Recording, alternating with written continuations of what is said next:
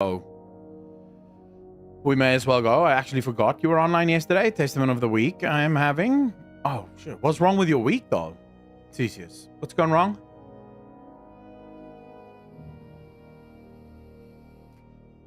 Let's get it. Oh, yeah. I mean, I'm live on YouTube as well now, so the YouTube people can watch it as well. The sad part for YouTube peeps is they don't get drops because YouTube doesn't have such a thing as drops. The rape in Azeroth and Korthia is too long to exalt. But no, I think there's an aura of incredible optimism right now around World of Warcraft that's been missing for a long time, right? While Dragonflight was kind of hyped, you could see Vasiliki, how you doing? Greetings. Very happy to have you here. While you could see the optimism kind of in Dragonflight, it fizzled out quick, like really quick. And you sort of saw it just in video views. It was like very bog standard kind of stuff. Shadowlands had a lot of hype. You saw it at the launch, and then it died very quickly, which was also very weird, but it did die quickly. Legion was the last time I saw hype at this level, was when we hit Legion.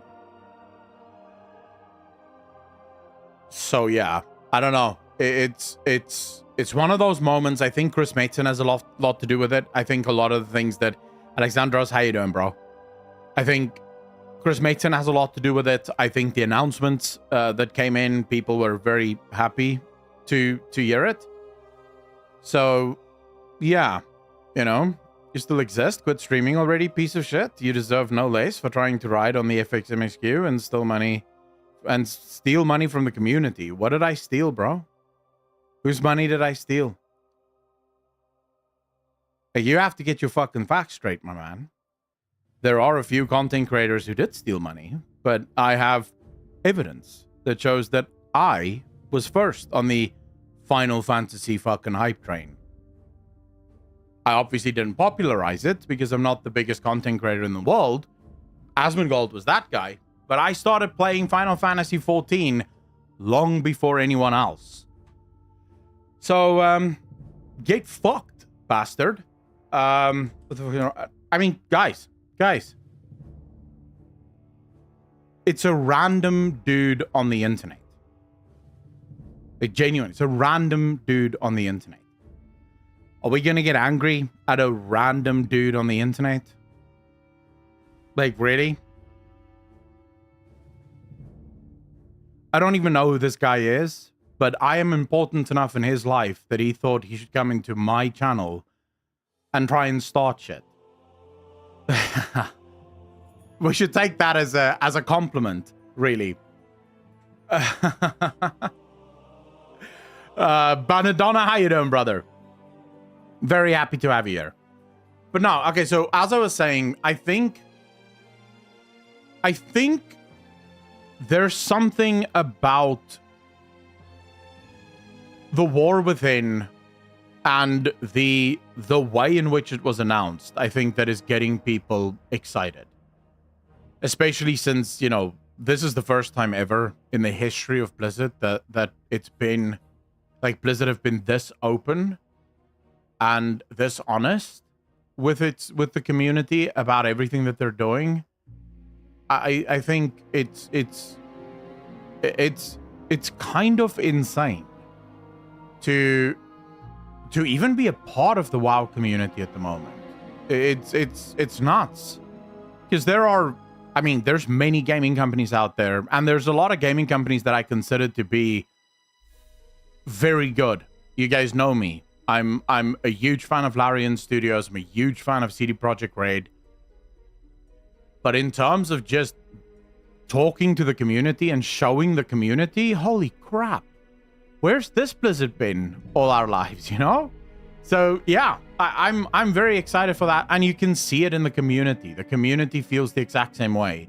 And Mega Man, yeah, I think what he was trying to do was he was trying to say that I jumped on the hype train for Final Fantasy 14 when everyone else was jumping on the hype train. but anyone that was in my chat at the time will know that about 6 months before the hype train started, so I'm saying 6 months before Ballialer or Asmongold started talking about it, my people in my community started to jump up and down in my chat about how I should play Final Fantasy XIV. Right? Kept fucking hounding me every single stream. Dude, stop complaining about WoW. Just play Final Fantasy XIV. You'll see what a good game is. And I kept saying, bro, I'm not playing that fucking weeb game. Get the fuck out of here. I don't care about furries and fairies and bullshit. I'm not playing it. I'm not an 11-year-old girl. And people kept going, bro, but you have to play it. And so eventually I was like, all right, you know what? Fine. I'll play it. Just so that you guys can shut the fuck up, I will play it. I started playing it offline.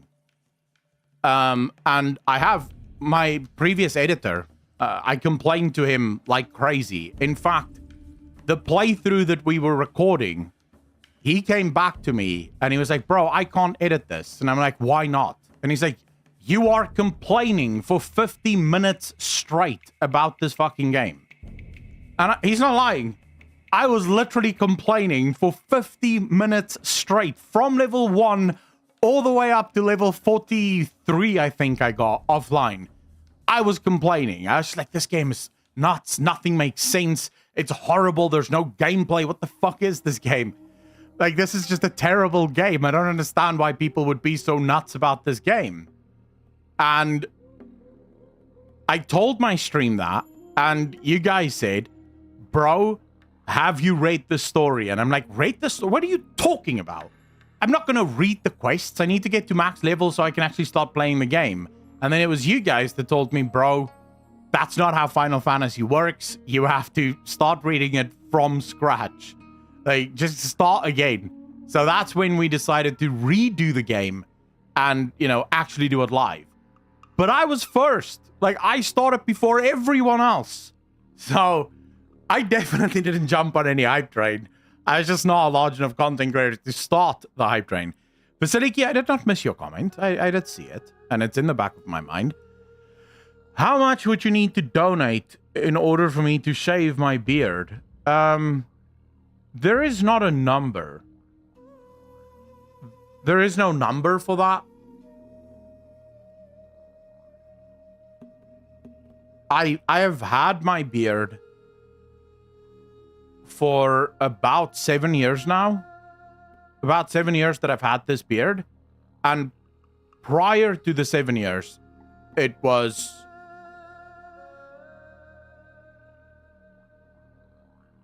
let's say 12 years. So I had it for 12 years, then I shaved it off, and then I started growing it again, and I've never shaved it again. And I wouldn't shave it, because it's too much fucking effort to shave. It's too much work. So I wouldn't.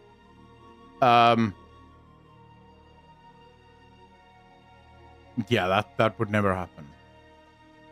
I guess the only way I would shave my beard is if I, like, somehow, and this will never happen, but if I somehow, like, met a girl and she was like, dude, could you just shave the beard? I don't like the beard or whatever.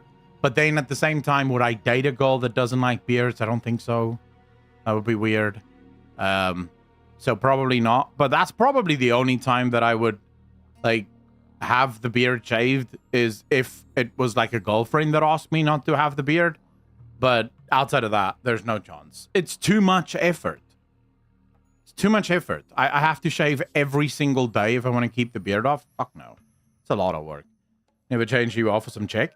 5T ego. I don't view that shit as change who you are, right? I agree with you. You should never change your personality for someone. They should know who you are from day one, mainly because you can't keep up changes to your personality for long. It usually lasts about 3 months and then it's done. Then you go back to who you used to be anyways. But I mean, physical changes. So the way I view it and the reason I would do it is I would like, if I had a girlfriend, there are certain things that would just be non-negotiable. Like, for example, underarm hair or leg hair. Those are non-negotiable. I think that's non-starters. If you're gonna grow out your leg hair, fuck that, bro. There's no chance, right? But then at the same time, if you're gonna have those sort of demands, at the same time, you have to respect that she may have demands as well on your personal appearance. Personal appearance things I don't view as... Like, my beard is not part of my fucking personality, right? It's just hair that I don't want to shave off because it's too much work. That's it. It's not necessarily just feminists, Lodi, that do like leg hair. I know there are girls that during winter, for example, they'll just let their leg hair grow because it's effort to shave it the whole time and you're going to be wearing pants and shit anyways. That's just something that I would not be okay with. That would just be an issue for me. Beard stores your foul energy. True, though. Niara, how you doing? By the way, we're gonna jump into World of Warcraft in a minute, but I usually like to hang out for a bit, chat mad shit first, and then jump into gaming. What do you mean extra snack? Oh, I did see that. Yes, someone asked about the Rockstar stuff. I did see the tweet. I'm looking forward to it. There's another Q&A that we're probably gonna watch later today. It's the new Q&A with Ghostcrawler's new studio. I don't know if you guys saw that. So Ghostcrawler left Riot, right, and started his own game studio, and they're doing their first Q&A today. And what's interesting is they're trying something that's never been tried before. As far as I know, it's never actually been tried before. Hearing all these while having 2 weeks unshaved legs. Vicinity, well, that's a you problem, to be fair. That is between you and your boyfriend. If he's all right with that, that's cool. Still going to watch the Ace Fans video? Yes, I will be. Yes. We can react to that. But they're doing something incredibly interesting with their game, Ghostcrawler. Let me see if I can find it for you guys on Twitter.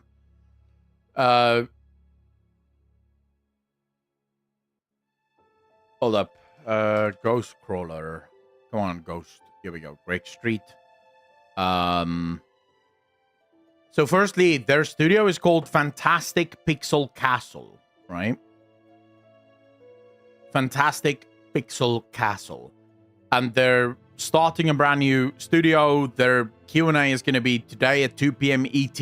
I don't know when that is in South African time. I have no idea when that is in South African time. Vasiliki, I started vaping years ago, decade probably. I have a new flavor now called Summer Punch. It's a really good flavor. It's a little bit sweet though. I'm probably not going to get it again. It's mango pineapple soda. It's a little sweet, like a tad. I can feel that by the end of this bottle, I'm going to hate this flavor. I like it sweet, but not too sweet. And this is a little bit oppressively sweet at the moment. And I'm just started smoking it. So let's see. It's 12 a.m. for you, Echo. Wait, what? 2 p.m. ET is 12 a.m. for me? No. Fuck you, it is. 2 p.m.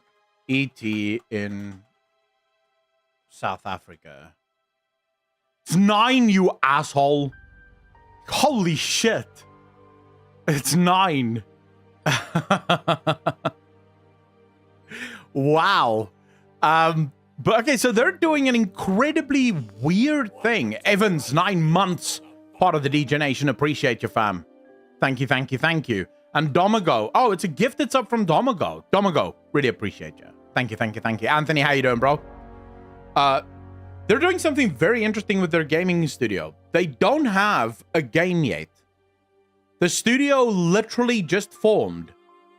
But they're going to talk to the community literally from day one about the game, their ideas for what the MMO is going to be. They're making a new MMO.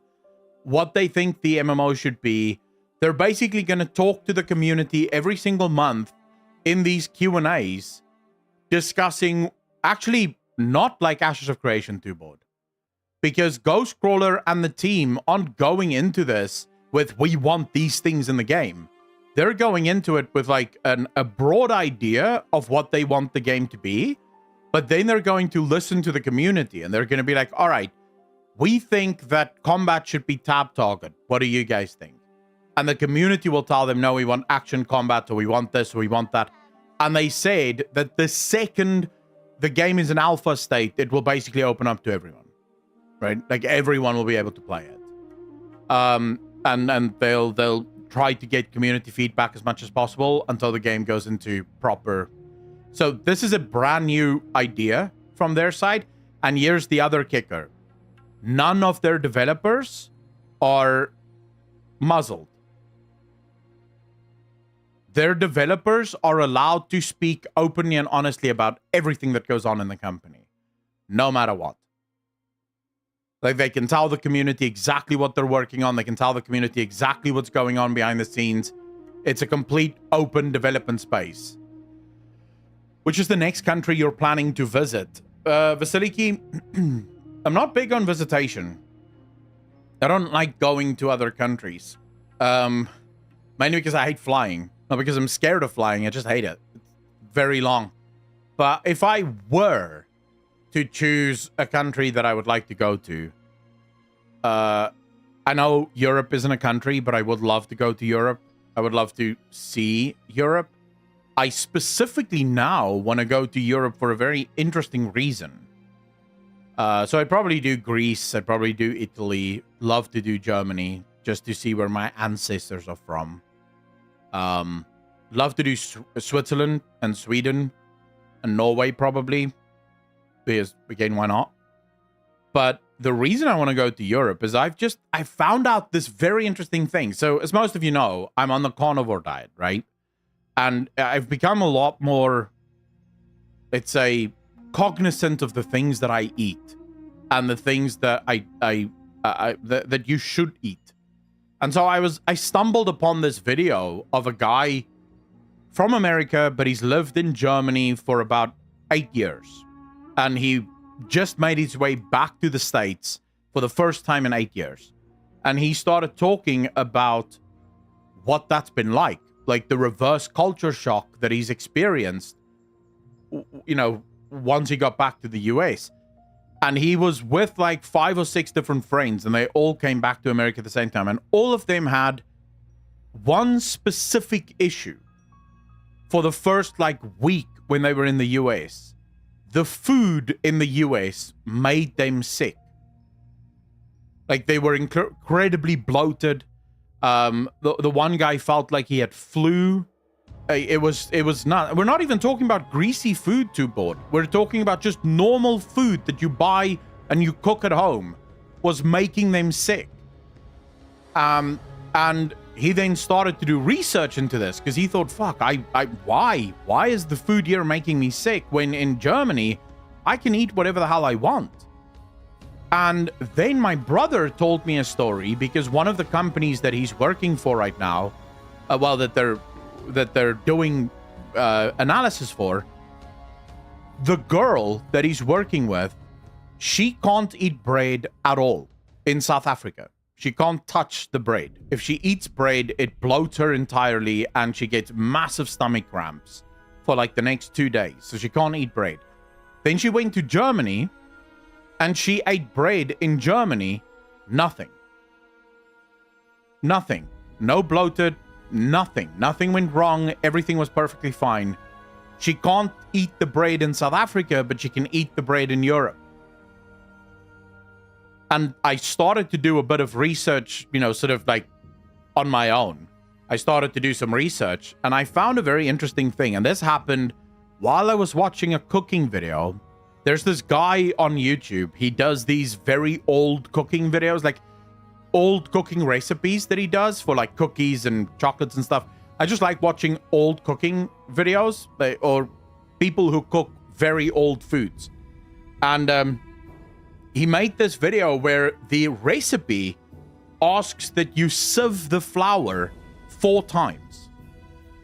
And he said, you don't have to sieve flour in the modern era because of how flour is processed.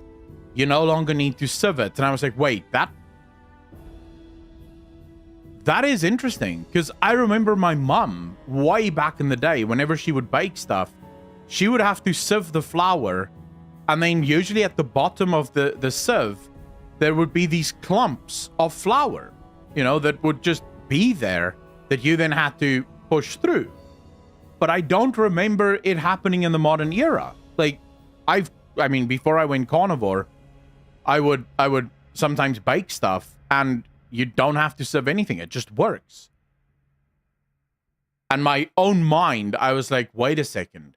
The laws in every country states that if there is too little of a specific thing inside the food, you don't have to list it.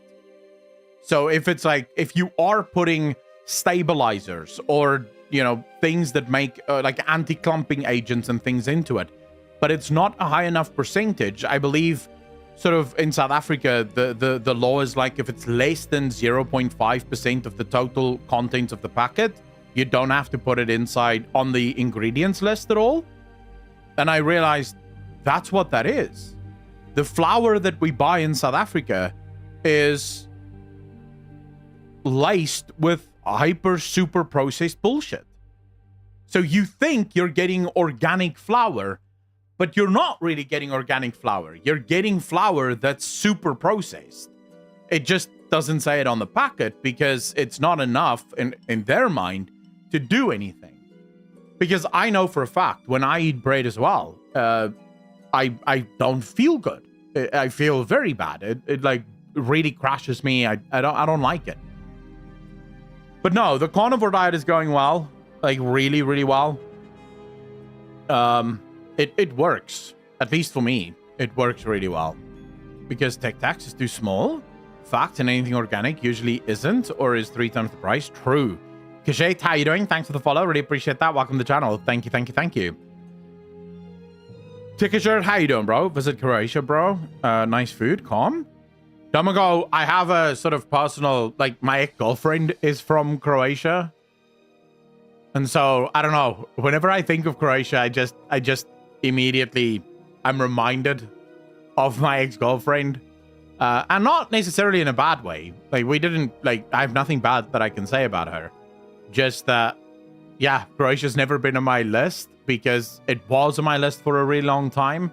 And then when we broke up, it fell off the list. It's just sort of weird.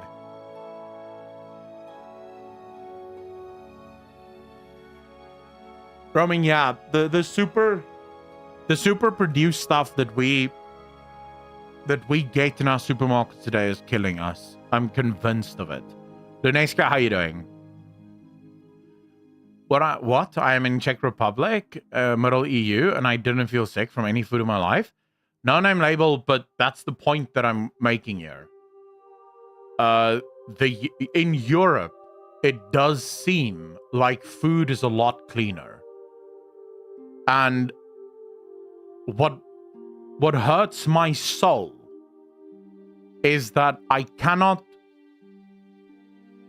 like, in no honest way can I pretend that that is not because of the European Union and European governments.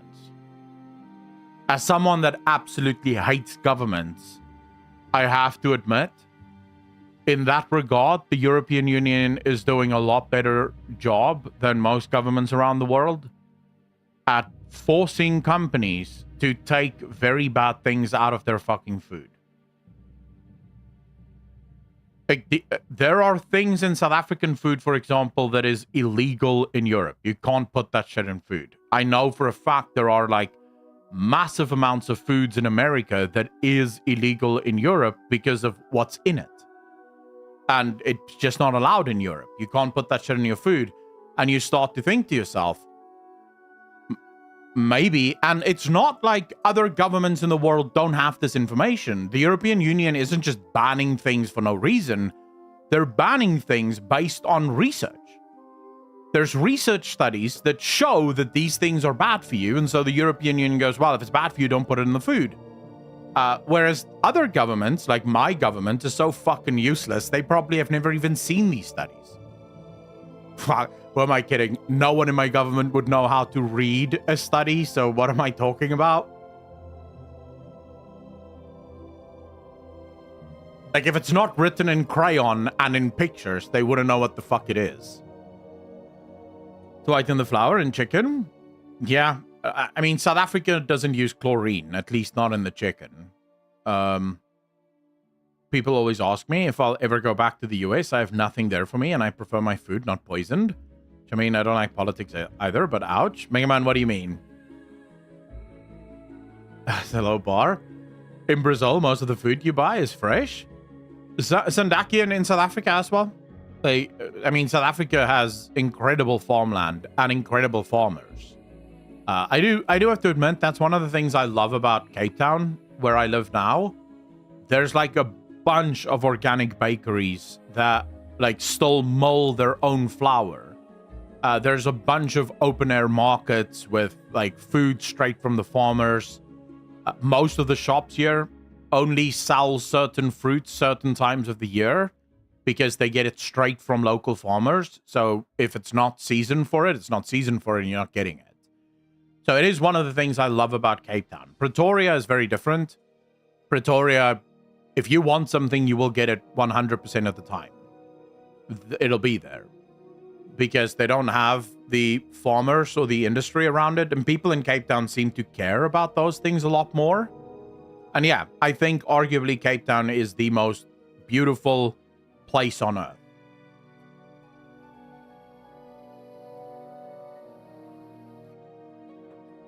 Niara, I used to love baking bread. There's something so calming about baking bread.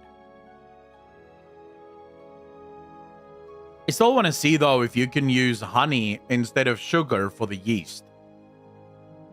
I wonder if honey would work, but someone told me honey changes the consistency. So you can't really use honey, but I would still like to try.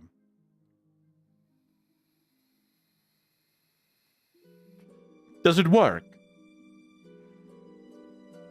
I've gone from somewhere else and moved there. Sindakian, no, I'm South African.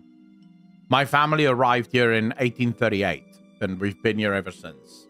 Well, actually, my dad's side of the family arrived in 1838. My grandmother's side arrived in 1906. Yeah, 1906. And my mother's side arrived in 1680 or something. So they've been here a fucking long time. Totally work, just may alter the flavor on a touch. I mean, I don't think you need sugar for the yeast, but I know a lot of people say a little bit of sugar in the water just sort of activates the yeast much better because the yeast will eat the sugar. So I'm just sort of thinking if you can replace the sugar with honey just so that I don't get the sugar because I don't like sugar. Lane, how you doing?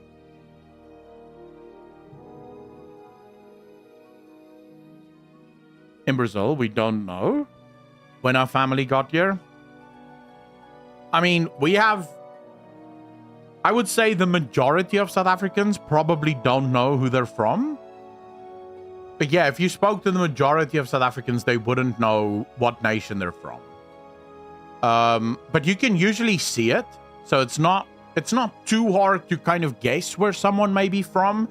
So obviously, the black people in South Africa are from Africa, right? So the only thing they need, and usually they can know exactly because they're all from very specific tribes and speak very specific languages based on their tribe.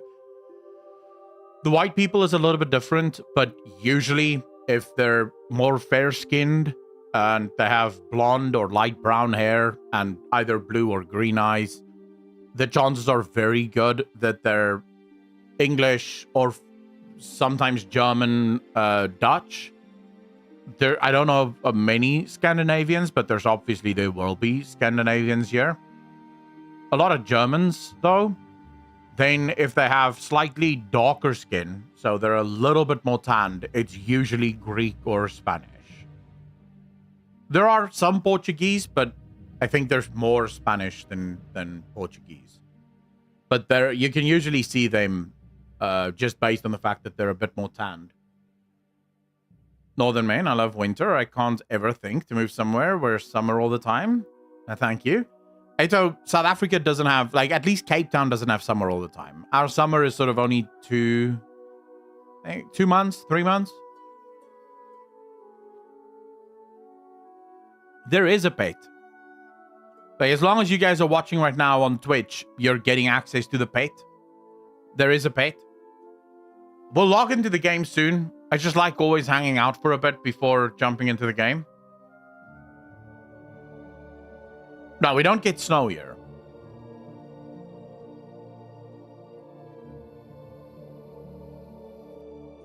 Regular gamer, how is comparing the different types of South Africans racist? Like how? Yeah, you guys are getting dotty if you're watching. There's no snow, bummer. Yeah, I mean, there are places in South Africa where you'll get snow, but not where I live, not often. It has to be somehow. Regular gamer, as long as it doesn't sing. I don't know if it sings. I have no idea. All right. Okay, wait. I know there's new interviews. Maybe we can watch that while we're chilling. So, which interview shall we start with? Oh, and this Friday we have the Blizzard Q&A to look forward to. Just FYI. Hello. All right.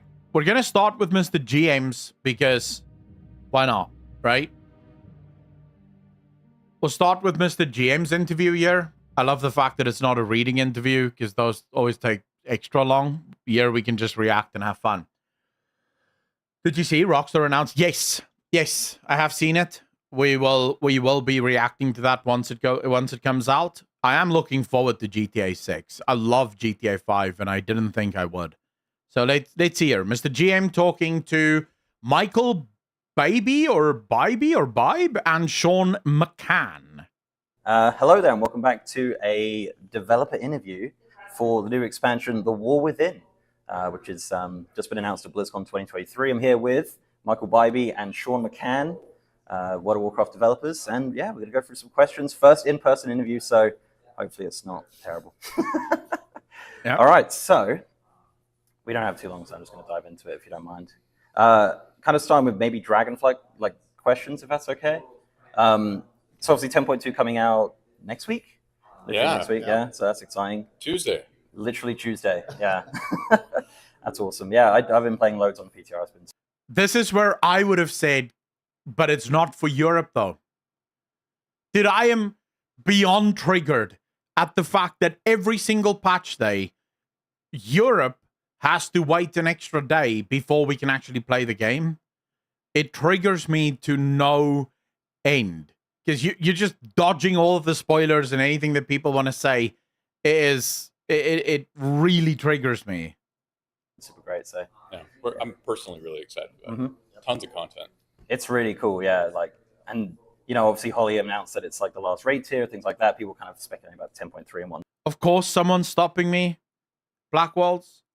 If I play on NA, I have to play at 260, 300 MS. Playing on Europe, 160 MS. I would rather take the lower MS than play on NA so I can play a day earlier with higher MS. I'm not. Obviously, they said it's not the end. So we have a 10.25 and 10.27 perhaps. Is there anything you could say about if they exist? Are they going to spoil this? What we could possibly see from that? Yeah, I think the thing that we want to make sure that everybody knows is that we know that the patch cadence is working and that players just love getting content. And we are absolutely not going to leave people without anything to do between now and the next expansion. And so the intent is to have about every 8 weeks more content updates coming. We'll keep doing that until we release the expansion. We're not ready to talk about exactly what's in all of those, but I can say they're very exciting, and a lot of what you'll see are things that players have been asking for, and some of it will be surprises that nobody has any idea is coming. Whoa. Look at his smile there, like he's just sitting there going, They don't know what we know. It's like, well, what the, bro, just tell us. Like, come on, man, just tell us a little bit. Like, just drop a little, just a hint, just a little bit. You know, don't do this. Which is very exciting. Oh wow, that's such a tease. I guess with kind of going off of that, like, you know, obviously we had the Fated season in Shadowlands. I think at the end of that was season 4, was it? I think. Mm-hmm. Could we see something like that return as for players who do seasonal content? Not ready to talk about it exactly, but we will say, like, we know that players loved it, and it's something we've talked about internally as something we'd love to bring back. Brilliant. Okay, so I guess kind of sticking with Dragonflight, but also War Within. Dragonriding talents, obviously dynamic flying coming in, which I assume the other one's called, is it called static flying?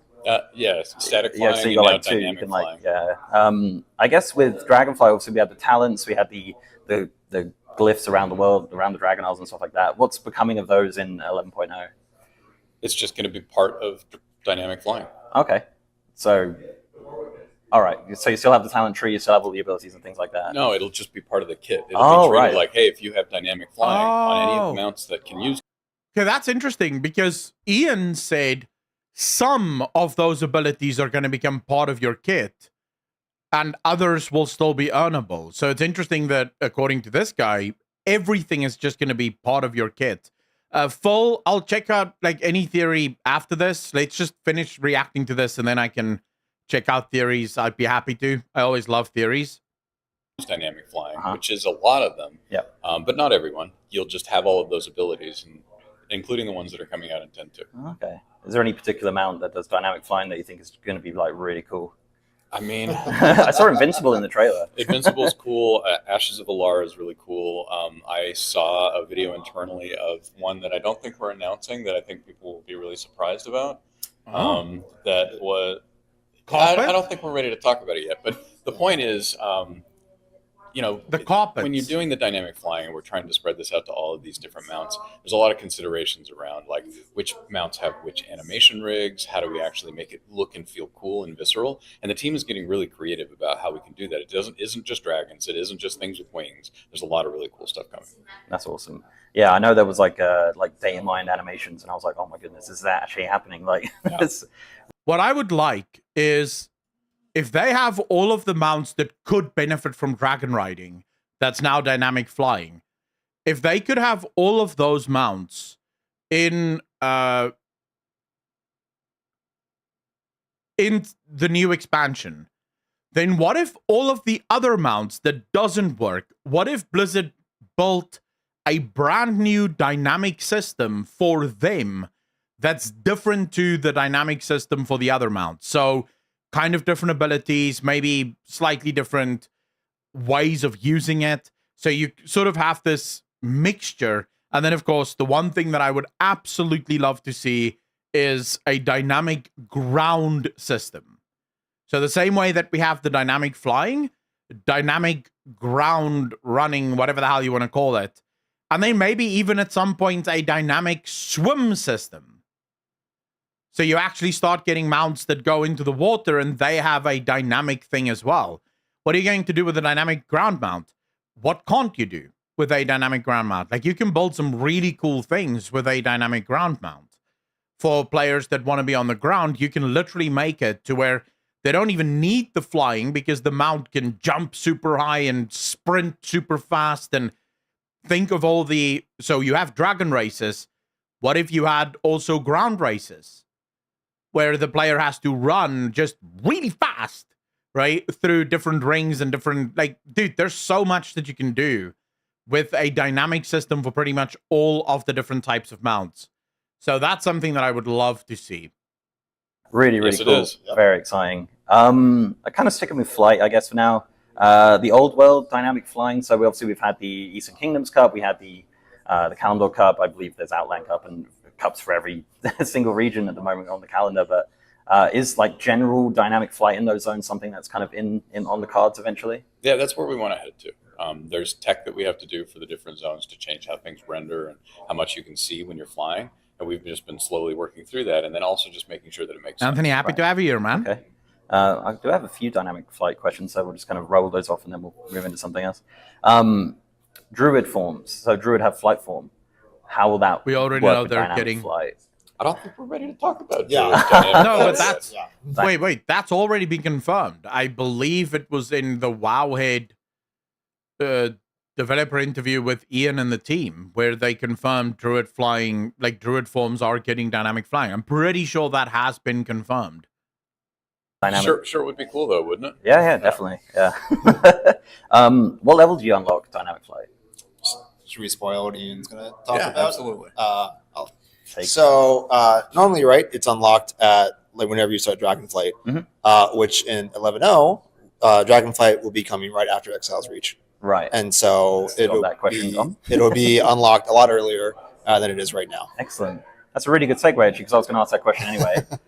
So Dragonflight's default leveling experience, Battle for Azeroth, I guess, go into Chromie Time? Yep. Mm-hmm. Excellent. And Chromie Time will go up to 70, perhaps? Or like, how's that going to work? I think we're still working on that part right now. Okay. So I don't want to sign us up for anything. No, like now we have to say it. But yeah, all I'll say is that, we're really excited to get Dragonflight in. I worked on Exile's Reach. Oh, and wow. So we were very excited we knew in Dragonflight that this would eventually be the level up when we do War Within. And so that's why you'll see we started putting some of the Exile's Reach characters in there to prepare for that.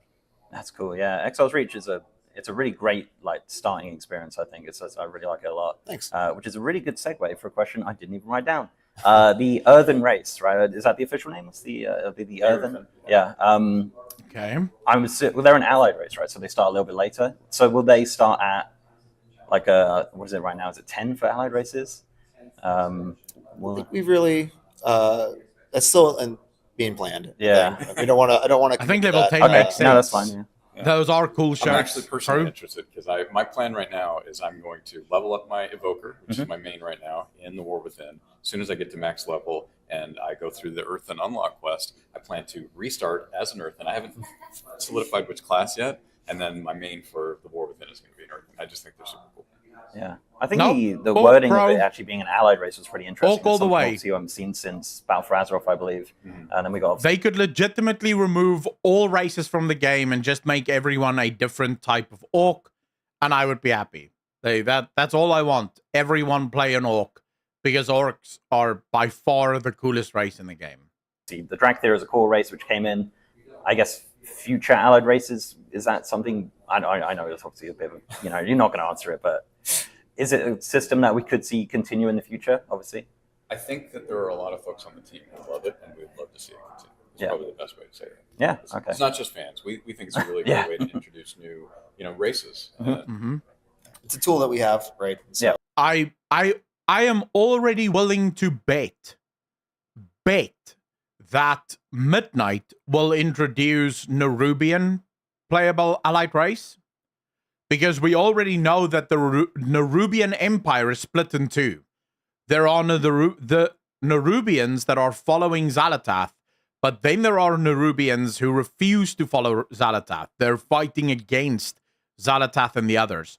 So I am willing to bet Nerubians are coming as a playable race. So when it's right to use, we use it, and if we don't need to use it, we use something else. Excellent. Well, we're kind of talking about the Earthen race, so I've got a few about those, I guess. The racials for the race, is that something that's been kind of fleshed out? There's a pun there, I'm sure. But yeah, so I don't think there was anything mentioned. Evans, it doesn't have to be. It doesn't have to be, right? How can you guys always talk about games and never get bored? It's the life. But we don't always talk about games, Vasiliki. Sometimes we talk about other things as well. But right now, we're just talking about video games because it was just BlizzCon. That's all we're all thinking about is BlizzCon and seeing new game stuff. New stuff about World of Warcraft. But sometimes we talk about dicks and sex and politics or stupidity. Like it varies, Everything sort of goes. It flows from one thing to the next. So about weebs, hobos, communism, yeah, we basically anything, but I don't think I'd ever get bored talking about video games. I think that's the one topic that I could basically talk about every day, all day for the rest of my life, and I'd be happy with it. I mean, there's so much in video games that it's not just video games, right? If you think about video games and the conversations that we have conversations about story, We have conversation about the development process, the process of writing different characters, personalities. There's so much like psychology that goes into video games, specifically video games with stories. It's nuts. So there's a lot more to discuss than just, oh, look, it's a video game character running on a screen. BJ analogies, pineapple on pizza, and how fucked governments are? Pretty much, yes. Pretty much. About the specific racials, I mean, other dwarves, the Dark Iron Dwarf racial is maybe the best one that's ever been made, the Mole Machine one. Yeah. So if they have anything like that, then it's going to be very expensive to race change. I think the Earth and the plan for their racial is that they destroyed the Mole Machines. That Oh, no. we're still working on that, and Okay. it'll probably be once it's up on PTR and Yeah. it's available, people will be able to see what Okay. we do. Yeah. And it won't be destroy Mole Machines. No, so thank goodness. unfortunately. Mm-hmm.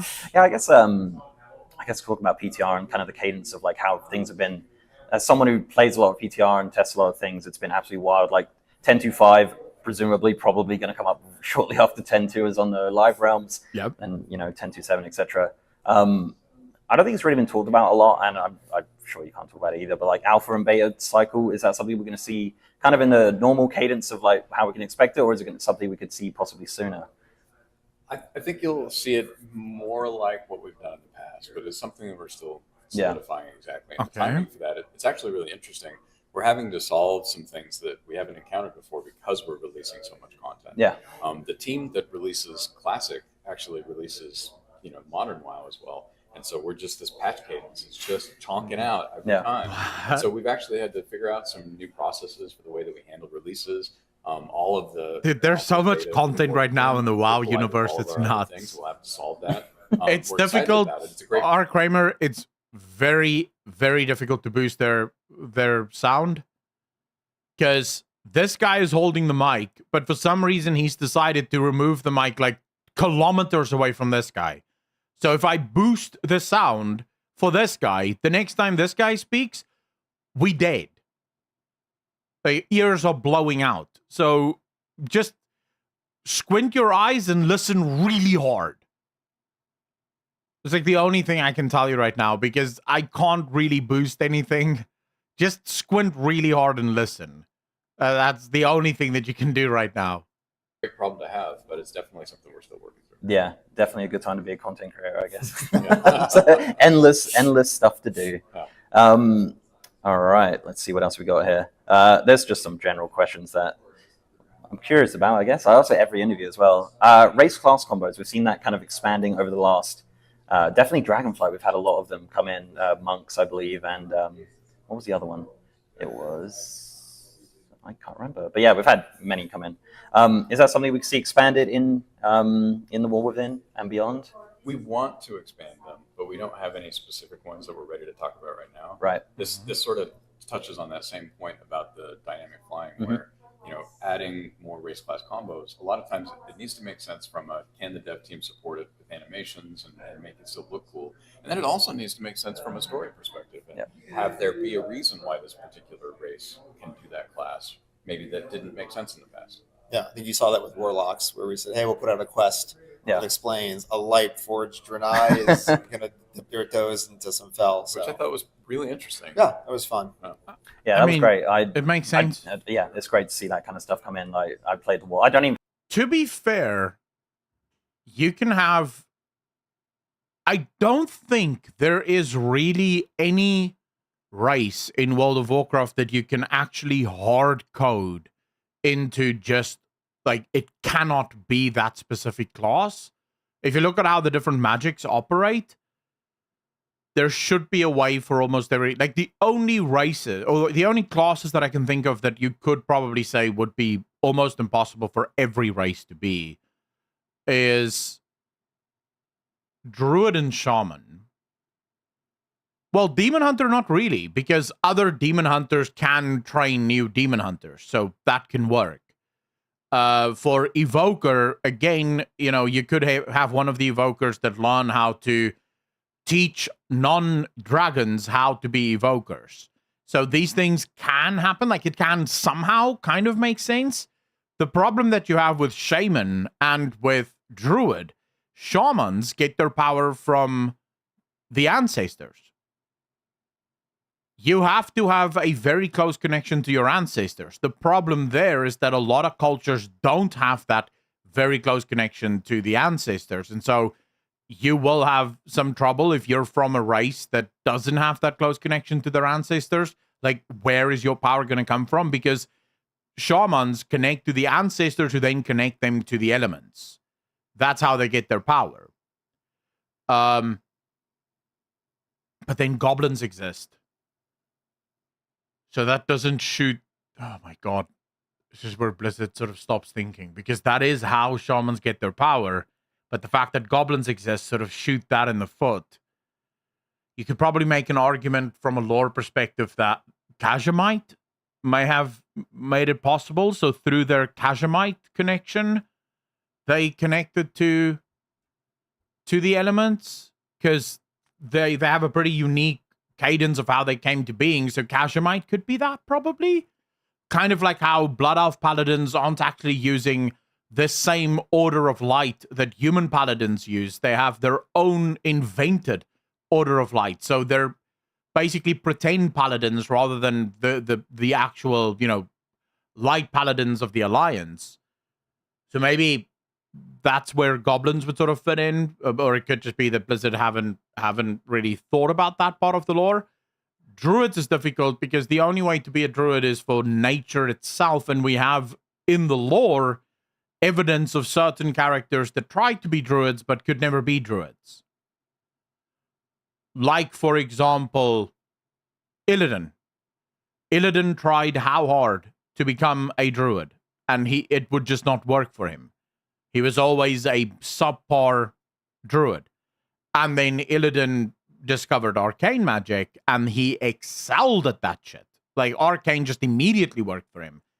So you may have, maybe druid is the only one that is problematic in that regard, right? Maybe druid is the only class that is really problematic in terms of who can and cannot be druids, because first and foremost, your race needs an incredibly close connection to nature, but then also needs to be connected to the dream. And it's not necessarily possible for all of them to be that. Point of view, the race point of view, is there anyone who shouldn't be a given class?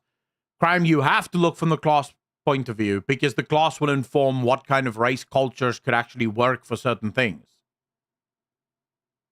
If you're not looking from the class perspective first, then all races can be everything. But then you do start running into some class limitations that make it difficult. If we just want to talk about gameplay, and we just want to talk about what is the best decision for gameplay, then remove race class restrictions completely from the game.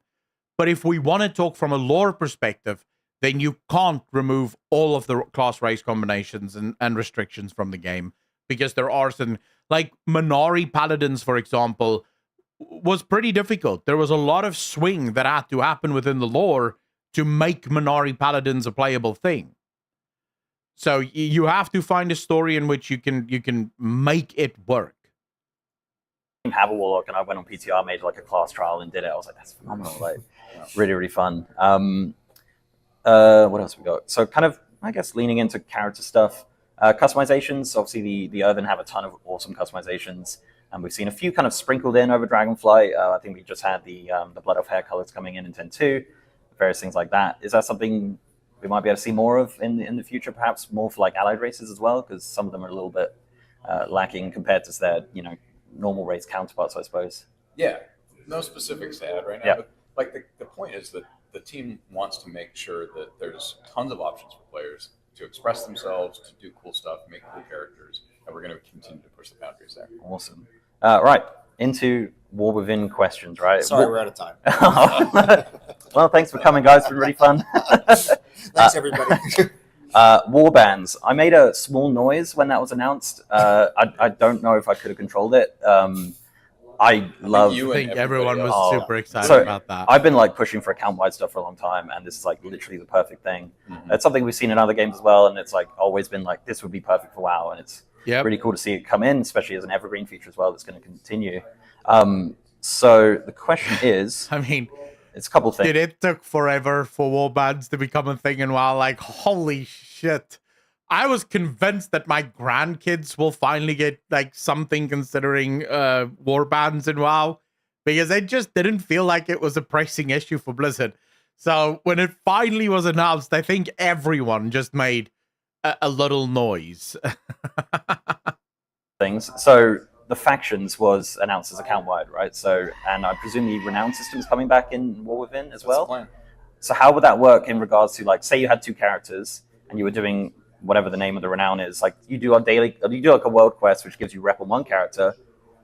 Could you go on another character, do that same world quest? Would that give you reputation as well? Like, would that just, you could kind of cheese it in that regard? Yeah, I think one of the things that we're looking at is to make sure we want to write that balance between we want to support the accounts, but also not have it be, here's the guide to maxing out renown, make 20 alts, and then that just feels terrible. And so in this case, while we're not going to commit to, hey, here's how it works, we are going to make sure that like the best way to do renown isn't essentially like the worst way to play of like just grind your face. I would say the way you do that, like the easiest way to do that, it's nice that they're already thinking about it, but the easiest way to do that is if you have already done a world quest on your main, doing it on your alt gives a vastly reduced amount of renown.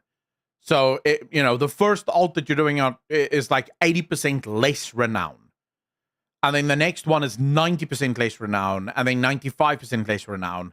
And the reason I say that, the reason I'm not going for something like 20% is if someone wants to do it on an alt, they're still getting a little bit of renown, but they want to do it on the alt because maybe they want the item that world quest will give. If you do 20%, that's still enough to force tryhards to do at least 3 alts every single day, just running around the isle, doing 3 alts every single day, because only by the 3rd one does the diminishing returns get really, really hard.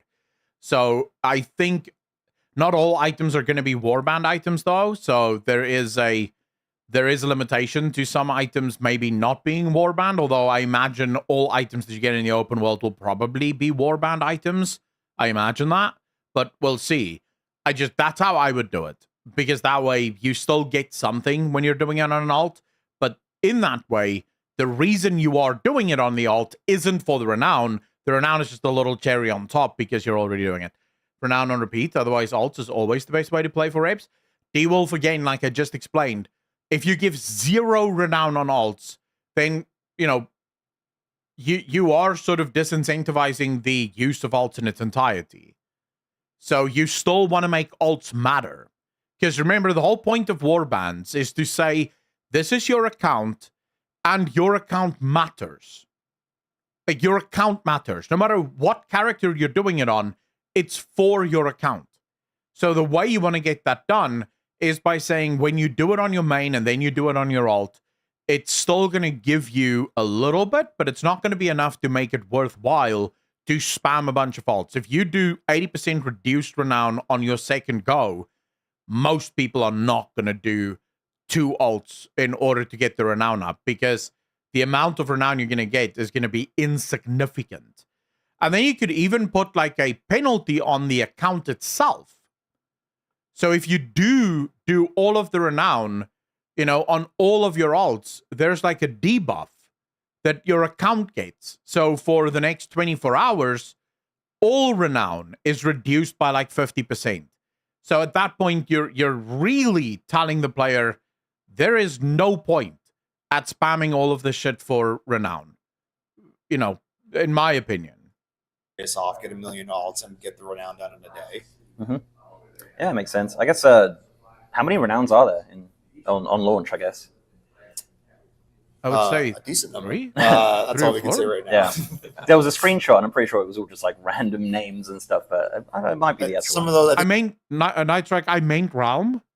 I didn't mean like when I said account. I should probably have clarified. You're right. Thanks for calling me out on that.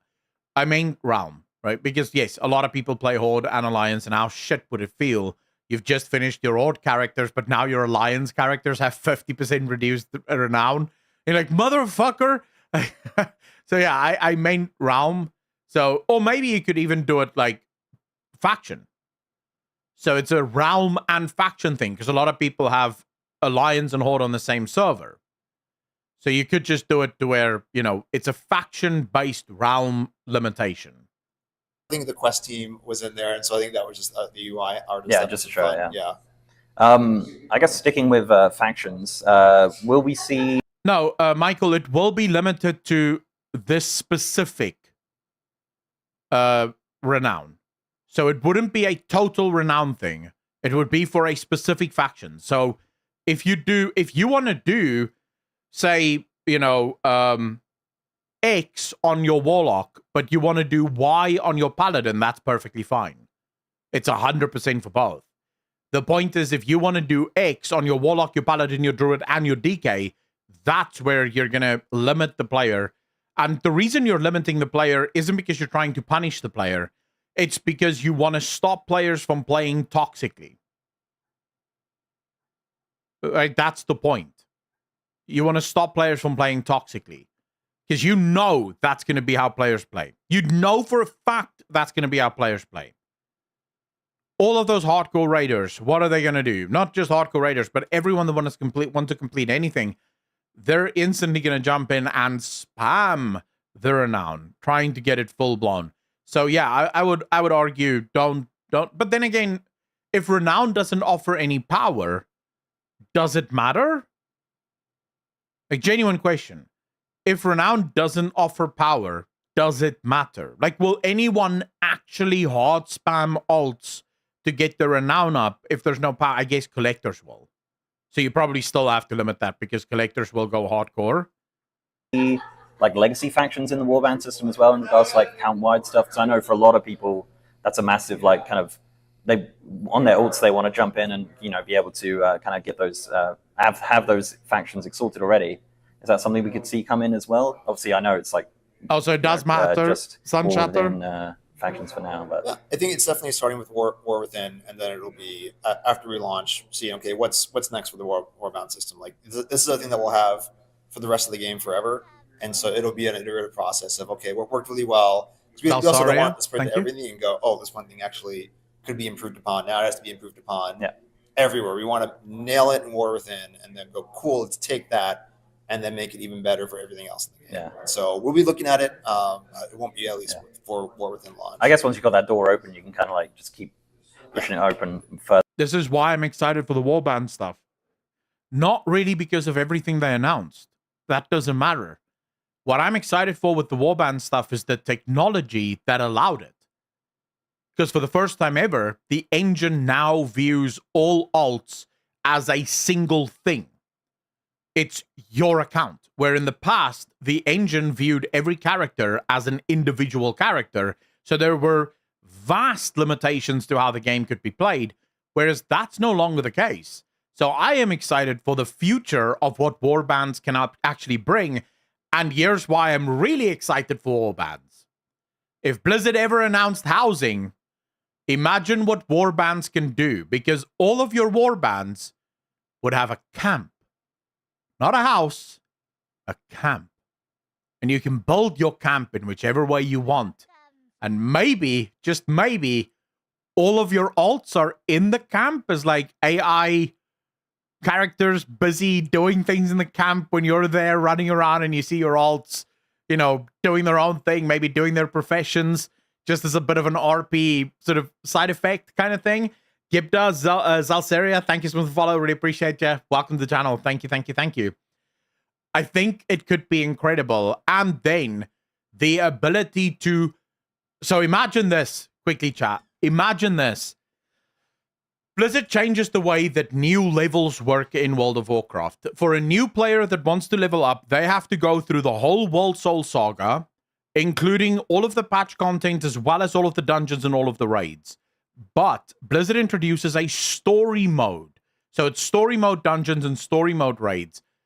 But instead of those story mode dungeons and raids just being random NPCs, if you have a warband with a bunch of alts in it, it's your own alts that is in your party. So the healer is maybe your priest, and the tank is maybe your tank, and they have your gear and your shit.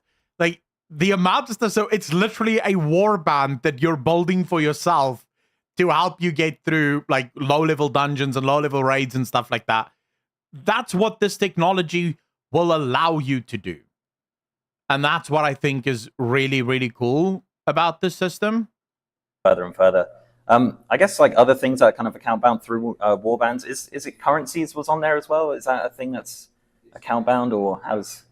I don't think we put currencies on there, but I think it would be cool if it was. Yeah. I think the important thing with the Warband system in general what? is it's really like a value shift for the way that we approach development. So you'll see this with the things.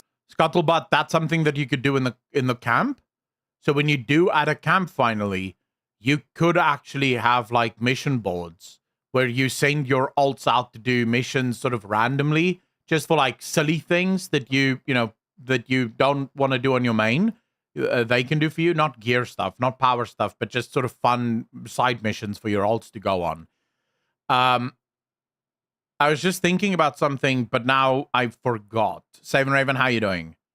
What was I thinking about just now? Fuck chat. Someone read my mind and tell me what I was just thinking about. Oh, I remember. Because they just say it there. They've not added they've not added currencies to it yet. And that's a little problem. I'm always thinking about boobies though, Praetorican. So that's not like whenever I'm talking about anything, I think boobies in the back of my mind. And when I'm not talking, I'm thinking boobies in the front of my mind. But I'm always thinking about boobies. So that wouldn't be helpful at all. I remember now, Mr. GM just asked him about currencies for warbands. And they said that they haven't thought about the currencies yet. If currencies aren't in the warbands, that's a fail, in my opinion. Looking at it, it won't be at least for War Within launch. I guess once you've got that door open, you can kind of like just keep pushing it open further and further. I guess like other things that kind of account bound through Warbands, is it currencies was on there as well? Is that a thing that's account bound, or how's? I don't think we put currencies on there, but I think it would be cool if it was. Yeah. I think the important thing with the Warband system in general is it's really like a value shift for the way that we approach. Lilin Blondehead, thank you so much for the follow. Really appreciate you. Welcome to the channel. Although, I think welcome back to the channel. I remember you being here a few years ago, actually. So, welcome back. Very happy to have you back. Gold should be included in it. I think all currencies should be included in it. Because, again, it's your account that matters, right? It's your account that you're playing on. I think all currencies should be on there, even currencies that grant power. And again, just do a diminishing effect to ensure that people don't feel forced to do multiple stuff for currencies in order to get powerful. Approach development. So you'll see this with the things that we officially announced, which is the reputation, having the bank, having trans logs unlocked, which is fantastic. I'm super excited about that. But then what you'll see is like as we go forward, we're committed to making more and more of the game. No name label, welcome, bro. While Sean mentioned not making you feel like you're required to do this in order to keep up. No, I like it. That's actually a good little lead on into my transmog question. So, literally, as a collector, the best announcement of all of it was being able to collect transmogs for other armor types. So I assume the way that works, I guess, if like say you ran Molten Core on a warrior and you had the paladin tier like drop, that would collect it, right? Is that kind of that's the intent? That's the greatest thing ever. Now here's the question: should we be stocking up right now? I don't think that that's the best play because we don't want to make it feel like people who come back for the War Within were at a disadvantage to players who were prepping before that. Yeah, makes sense. Right, let's see what else we got going on. So they're probably gonna do it for, in order to add those collections to your war bank, it needs to be, you need to get those collections once the war bank feature goes live. You can't do it beforehand.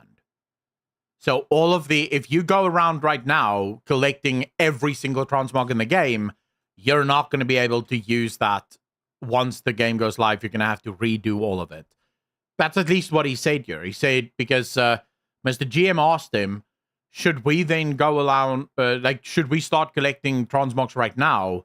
And he said that's not a good idea because we don't want people who didn't play during Dragonflight to feel like they're at a disadvantage once the game finally goes live. I kind of get how they're thinking about it, but at the same time, if you didn't play during Dragonflight, you didn't play because you didn't want to play. Right? That's as simple as that. You didn't want to play. So when you do get back, you're just going to get back and you're going to go collect the transmogs that you wanted anyway. I don't know why that would necessarily be a consideration, especially considering the fact that I know quite a few people that have been sitting on transmogs for years now, hoping that Blizzard will eventually invent a way for them to send those items to their account, to their alts, so they can get those items, because there's a lot of very rare items in the game that you don't want to remove them, because if you remove them, you might not ever get them again. And now that player is finding out like this, that item, you may as well have sold it years ago. Your bank has been full for no fucking reason because you're not going to be able to use it anyways. That feels like such a kick in the nuts, though. Holy shit. The delve system is super cool. It kind of sounded like, I guess sniff seeking in a sense, but also like with a lot more combat, with also like mob scenarios and things like that. I guess not really a question as such, but I kind of want to know more about the system, like, if you don't mind, just kind of. Yeah, I'm actually the future point owner for the delves. Excellent. So I can speak a little bit to that. Okay. Yeah, the goal with this, looking at player feedback, right? We saw lots of, what do you do at endgame if you can't do mythic, if you can't do, or you just doesn't want to do mythic and raids, and the answer was nothing. Like, that was how players felt a lot, right? Finally, the developers are actually confirming what I have been having multiple wars over on fucking Twitter. Every single time I post on Twitter that World of Warcraft does not cater to casual max level players, there's some moron that goes, well, what do you actually want at max level? Like, what is it that you want? What does WoW not have that other games have? And then I go, well, tell me you don't play other games without telling me you don't play other games. Because WoW offers absolutely nothing for casual outdoor players that do not want to do Mythic Plus that isn't just hand-me-downs from other types of content. That's been World of Warcraft's biggest problem up until now. The only thing that you can really do at max level, if you don't like Mythic Plus and you don't like raiding, is you have to basically do the old Mythic Plus and the old raids and just collect the items, because that's all you can do, because it's the crumbs of the table. And then people came in and said, well, there's world quests. And I'm like, well, you, right? Like, you could also say that it's content to get your nuts kicked in, but it's not necessarily good content. Sure, it's going to keep you busy for a while because you're going to be in pain, but no one's going to sign up for that. Right? No one's going to sit here and go, well, this is the greatest day of my life. I just got kicked in the nuts. But it is content, technically. So it's nice that Blizzard is saying, look, we know that we've been letting down, like, seriously, letting down the casual audience, and we want to start bringing content to them. I just hope that they continue to do it. Because delves are good, but I do think we need even more of that. The last group of people that need any catering to ever again in World of Warcraft, at least for a while, is the Mythic Plus, Dungeoneers, and the Raiders. Raiders and Mythic Plus people have, like, they are the only ones that have content that is literally built for them. Now, can you expand on the Mythic system? Sure. Can you expand on the raiding system? Of course you can. But I think that if you're gonna add more systems into World of Warcraft, it has to be geared towards the outdoor casual player. And the reason I say that is delves, even though it is geared towards the outdoor player, I guarantee you right now, there will be dungeon players and raiders who also enjoy delves, who just really enjoy that solo experience in delves, right? And if Blizzard were to announce, say, next expansion, they're bringing back Torghast, but only now Torghast is in Karazhan, and it's 500 floors, and it's a giant fuck up, and you just keep doing things in there. There's going to be raiders and dungeoneers who want to do that as well because it's fun. By making more casual content for, like evergreen systems that sort of exist within their own bubble, it's automatically going to appeal to more players than just the casual audience, which I think is it's a much better thing than adding more dungeons or shit like that to the game, because for most of us, it doesn't really matter. Alman, what are channel points for? You can redeem a bunch of stuff with channel points and, sounds and sound effects and stuff like that if you wanted to. I always had a question: for how long didn't you shave your beard? By the way, I love your videos. They always chill me out. No Name Label, Vasiliki asked the same question at the beginning of the stream, but it's been 7 years now, I think, since I last shaved my beard. And so the solve for that is supposed to be delves of you can go in solo, going with any kind of group comp that you want. Like me personally, my friends, and if they're watching this, they'll know I'm calling them out, that, we had 3 DPS and a healer. And so we were always kind of like, we'll find a tank and we'll go do a dungeon. But now it's like, hey, if we want to do something else, we can now do delves. And so that's what I'm personally excited about, is that there is that kind of different thing. And it is. You know what I would actually be okay with? What if Blizzard started bringing back all dungeons and raids as soloable scenarios? It's a solo scenario. It also has a difficulty scaling, but it's completely solo.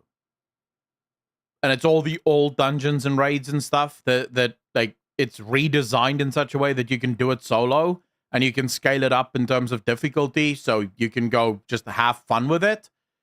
That is like the freest content out there. That's like free, because you already have the dungeon. You just need to like make it scalable and make it soloable, and bam, you'll have a ton of people going through that shit just for funsies.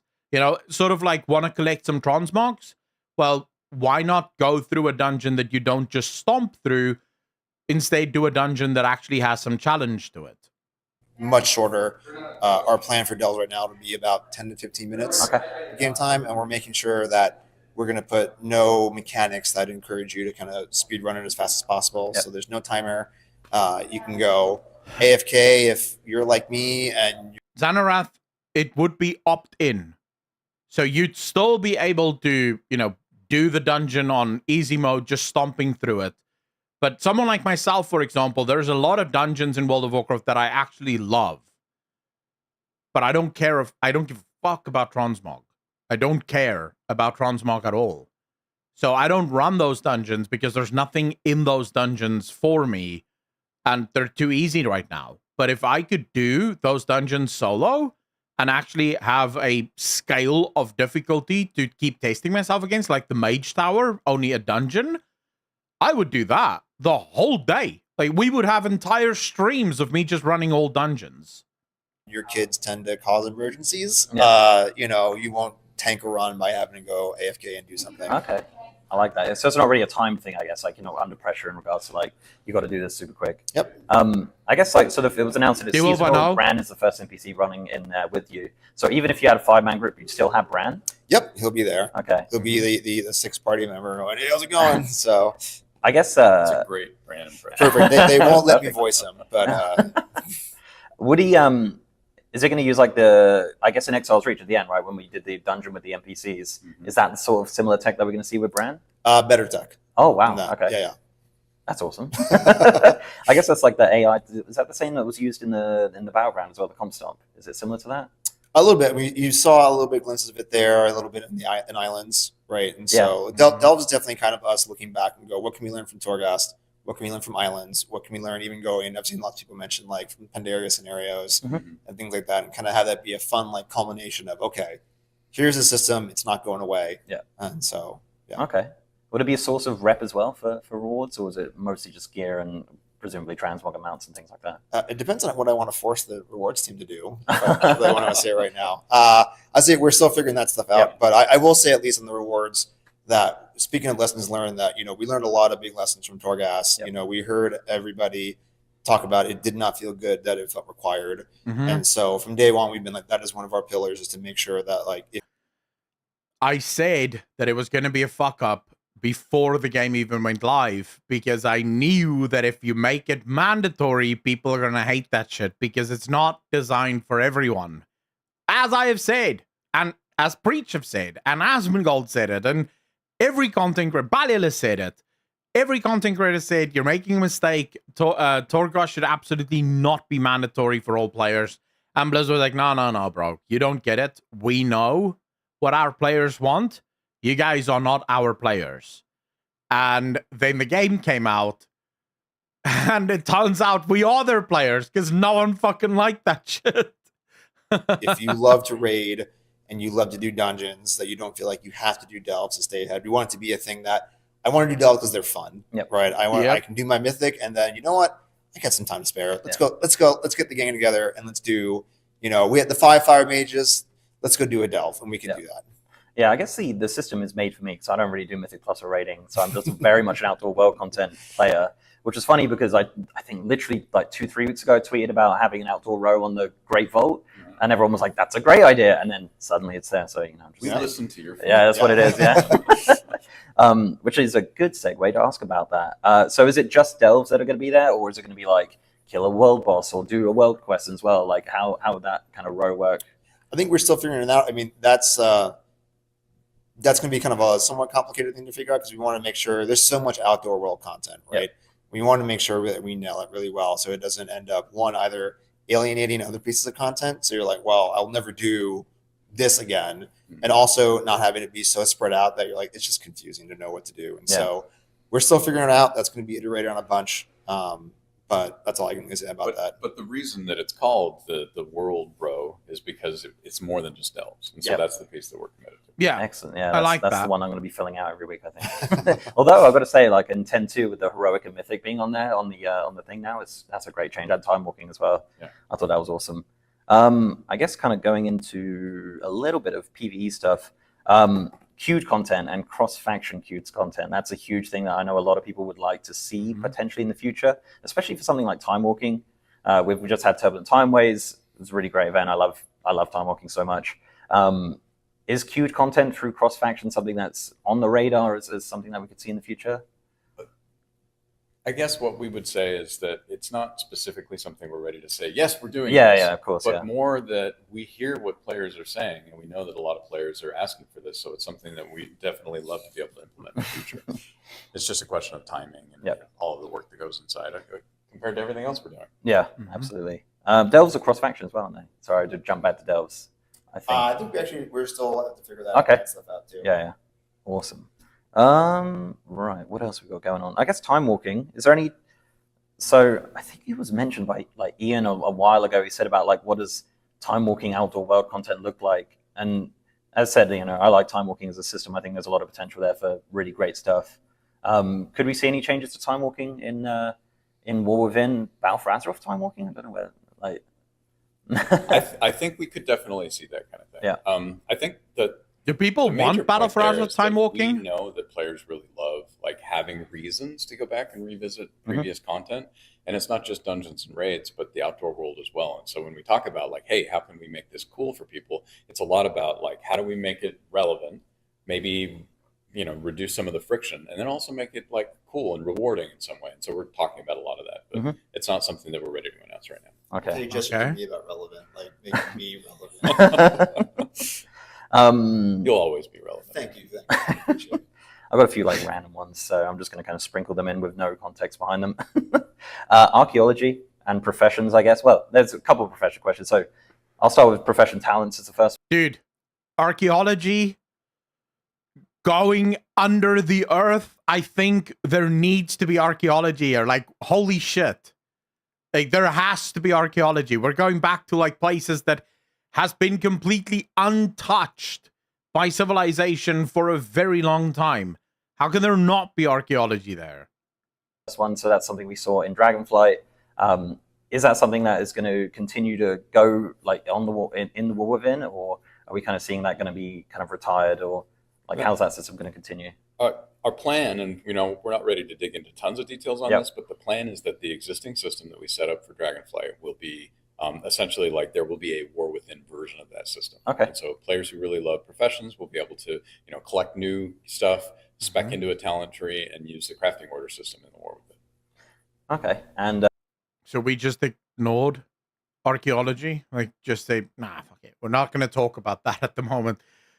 Even though he asked about it, we're not talking about it. So wait, is this Blizzard basically saying archaeology is completely dead in the game? Or is it simply a case of they're not ready to announce archaeology? Because in my estimation, archaeology can easily be the greatest profession in the game. What you do with archaeology is you have the Explorers League and you have the Explorers League Renown every single expansion. With the Explorers League, you get clues, like you know the secret hunting thing? You get clues of things. They hear rumors about a place that you have to go to. You go to that place, you combine that with the Sniffin seeking thing that you did, as well as like an entire map. So you literally become Indiana Jones, and you have this little outfit with you that you eventually collect, maybe like a whip, and you have a bunch of tools with you that as you go through it, you get better tools and you get better stuff, and you can swing from stuff and do jumping puzzles, and you're exploring these little tiny caves, looking for clues on parts of the story. You're excavating history as you go through these. And these are just like little stories that's all over the world. In my opinion, that would be one of the greatest professions that's ever been developed. D-Wolf, the reason I say professions is because archaeology shouldn't be a profession. Not in the way that most professions operate anyways in World of Warcraft. It should be an activity in World of Warcraft that people can jump into and enjoy. That is what it should be. the work order system, is that continuing as well? Yes. Yeah. Okay, cool. Yeah, although I will say we're definitely here. Players have a lot of feedback about that system, and so we're looking at ways we can make it better. Excellent. Last one, which is a profession one, because I kind of mentioned it, and if I don't mention it, they'll be like, you kind of mentioned it, but didn't. Archaeology didn't come back in Dragonflight. And that's true. It's true. I don't know. Could we see a return to archaeology at any point? I mean, we're going underground. There's dwarves. It's Brands there. Anytime Brands around. Yeah, I think that archaeology is one of those professions that we think needs some love. Definitely. So I would say stay tuned. We actually have some stuff in the works to. All right, here we go. Excellent. Other than say that. All right, they have some stuff. Awesome. Well, that's it. Yeah. Thank you very much for watching, and I'll see you next time. Yeah, thank you. This has been a pleasure. Amazing. Thank you, everybody. I think it's good. It's always nice to listen to Mr. GM's interviews because he asks questions that aren't always interesting to me. Like a lot of the times he'll do interviews and he'll ask about transmogs and stuff of that nature, which obviously has no interest to me. But he also is one of the few people that will ask very profession-centric questions and open-world questions, because that's obviously what he plays. Whereas I guarantee you all of the other interviews we're going to be watching throughout the week, it's mostly going to be dungeon and raid questions, right? Because that's what most people play, and that's what most people want to ask about, which is not always what I care about. Like, I don't give a shit about how good Mythic Plus is going to be this next expansion. I'm not going to do it anyways. I think the highest Mythic Plus I did was 5, I think, is what I did. Maybe you should tell him about the Gospel of the Time to make him try the carnivore diet. Dude, it's Mr. Jim. Like, he's a dad now. He's allowed to put on weight. Like, what are you talking about, Alder? He's a dad now, bro. He needs to get that dad bod. That's just how it goes. You did 32 and 8.3. You did what and what? In DF, we would see restoration of Gilneas. Do you think that it is what is coming in 10.2? I'd be very interested to... I mean, that could actually be interesting. Like, yeah. If they were to bring that in 10.25, I think a lot of people would love that. Gilneas.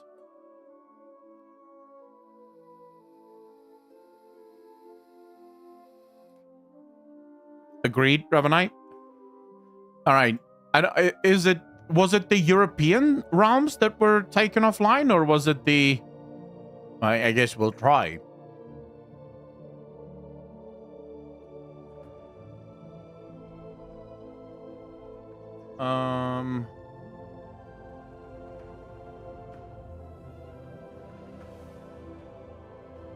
What?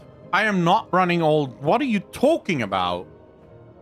How am I running what? How am I running old shit? What are you talking about, bro? Where's WoW up? Did they do another update and I didn't see it? Oh,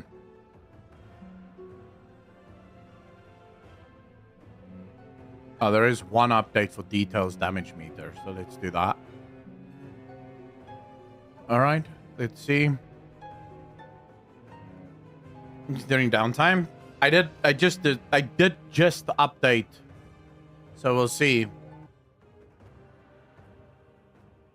think it is possible that Warcraft 4 will be announced as part of World Soul Saga.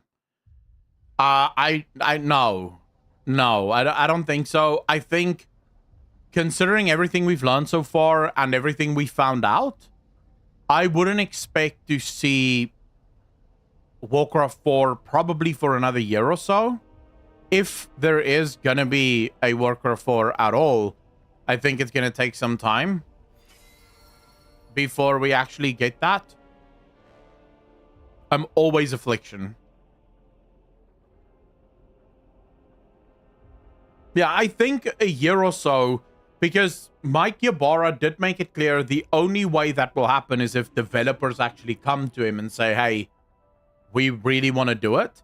But then he also dropped another piece of information that kind of killed my hope for a Warcraft 4 or even a StarCraft 3.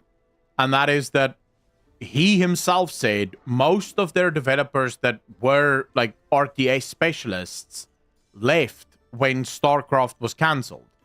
They left the company. So they think that there will be another StarCraft game, but they don't think that it will be in the same genre of video games. So not in the RTS universe, which kind of killed me. So I'm really hoping that they get a team together that actually wants to make RTS.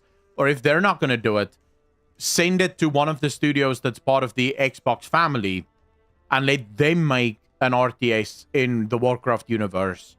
Like Warcraft, like StarCraft. Like, just get those games going because those are good games. Call of the Dream. A great tree grows within the dream. Soon it will emerge in Azeroth. But before it does, we must protect it from those who would do it harm or wield its power for their own ends. We must band together and see it through its verdant birth. Join me and the others in the ancient bow. Together we will travel into the Emerald Dream.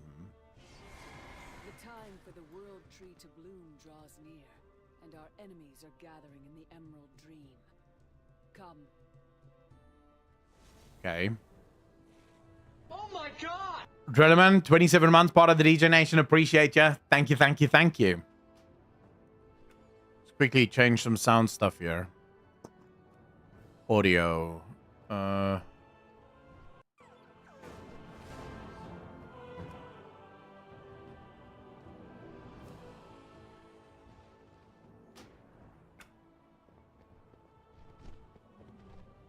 Kitara, how you doing? Make sure you pick up any books you see in the Emerald Dream. Some good lore. Oh yeah, I usually, like, look at my fucking bags, bro. These bags are ridiculous. Absolutely ridiculous. Kitara, thanks for the follow. Really appreciate you. What the hell's this? Initiate Omen. Letter from Omen. Dear Akalon, greetings. I have taken some time and collected my thoughts after our encounter with Lord Banehollow. Oh, right. I have also sought those who have similarly survived these dark plan and have gathered them to me in Booty Bay so that we can decide on a way forward. We would ask that you meet us there. Darkest regards. Oh, this is the Warlock questline.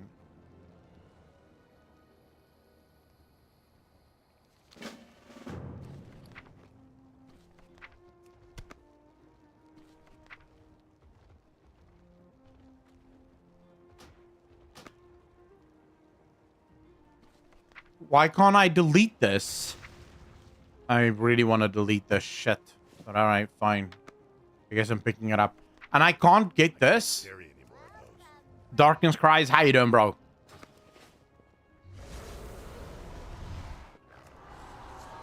No. Many deals for a friend of the Grummels. Like you. Oh, wait. I just have to click this? Or do I... No, wait. What do I have to do? Travel to the ancient bow. I guess I just do that.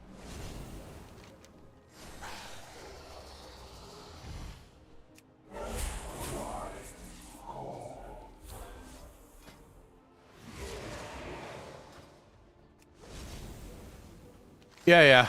We'll go now.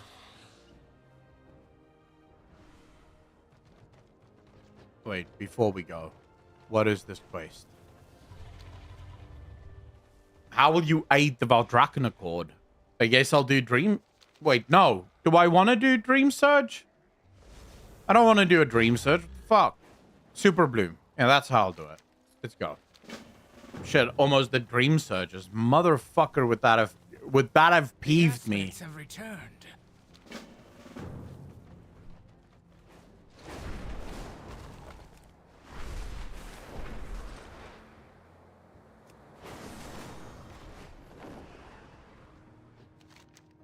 Knapsack problem.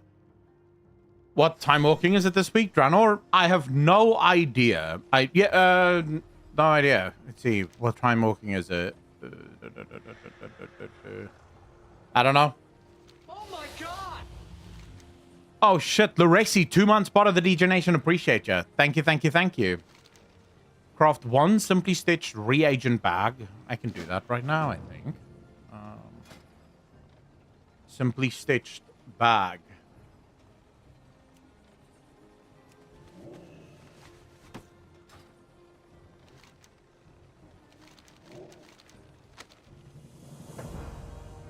Why can't I see it on my calendar? What do you want to see? Don't worry, Super Blooms are dumb too. I'm sure they are. They're basically just a copy-paste of Dream Surges, so does it really matter? Thank you for sharing. Craft 10 chromatic dust for... Wait, We what? have been scattered Oh, so long. I already did that. Go in wisdom. Thank you.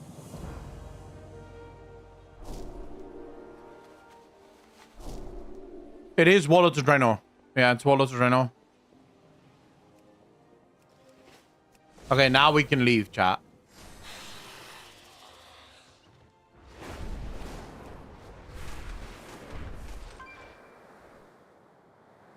Now we can leave. We're on our way, chat. Tim Howard, how you doing, bro?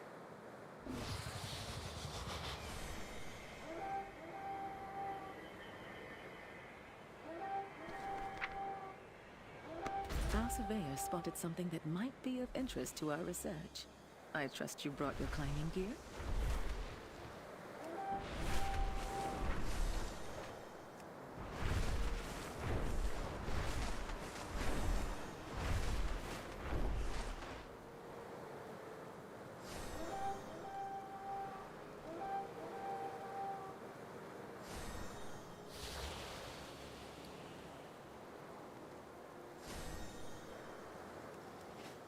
You've done everything else to this point. Dynamic World of Warcraft wars and conflict events. If you don't have the prerequisite, you can't turn in the quest, an ancient bow. It says travel to the ancient bow in Honoron's plains. So I'm just doing that right now. We'll see if I can turn it in. I have no idea what I'm doing. The spiders are hungry today. Free our friends before their meals.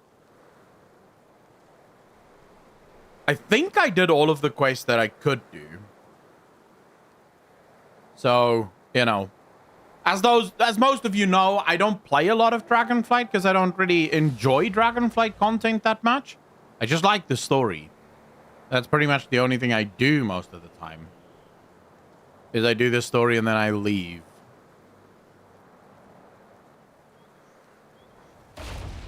Sup? I swore that the tree would be kept hidden and safe in the dream. Now all we have worked for is under threat by flame. I will not fail. I must not fail. If you do not fully understand what is at stake, I can show you. The dream as we know it might change forever. Show me how the tree was planted in the dream. Show me. Let's see this. Dreams guide you. Well, we'll just check it out, you know? Roaming Firebat, take care of yourself. Believed he could control me. This rage inside my heart. Elizabeth, how you doing? Sister believed she could take Scooby to it. Thank you very much. Really appreciate you being here, man. my fury will not be sated. The aspects believed they could imprison me. But my hatred cannot be contained. That makes sense. He's very angry. They Very know angry. what is coming. It feels almost like he has like second child syndrome or some shit. Shans, how you doing? Scooby Threat, thanks for the follow, man. Really appreciate you. Welcome to chat. Thank you, thank you, thank you. Closer. Even now, they cling to one another in the dark, lost in their dream.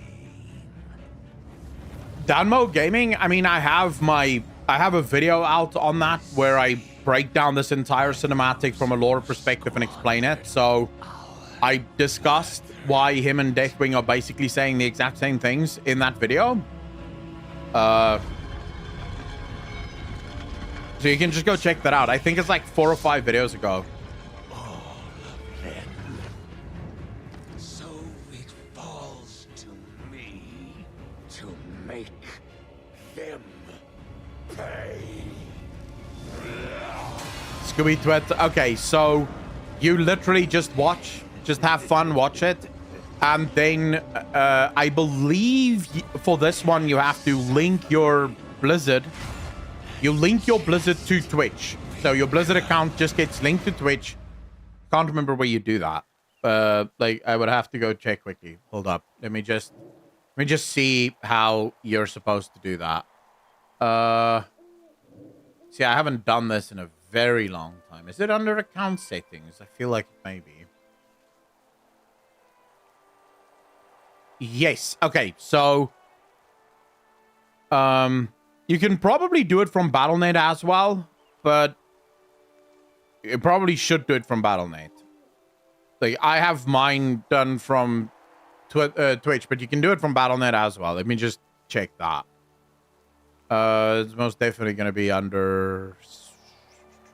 I'll show you now. I'm just looking for it, and I don't want to show you any like weird shit that maybe you're not allowed to see. I have dick pics on here. I don't want to show you guys the dick pics. That's mine.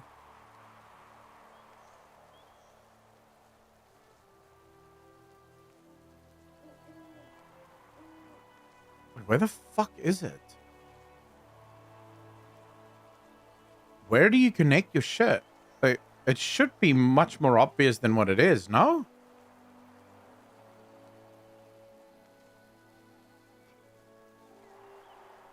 I'll be able to see them anyway. Oh, shit. Just like that, Cesius? Like, you're gonna call me out for having a micro penis just like that?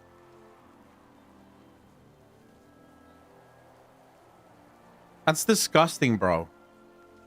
Like, that is absolutely disgusting. All right, yeah, just follow Elodie's one there. You can just follow Elodie's link. Salty Fries, 2 months part of the DJ Nation. Appreciate your fam. Thank you, thank you, thank you. And then you log in. Let's just make sure if mine's done. You just need to approve it now. PP, named after the company who just bought Blizzard. The Authenticator has a new name. What? I don't feel if I... Oh my god. Did they just change the Authenticator app?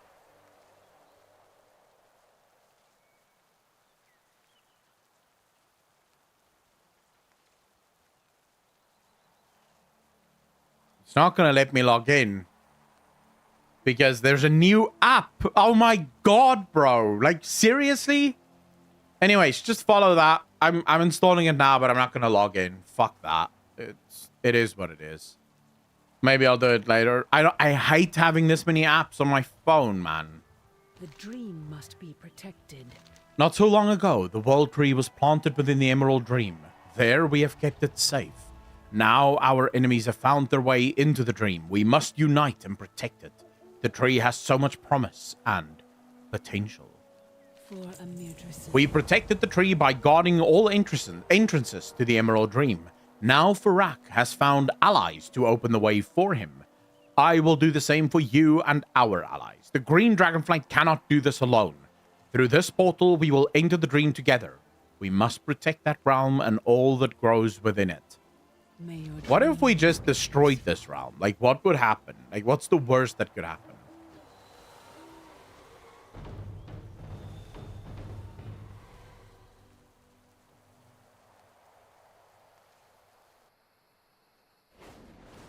Sourdough bread and my family has felt better since. Jonathan B, always a good idea to make your own shit. Druids would have no place to sleep. Yeah, maybe they'll start fucking helping a little. There's secret and ancient magic here. I'm a warlock, so could I steal these secret and ancient magic?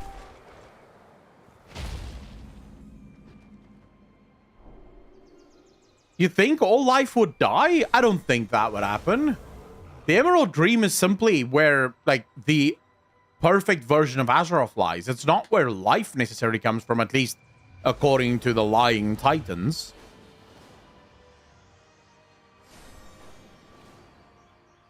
Our flight stands unified once more. What do you want me to see?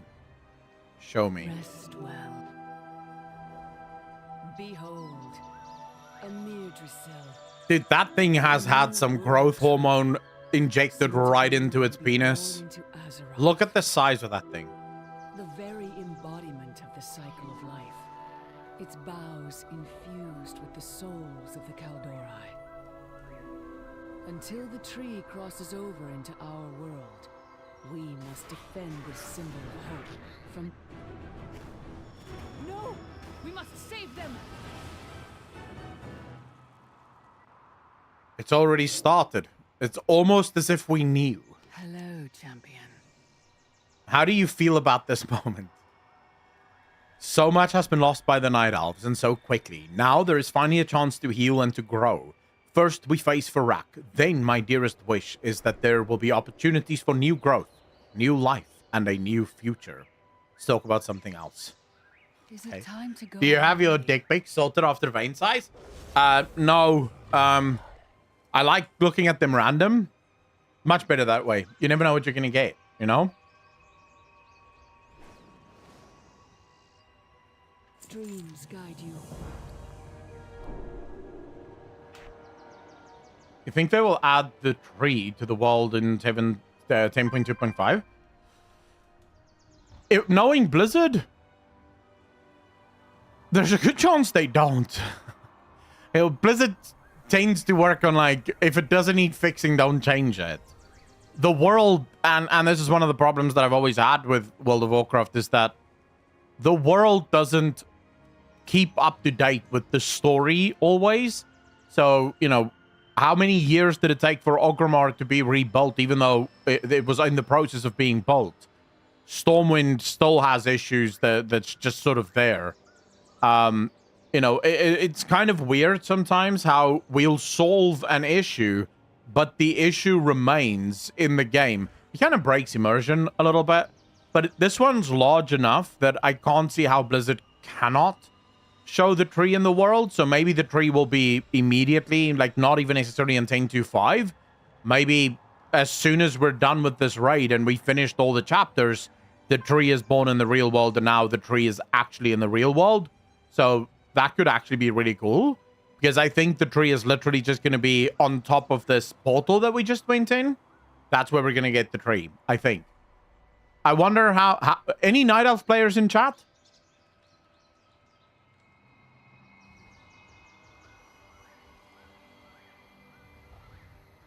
How do you guys feel knowing your home is now in the Dragon Isles?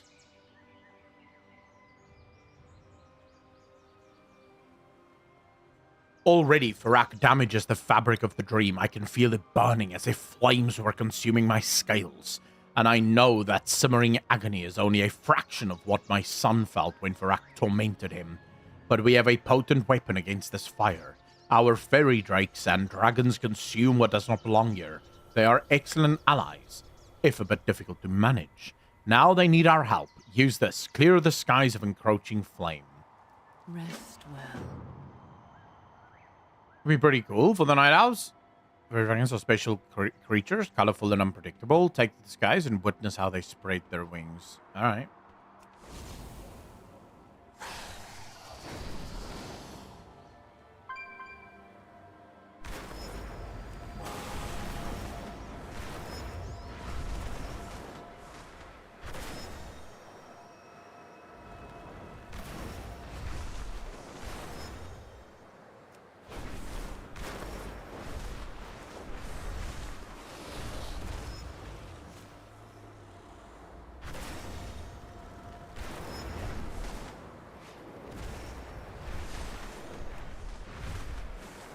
Where the hell am I?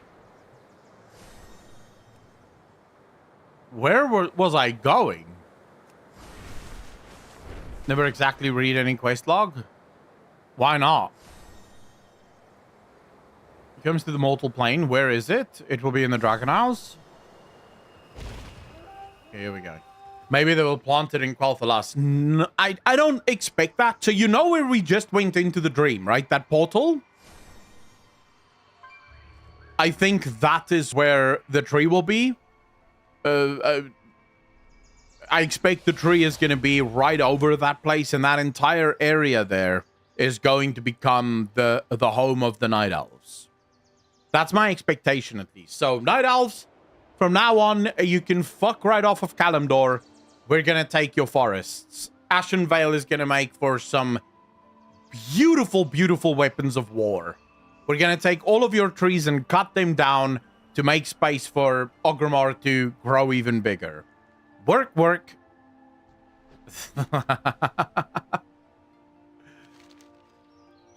Farak may attack the tree at any moment. We will need the help of the other wild gods. The Emerald Dream is the home of nature's wild gods. We will need their strength and their power to counteract the damage that Farak has brought to this realm. The first to seek out is Galdrin. The ancient wolf has a fondness for Azeroth and mortals, so he is sure to aid us. Others may need more convincing. I will meet you nearby in the fields of Rivery, where dryads and the keepers reside. It's interesting that Cenarius is here. Is Cenarius reborn, or did he come back from the Shadowlands to help, but is not yet fully reborn? I will meet with the rest of the Kaldrai at the base of the tree. There we have set up the heart of our defenses.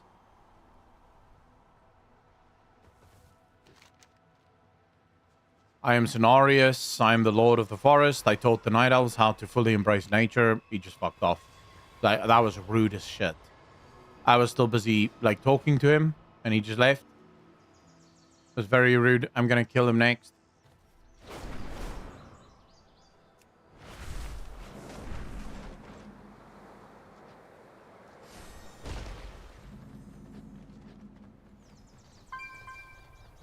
You guys don't... Wait. What you don't... like, I'm not interested in learning who Cenarius is. I know exactly who Cenarius is. But Cenarius was dead. He was killed in Legion. And then we know that he was in the Shadowlands recuperating inside Ardenweald. The question I have is... where? Like, is he fully back? Because I already know what happens after this. Once we establish that camp, we know that the Ardenweald forces are in the dream as well. They've come to help. So my question is, has Cenarius been reborn? Or is he part of the Ardenweald fairies that's come to help? What wisdom do you see? A mortal dares to walk the dream. Always an impressive feat. And at such a difficult time, the Druids of the Flame dare to set our home ablaze. So little has changed here in so long, though the paths are still difficult to navigate. Now change is coming. Gods are weird, bro.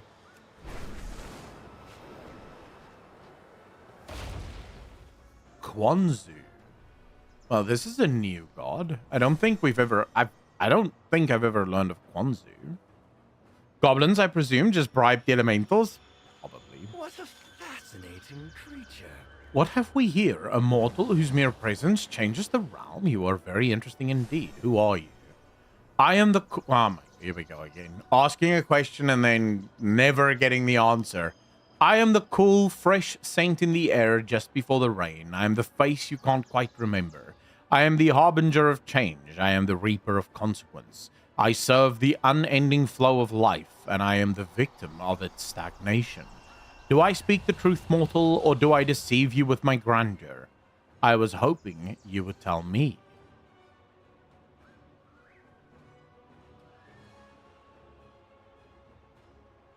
There's some very interesting story stuff here.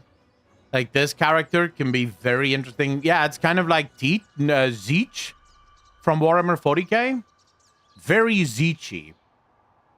Now, why would I want to stop the dream from changing? I think I will wait and see what happens. Try not to die, mortal. Okay, very interesting character, that. I really hope we get more of that character in the future.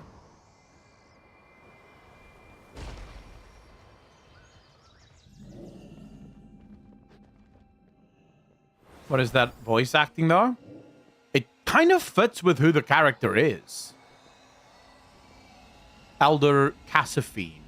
Life is all around The us. flowers slowly turn to flame. The petals are not consumed, but they burn brightly. Who are you? I am an elder dryad, one of the defenders of the dream. For ages, I have protected and nurtured these groves.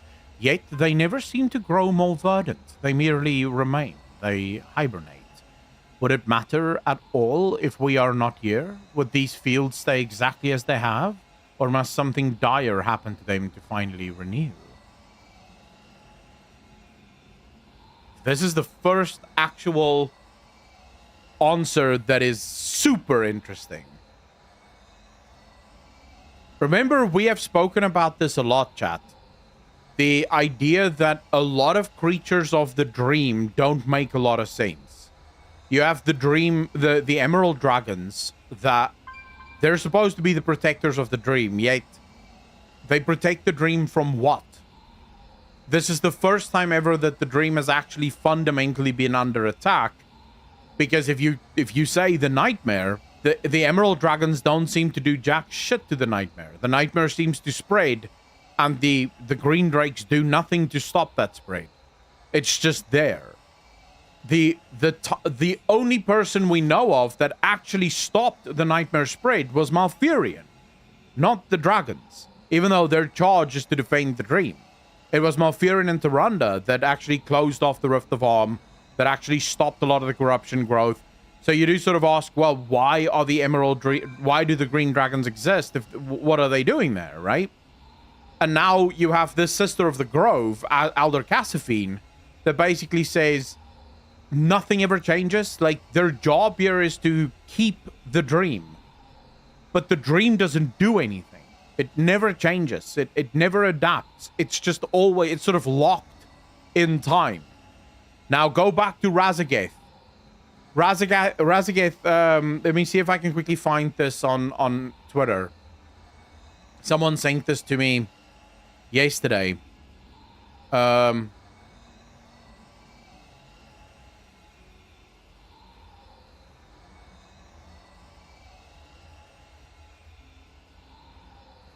we go. So, riddle me this. This is the words from Razageth. You think the Titans brought order to this world? No. They shackled it. What they could not control, they imprisoned. Just as the aspects did to us. This explanation of what happens in the dream, does that not sound at least a little bit like sort of a stasis? The dream's been placed in a stasis where nothing grows, nothing adapts, nothing does anything. Like how Akko reads this shit, I just hit accept. Dude, this is why I rarely play the game live, because this is how I play the game when I'm not live. I read everything. I click on everyone. I want to know everyone's story. This is how I play. To aid a friend, or to seek renewal. 5D ego? Yeah, sure, tell me. It's fine, I'm just checking things quickly. Meilun, who the hell are you? Why are you highlighted? How can I help? I'm so happy to see you, Aquilon. I left out some fruit for my tiny friends here, and someone stole it. It's a great mystery that needs to be solved. With you here, I know we can find the missing fruit. I don't think I'm supposed to help you right now, though. Something's burning. But there's a mark here. Accompanied by a panther spirit within the Emerald Dream. Alright. It's cool. Fuck with this echo. Not right now. We need to go help. Someone's burning the dream, bro. Like, just listen to that. You can hear the voices. People are screaming. There's a war going on outside. Yep. As I suspected. For eons, we watched over the dream. We suffered onslaughts and defeats, but we must hold here. The flames cannot reach our heart. We are too late. Pharaoh's forces have already begun their attack on the dream. Oh, Gixian, thanks for the follow, man. Really appreciate that. Welcome to the channel. Thank you, thank you, thank you. Wow, really lacks an adventure journal from Final Fantasy XIV to see all the quest texts and such you completed. That would actually be unironically, that would be a very good addition to the game. Being able to go back and actually read the story. Paramount had some interesting thoughts yesterday about Azeroth being kept in a stasis prison by the Titans and Sargeras. Actually wanting, yeah, I have the same theory. Super Snoot Booper. I made my video about that today. It will come out tomorrow. But, I mean, that's not a hard theory to have, right? It literally takes 2 seconds to have that theory, and all you needed to look at was this. Like, once you look at this, once you see this, you can't unsee it.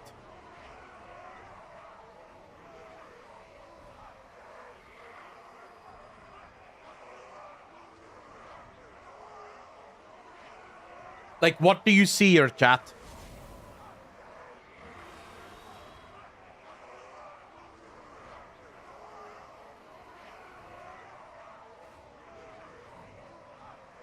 A Titan prison around the last Titan.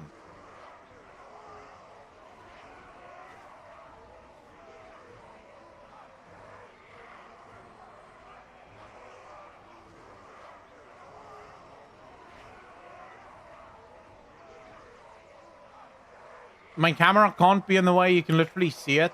I mean, it's not hard. There you go. You can see it there. I would love to see what he's showing in game, though, because as far as I know, there's not that shouldn't be in the game. Not from what I've seen, unless he's talking about the maps, the planets in Ulduar.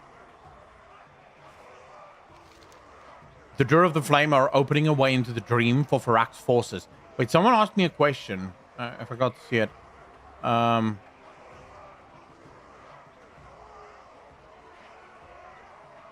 Santiago, how you doing, brother? I have a question. When it comes to the hero talents from the War Within, do you think those are all just passives and skills, or is it also some cosmetics and change? No, it's just going to be skills and passives is the talent. No one's going to be happy getting a new talent that literally just makes their skin red. Because all of the hero talents are selected, right? Like, you get 10 new talents. Actually, we get 30 new talents, but you can only choose between 20 of them on each spec, and you get 10 automatically. So if they were to add cosmetic talents, you'd be forced to take those. So no longer a cosmetic. Stop the rising tide before it becomes a flood. All right. Does it say that the hero talents might be changed between now and launch? We'll see, but I highly doubt that we'll get cosmetic talents. People would not like to see cosmetic talents, I don't think. Powerful foes lurk among the enemies Pharaoh summoned into the Emerald Dream. I have not seen Cassiphine since she came up out of the barrows. Find her and assist our allies by striking down these leaders. I can do this. Yeah, you can make glyphs. That should be perfectly fine.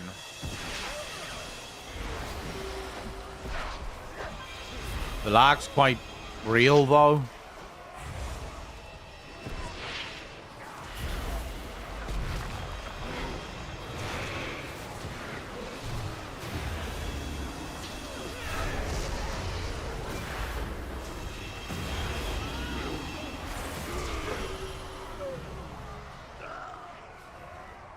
What would be kind of boring?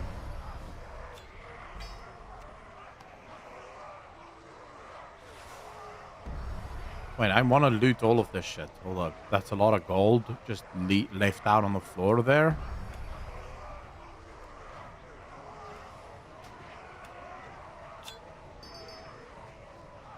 They specifically said, based on what you see now is subject to change, that if there's hero talents you want to see or you don't give them feedback, they might change some or add some. Shadow Scalig, even then, I don't believe that cosmetic hero talents will be a thing that they'll consider. Remember, the whole point of hero talents is that it's power.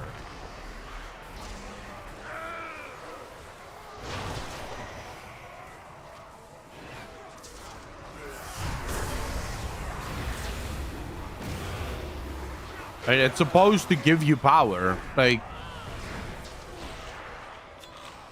what would be the point of them if they don't offer you power? Rick is doing tower races today. Yeah, yeah. I mean, I get why people want it, but that's why I think it's better if Blizzard does something like glyphs that they give people back. Like more glyphs, more cosmetic options, things like that could really work, I think. But Abaddon, how you doing, bro? I highly doubt that.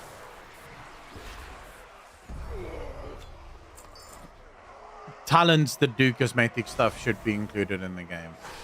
I don't think that would be a good idea.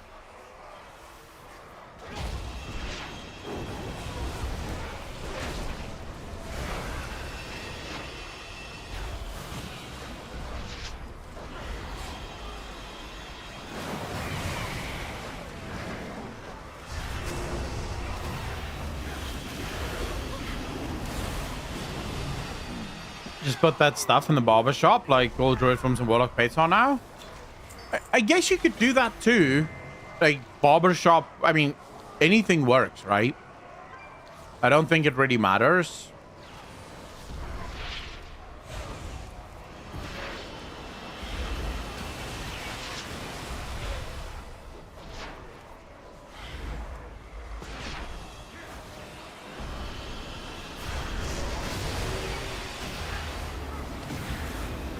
I think the point is just that a lot of people would like to have like individual customizations, like maybe the ability to change your, like how your spells look and what your spells, like not necessarily what your spells do, but what your spells look like.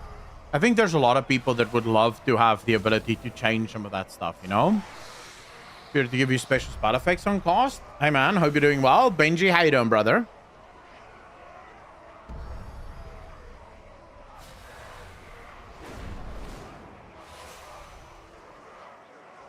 Oh my god. Please stop doing this. Oh. This automatic change up is annoying as shit.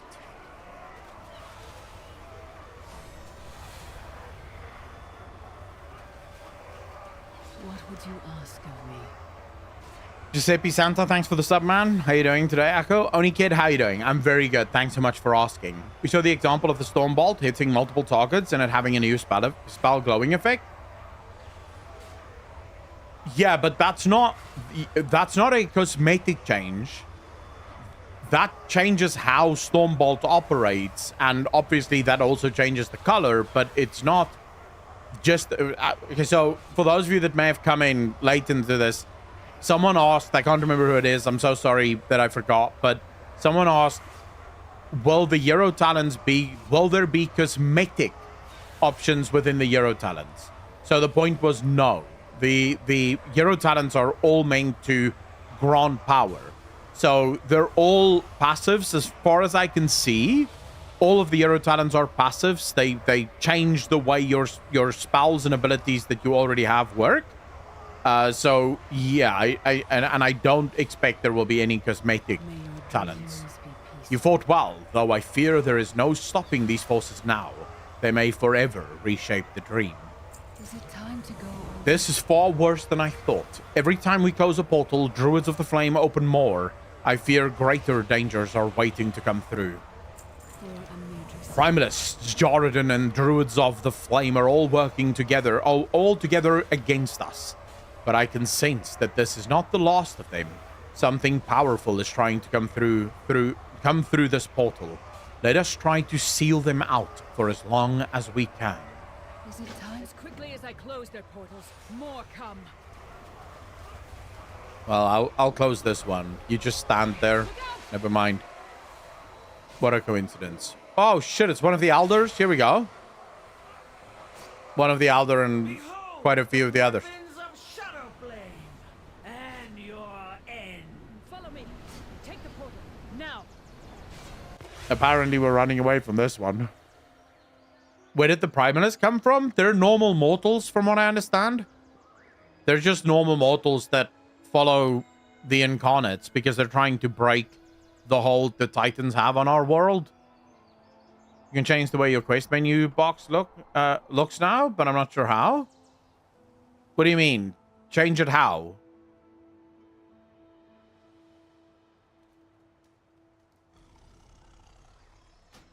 Is it in the settings?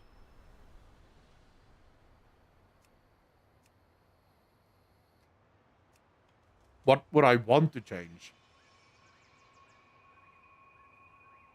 Dark mode. Dude, what I would like is a questing box that is smart. That is what I would like. I don't care about dark mode. I don't care about any of that stupid shit. I want one that is smart. So what I want is if I'm going into a dungeon, all of these quests automatically disappear and I only have whatever is in the dungeon, right? So if there are quests in the dungeon, those are the only quests that show up. Because there is nothing more annoying than every single time having to do this when I go into a dungeon in order to close it. That is what I want from World of Warcraft. That's the only thing I care about. Show the move pad, no. Photosensitivity mode, no. Quest text, oh. I mean, that did absolutely nothing, though.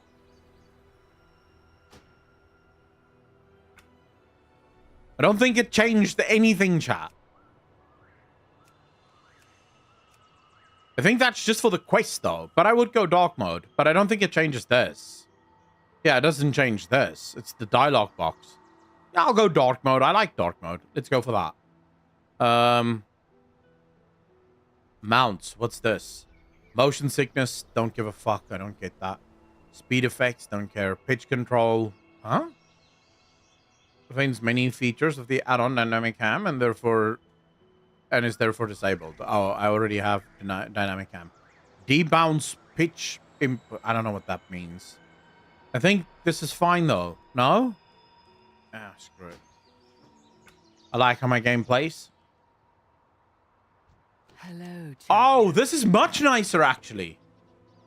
This is much nicer. Thank you, chat. Yeah, man. I like this. No, I have switched to the default UI a while ago, actually. And I have to admit, the default UI is actually pretty cool.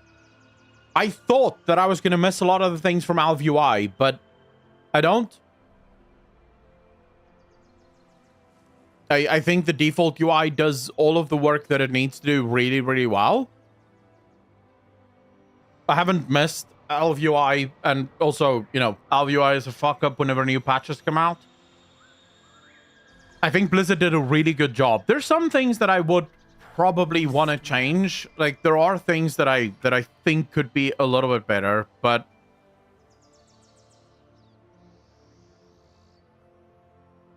overall, I still like the default.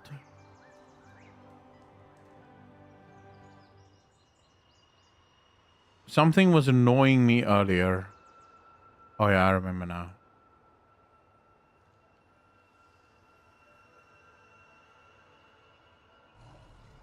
think I'm gonna do that. What's this? Extra abilities. Remove that. Now bring this one in. Wait, no. What the fuck are you doing? Don't do that! Like, just be there. Why are you doing weird shit? Oh my god. Don't snap.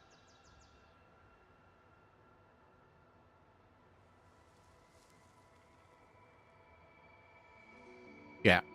Now. Fuck over the stones bar. Pate frame can go on that side. It's fine. Now my cost bar can go there. I don't miss off UI, committing suicide on a patch and deleting my setup. True. That's one of the reasons I'm happy with not having the cost bar or using Alpha UI anymore. But there are things that's really annoying me.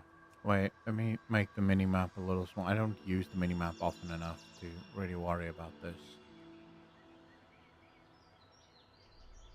So I can hopefully move this shit. Boss frames is fine where it is. Group party talking head can stay there. It's fine. Stance bar, and I don't use a stance bar, but leave it there. It's fine. Extra abilities. I guess I'll put it there. It's fine. No, a little bit up. There we go. And this is the hot tooltip that needs to stay there. Encounter bar needs to stay there. Focus frame a little bit. I think there. I mean, yeah, make it a little bit larger. Oh, that's gonna get in the way of my raid shit. There's probably the best. All right. Now I'm happy with it. Now I'm happy. Okay, is Xalatath the new Symphonas? I mean, she looks simp-worthy. Oh, fuck me, okay.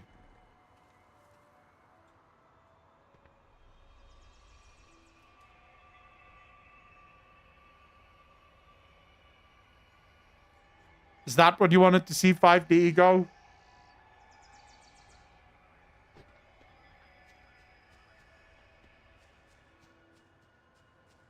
I mean, it's actually pretty cool. It's a little effect, but it is actually not too shabby. And I don't, Smiley, so this is in-game. I'm using the default one. I'm using a complete default. So in terms of add-ons, the only add-ons that I have installed, I have DBM, right? ADI bags, because I hate the default bag. Details. Dynamic cam. Fishing buddy, not sure why I have that installed, but I have it installed. Handy notes. I use Plater because I hate the default one. Rare scanner, Tomcat tours, and then weak auras. But I have no real, like, cosmetic-wise, I think the default one is the best. What would you ask of me? I'm glad you made it out. We have no choice but to retreat to the tree before Farak's forces arrive. And Elder Cassifine, I fear that she has already been lost to this prophecy of flame. May your dreams... This tree has grown peacefully in the Emerald Dream since it was planted here. We have watched over it and nurtured it. And now, just when it is about to leave the cradle of this realm and enter Azeroth, our enemies see it as a means to further their own plans. It is so much more. Come, let us go to Amir Drisil. Amir Drisil, crown of harmony. Grown of two realms. A window between death and life.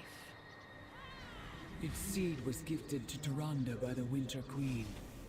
Here in the Emerald Dream, it thrives. But there are others who would seize its power and use it for their own ends. We cannot let them. We've already done the sleep thing. It's pretty cool.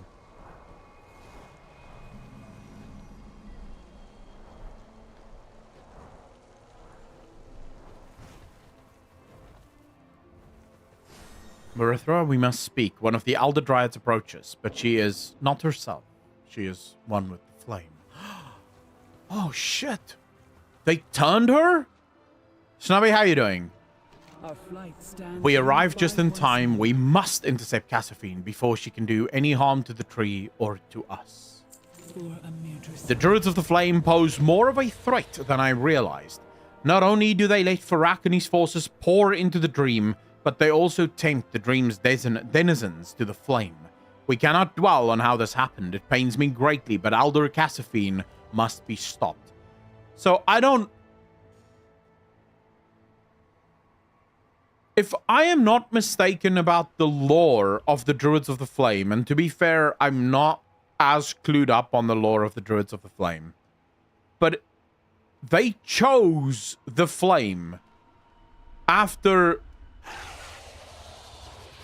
Nordrassil was destroyed. They chose to go with the Flame. I don't know if it's like mind control, but it seems like it is mind control. Like, they can force you to choose the Flame, and then suddenly you're mind controlled to their vision. That makes no sense. May your dreams be peaceful.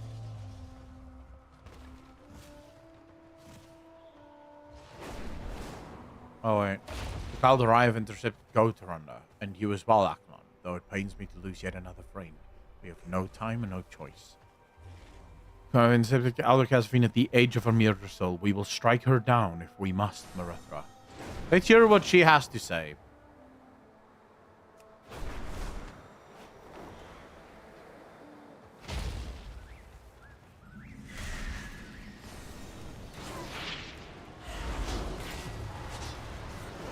Does she speak, or does she just quietly stand there and do nothing?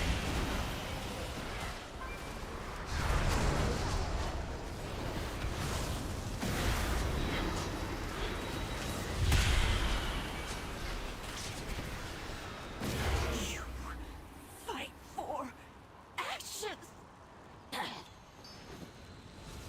I fight for the dream, bitch. Shadow Flame could, but as far as I know, the Druids of the Flame did not embrace Shadow. They're helping Farak for their own shit. They are not really part of Shadow. Zinthan, how you doing, bro? Thanks for the follow. Really appreciate that. Welcome to the channel. Thank you, thank you, thank you. As far as I know, the Druids of the Flame are still just Flame. They didn't necessarily join Shadow, because it happens to be the case that Farak wants to get into the dream to get Amirdrassil. The Druids of the Flame want to attack the dream, but not because they care about Amirdrassil. They have very other... Well, actually, no, that's not true. They do care about Amirdrassil, but only because their whole goal is to get another fully blessed world tree up and running, because that's how they started. They were trying to build... It was Staghelm originally. Major Domo's Staghelm. I believe it was him. He was trying to build more world trees, because the idea was the more world trees they have, the stronger the druids would become. And because none of his world trees were blessed, that became a serious problem. And so their thinking is they want to claim this tree for themselves, because so there's probably going to be some manner of infighting as well at some point. The Emerald Dream is a place of wild nature, magic, and life. It saddens me to see one of ours come to this end. I hope she is not the first of many. There's probably going to be many that die like this. For Amirdrassil. Dreams guide you. Let's go. I'm with you. For Let's go. I knew you would come.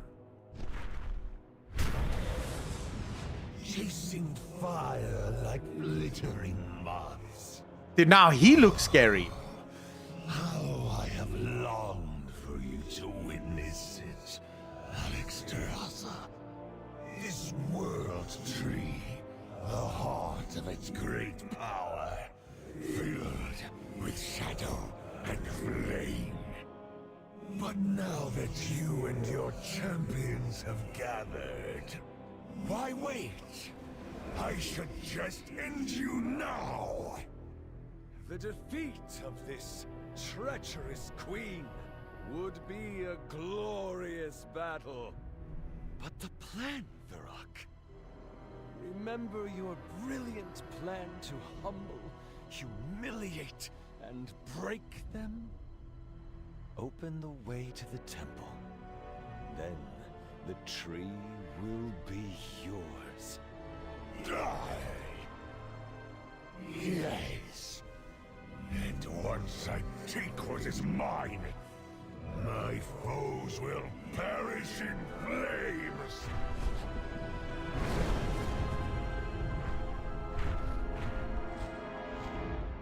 I'm really struggling with that cinematic. Like, what just happened? Like, Varrock appears to be a 5-year-old child. Like, he cannot keep focus on anything. Like, oh, I have this brilliant master plan, but then 5 seconds in, I forget the brilliant master plan, and now a Druid of the Flame has to remind me of the brilliant master plan that I myself have come up with. But you know, it's it's very weird. This is your brain on Shadow Flame, geek? Yeah, pretty much. What is interesting, I get vibes from this Flame Druid that the reason he's interfering is because they're going along for now. Because they know that Varrock is the only one that can open the way into the dream for them. Into the tree. So for now, they're going along, but they're not going to stay with him until the end. Because, like I said, they have diverging interests towards the end. So that's sort of the vibe that I'm currently getting from this. The dream must be He left the tree alone? Does he have another objective? And why is he listening to that Druid of the Flame? Oh, we're starting to ask the same questions, Marithra. You seem like one of the smart dragons. Rest well. Varrock has withdrawn from Amirdrassil, but that only increases my concern. He must have another target within the Emerald Dream, and we must convene with the others at the base of the tree. Tyrande and the Kaldorei have established a camp. I need to speak with Alexstrasza to determine our next step. Is it time to go already? Not like actually controlling, but like taking advantage. He can't think for himself.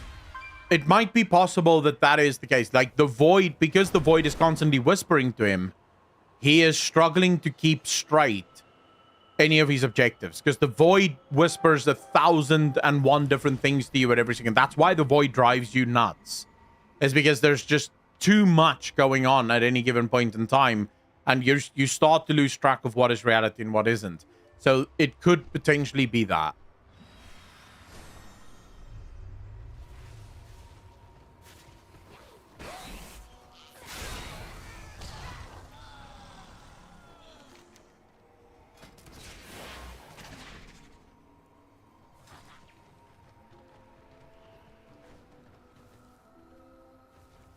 I will do now. Tell me of your dream. Now that we have a moment to breathe, we can begin to think about what we will do next. And I know that we are stronger with you on our side. Well, thank you. Dreams guide you. The Kaldorei have set up a temporary base beneath the boughs of Amirdrassil. With hope and hard work, this encampment will become permanent when the tree enters our world. Feel free to acquaint yourself with the provisions available. Then return to me. May your dream. Varrock will return. He cannot control himself for long. Not even with guidance. Oh. Marithra, this is your realm. Where shall we send our flights and our people to aid you? We must know what our enemies seek in the dream. There are other places of power, such as the Wellspring Temple and the Eye of Ysera. And the Druids of the Flame have opened the way for them all. I must know why they are here. Then we will begin there. Tyrande, seek them out and uncover their aims. Viranoth, let us speak of the Primalists. Or speak. They're not going to speak in front of me? Like, what the fuck? I want to know too.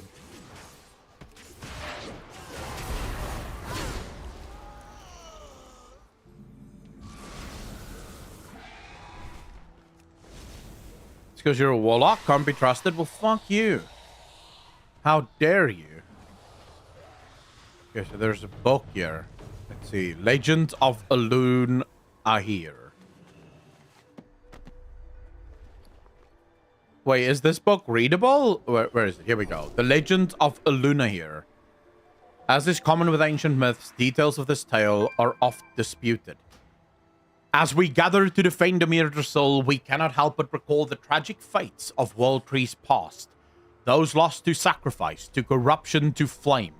Yet there is an ancient tale, some claim it merely a legend, that tells of an earlier World Tree that also met a sorrowful fate. Though it lived only a short time, its legacy endures. Long before the first dragons drew breath, Azeroth was conquered by writhing horrors that plummeted from the skies and infested our world, the Old Gods. How long the reign of their Black Empire lasted, we cannot know. Surely it must have been a time of unimaginable suffering, but at long last, there came hope. The brave Titan Agrimar discovered Azeroth shining like a beacon in the great dark. As he gazed upon the beauty and power of its slumbering soul, he realized it was imperiled. He told the other members of the Pantheon how the world they sought had been corrupted by the Old Gods. The Titans gathered to eradicate this dark influence. Seeking to bring hope and healing, our patron Titan Aenar carried a gift given to her by Elune, a branch of Gnir. Dude, how? What?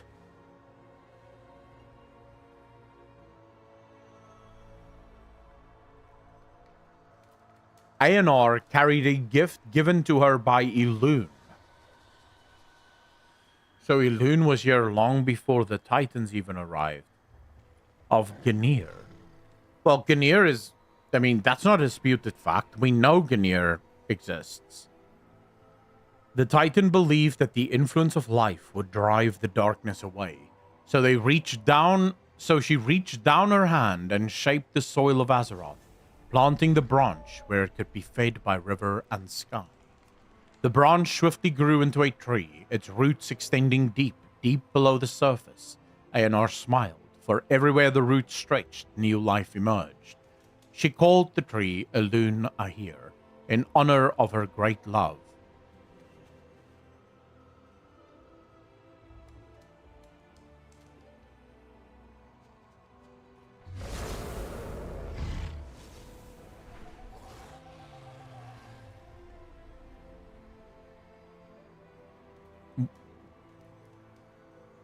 Well, so Blizzard have now gotten into the fanfic shipping business. So Blizzard is actively destroying their own story in Chronicles. Because according to the Chronicles, the Titans found Elune on Azeroth, and Elune helped to shape the dream. Elune was never the love interest of Aenar. In fact, if you listen to how the Chronicles speak about Elune, it doesn't seem like the Titans know much about Elune. But apparently, now Elune and Aenar are great loves. When Amanthul saw that what Aenar had done, he chided her. "This is not order," he bellowed. "You have infected this world with uncontrolled chaos." The High Father took hold of the World Tree's trunk and tore it from the world. Aenar wept bitter tears that rained down upon the resulting crater. But as she peered down upon the sundered earth, the Titan realized a truth she did not share with the High Father. Though he had destroyed the tree, its winding roots still held firm beneath the soil, hidden from Amanthul's gaze. This just feels like, yeah, let's stick to it being legend. Let's stick to it being legend because it's like bad fanfic, to be fair. As the forces of the Titans waged war against the Black Empire, Aenar bid her keeper Freya to watch over the crater and nurture the life that blossomed there. So this basically confirms the place of Gnir. Ungora Crater. If you look at Ungora Crater, it is the closest you can get in Azeroth to uncontrolled life. The only other place would be Sholazar Basin. The problem with Sholazar Basin is that Sholazar Basin we know was a Titan experiment. Penelor, how you doing? Thanks for the follow. Really appreciate that. Welcome to the channel. Thank you, thank you, thank you. Yeah, this confirms that it was Ungora Crater. At least if the legend can be believed. The war was long, but in the end, the Titans claimed victory, and Aenar was pleased, knowing Elun's legacy would endure. Below the ground, the roots fed upon the tears of Aenar and grew strong. It is said that much later, as the world entered a new age, mysterious guardians arrived who dedicate their lives to protecting the roots. But that is a tale for another time. Now let us stand with our allies to defend the Mythril, crown of harmony. Together we will preserve the symbol of hope, the symbol of the future. Cool. I mean, much doubt there is in this, but we'll go with it for now. Mavada Gaming, how you doing, bro?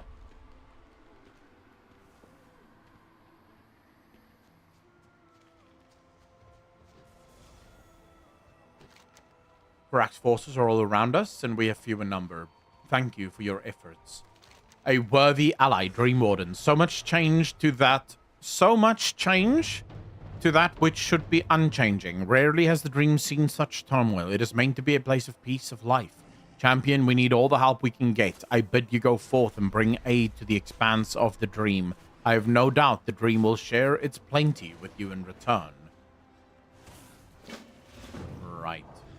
I shall do this. You changed the unknown troll in your warlock? Nope. The Emerald Dream is about the harmony and balance of nature. For a Mythril to bloom, we need a rich variety of plants growing alongside the world tree. Plant seeds wherever you find fertile soil. Right. Ooh, plush pillow. The hell's this?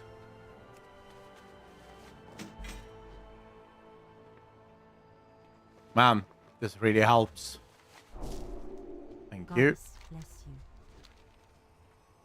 Green Roid Man for life. Yeah, I thought about changing to troll, but then I thought, nah. I'll just make my orc stand up straight for a bit. That should be more than enough change for me.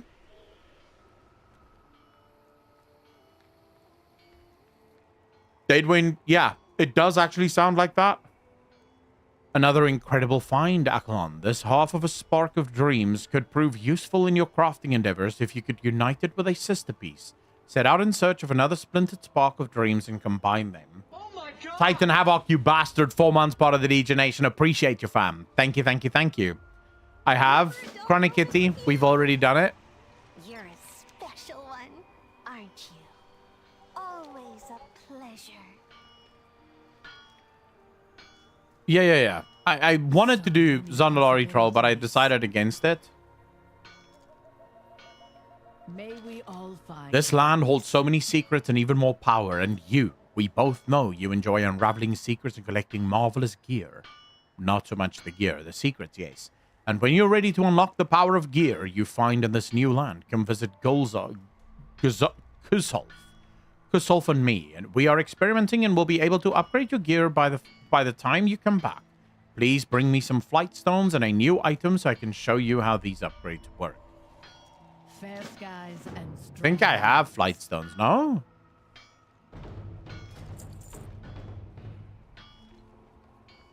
How many flight stones do I have? 90. I just need 50.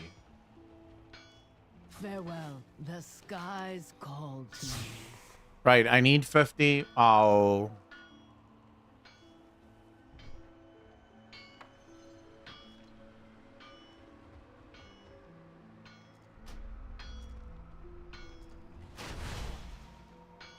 I just wasted flight stones here.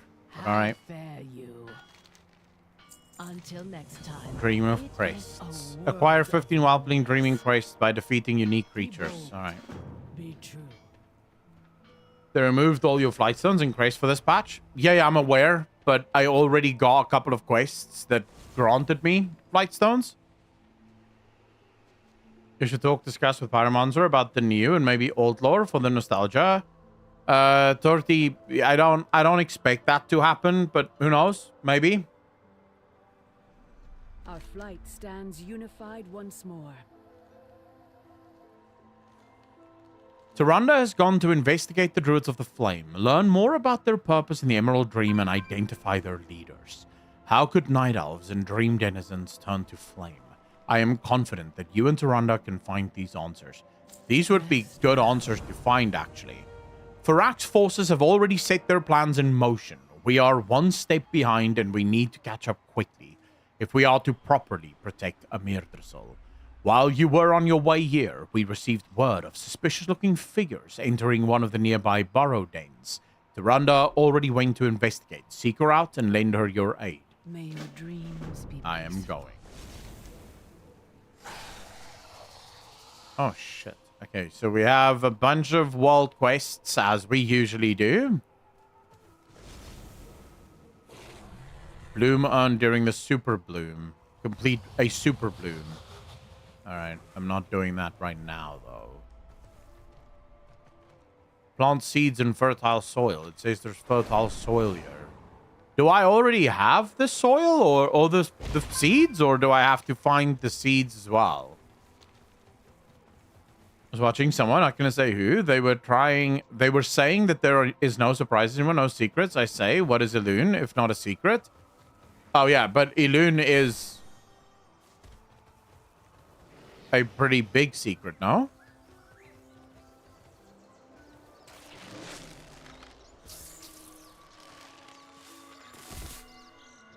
Dude, I want to grow this too. What the fuck? Oh, is this how I do it? Okay, there we go. I grew it. I don't have anything else, though. Shit. You, little buddy. What am I supposed to do with him? Not sure. Maybe you just... Did I just walk over him? Did that kill him? Yep. Okay, so that kills him.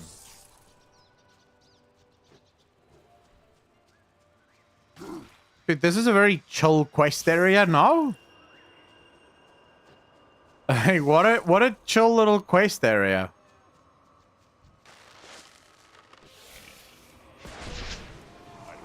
Oh. Well, that sucks. I did get something, I think. Yep. Drake Dreaming Crests. Holy shit, that's nice. We got loot soon. If Elune was here before the Titans, she was a part of the Black Empire, or she's powerful enough to keep them at bay somehow. Dude, don't poke at that specific like, I wouldn't poke at that specific like barrier, because yeah, that makes no sense. There is very little evidence to suggest that Elune and Aenar would have known each other long enough to even become friends, let alone lovers. So I'm very confused by that entire book. Like, that book is confusing. Ferox primalists are terrorizing the local wildlife. Show them the error of their ways. The goddess gives Your me arrival is strength. timely, Warlock. I require another set of hands. Ryan, I don't know if we have such things as Walled Souls of the Moon. Walled Souls are actually incredibly rare.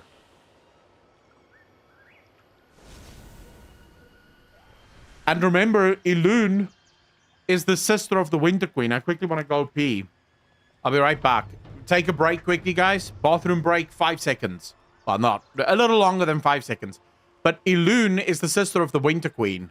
Now there's like, I'm pretty sure that, as with all legend, it's sort of like maybe 50% true.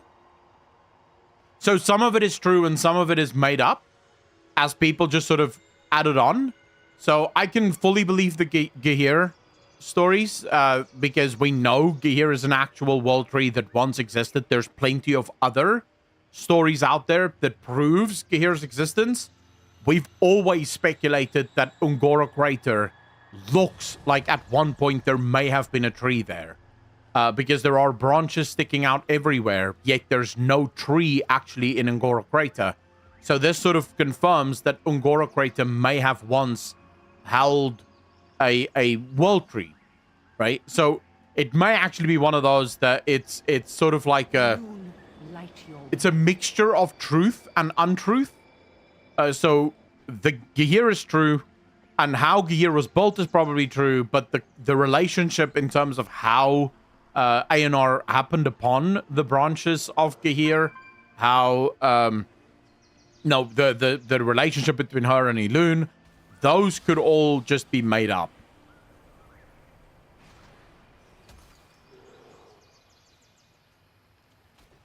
May Griffin, I can see a world in which ANR, the Winter Queen, and Elune are actually all three sisters, and all of them come from life. Because what's interesting in this legend, ANR has, or Amanthul gets angry at ANR because the life is chaotic, not ordered, which suggests that Amanthul is the one that's very heavy about order, not necessarily all of the Titans.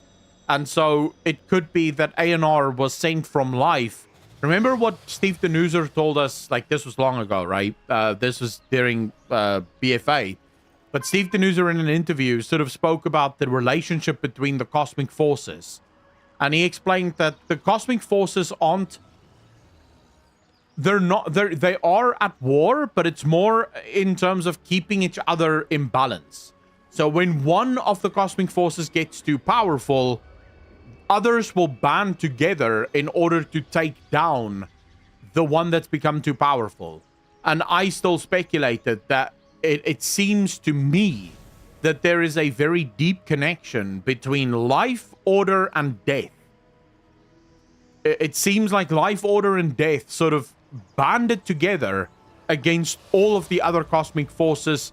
Light may actually be included in that to some extent, but then you look at how light operates, and it, especially if you look at the Naru that was captured in Revendreth, it suggests that light may not be part of that pact, if you will. So there is a world in which that kind of makes sense, right? But let me go pee quickly because I'm going to piss myself if I don't. And then I'll be back and we can keep chatting.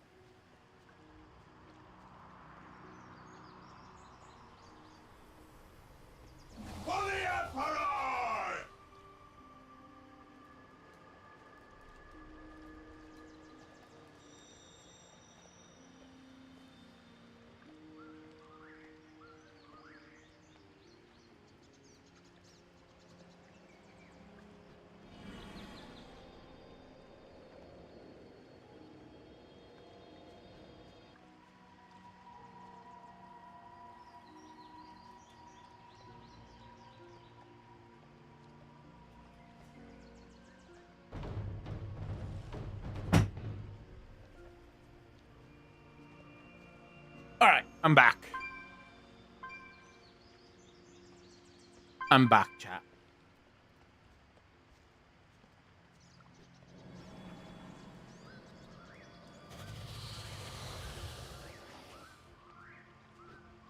What are we doing? In her light, Your arrival is all timely. truths are revealed. The vassal of life disguised as treachery. Beware the eyes of green. Maybe this Il'gynoth whisper is about ANR?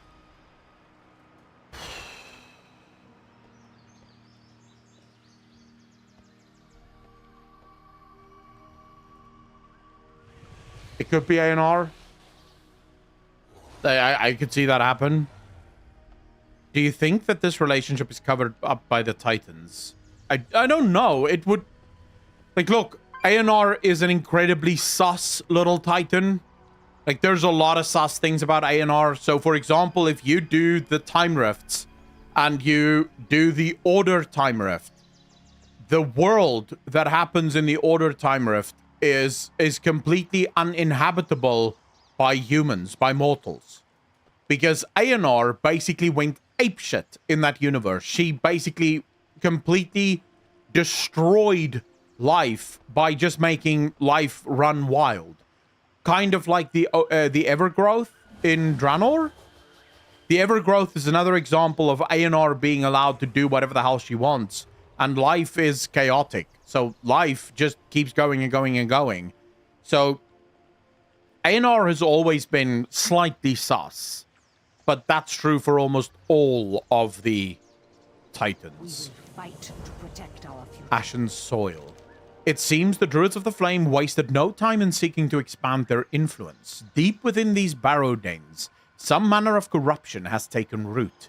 It will spread if left unchecked, consuming the entire den before expanding outward to threaten the rest of the dream. Time is short, Akelon. Delve into the burrows, seek out the sources of spreading flame, and excise them before the smoldering embers can grow and spread. The Kaldorei Not yet lost. The flame did not take root here on a whim.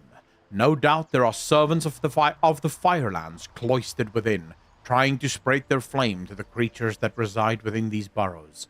We must do what we can to save those who can still be saved, and mete out swift justice to the heretics that lurk within.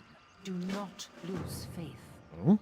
Do you think you'll do a video about all the different time rifts and their background stories and implications? I'm not sure if I'll do a video about that. I mean, that's more Nobble's thing, Ryan. What I will do is include it in speculations. I have a number of speculation theories that So will you include it. arrived at last. But I had hoped to meet you before things began in earnest.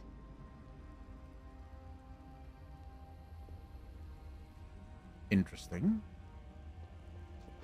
She wanted to meet me? Why? She looks hot though, so, you know, maybe I would want to meet her too.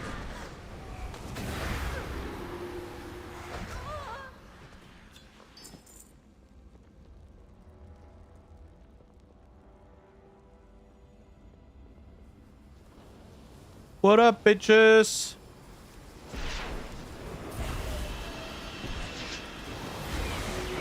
Hello.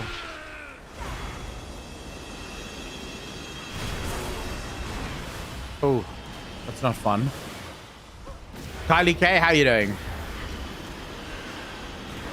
I believe Titans and Dragons are lying to us. Bro, welcome. I mean, that's been my default position for years now.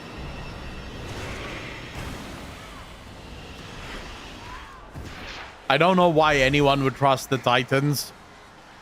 Or the Dragons for that matter, but it's not because I think the Dragons are lying to us. I actually don't believe the Dragons are lying to us. I believe instead what's happening is the Dragons have been influenced by the Titans to the point where they are struggling to understand the truth. Remember, they were created by the Titans. So they simply believe what the Titans say.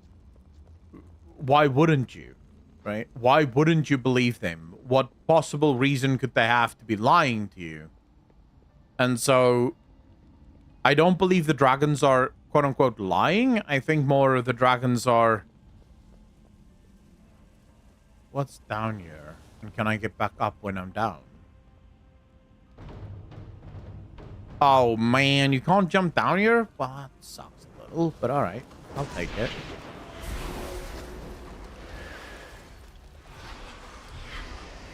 Just about confirmed the Titans are lying? Well, I wouldn't say Mason confirmed the Titans are lying, but Mason did say that we will find out what the Titans' plans are, or did he call it schemes? I think he called it schemes. So, yeah, there is at least, to some extent, something we're going to learn there.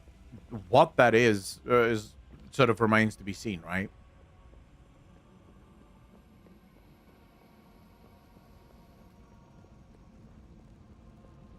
An unassuming adventurer, free to act as you please.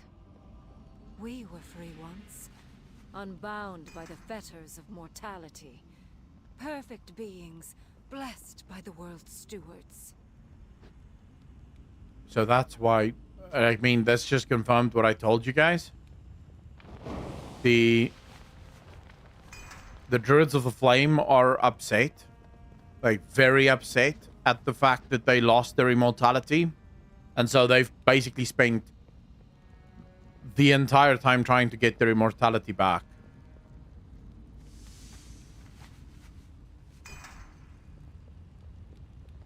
He said we would uncover a conspiracy.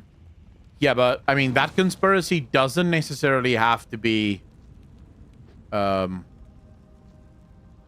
feel like I should be putting out these fires. That conspiracy doesn't have to be the Titans being, like, evil. It could just be that there's more to the story of the Titans. Although I really hope that the Titans are evil. Like, bro, that would make me so happy. Again, if you wished. An unending world, preserved in flame. Sounds like a good idea. Let's do that. Where are you, though? Druid of the Flame found.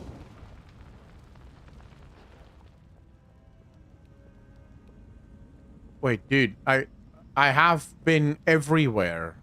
Where else could I go? Oh, never mind. I don't even see that you could go through here. Here we go. How you doing? Norana, Morning Light? There you are. I was beginning to think you had lost your way. Yeah, I'm here. What do you want to say? Norana, you've set an entire barrow ablaze. What madness is this? Vakin, how you doing, bro? Teldrassil opened my eyes to the truth. We cannot save our people through force of will alone, Night Warrior. Our people have seen enough forests burn, Norana. Whatever these fanatics promised you, it is not worth the toll the Firelands would exact. I have simply promised these fanatics the birthright they are due. The fire will return to us, the eternity that your draconic keepers continue to hoard for themselves. Wait, Norana, I knew Norana once, champion. I hesitated. It will not happen again. Join me on the surface, and we will attempt to track her down. Okay. I mean, that sounds like a good idea. Let's do that then. Just fine. Thanks for asking. How are you doing? I'm doing very well, bro. Thanks for asking. I mean, how can I not? So far, the story is pretty good. Pew? I mean, we're still in the beginning of it, but the story is pretty good. Blizzard seems to be hitting at least some of the right notes. A lot of the questions that I've had has been answered, although some of the questions that I've had has been more for new players. Because I'm kind of going through this thing, and show them the error of their ways. What I want to see from this story is that it's good for players like myself that kind of know most of the stories in World of Warcraft, but also good for a new player that maybe don't know the story of World of Warcraft. And right now, it's doing a decent job, right? It just revealed what the Druids of the Flame do and what the Druids of the Flame want. But at the same time, it also revealed why certain Night Elves decided to join the Druids of the Flame after what had happened at Teldrassil. So it's kind of hitting a nice balance between telling some of the old lore, but also revealing some of the new stuff. So right now, I'm pretty happy with it. Colby, how you doing, brother? First time chatter here. Just watched your cinematic analysis. Loved it. You said Azeroth hasn't spoken to anyone before. What about Magni and BFA?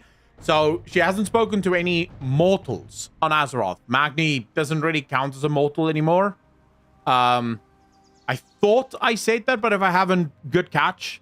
Because in my live video where I spoke about this on the Clips channel, I did say, other than Magni, Azeroth has never spoken to anyone. She's only ever had visions. So none of us would actually know what's going on. But very good catch if I didn't clarify that.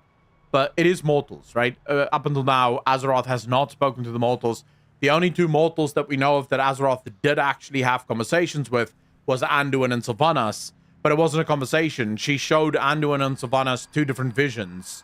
In Sylvanas' vision, she showed Sylvanas how she is the queen of absolutely everyone and everyone bows to her. And Anduin's vision was him bringing peace to the world. Two visions that seemingly Blizzard completely forgot about, right? I don't know. Blizzard probably just decided, nah, that's too difficult. Let's just continue doing what we're doing. So yeah, you know, who knows? Narana Moonlight. She was an initiate at the Temple of the Moon in Darnassus in the years following the birth of Teldrassil. She was always such a kind and quiet soul. I thought her dead. Instead, she now walks amongst the Druids of the Flame. Tyranda's expression wavers between sadness and conviction. These are not Thandral Staghelm's Druids of the Flame. To think that someone as kind and compassionate as Narana would count herself among them. We may never truly understand the depth and the scars left by the fallen bows of Teldrassil. Thandral Staghelm, that's the one we spoke about earlier. The one that started the dream. The Druids of the Flame. Heed the voice. Not a day goes by where I do not mock the memories of those that fell at Teldrassil, consumed by a fire that I could not quell. Be they Kaldorei or Dryad, I will never again let the cries of the anguished go unanswered, not while I still draw breath. Do I care about any of these? I don't think I care about any of these.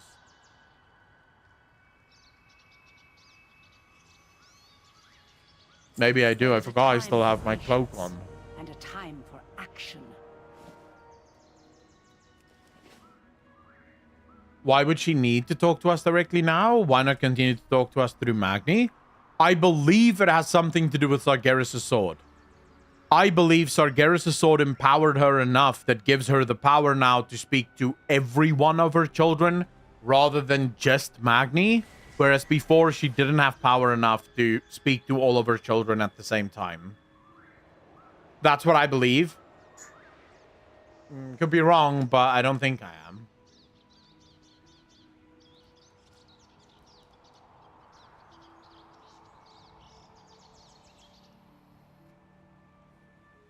Undithur tells me of smoke rising from a grove to the west. Narana's new allies are not exactly the subtle sort. I do not care what her motivations are. I will not allow her to set another inch of this land ablaze. Ride for the Western Groves. However the Druids of the Flame plan to seek their so-called rebirth, we will do all we can to stop them. Do not lose faith. I mean, we kind of know how they plan to do that, though, Tyrande. It tells me that the Druids of the Flame have claimed their grove to the west. No doubt this is where our quarry lurks. Yeah, but we do know exactly how they're planning to do this. Make haste. Every moment we delay provides the Zealots another chance to spread their burning ground. The only way they can do it is with a world tree. They need a new world tree that is blessed and to claim it as their own.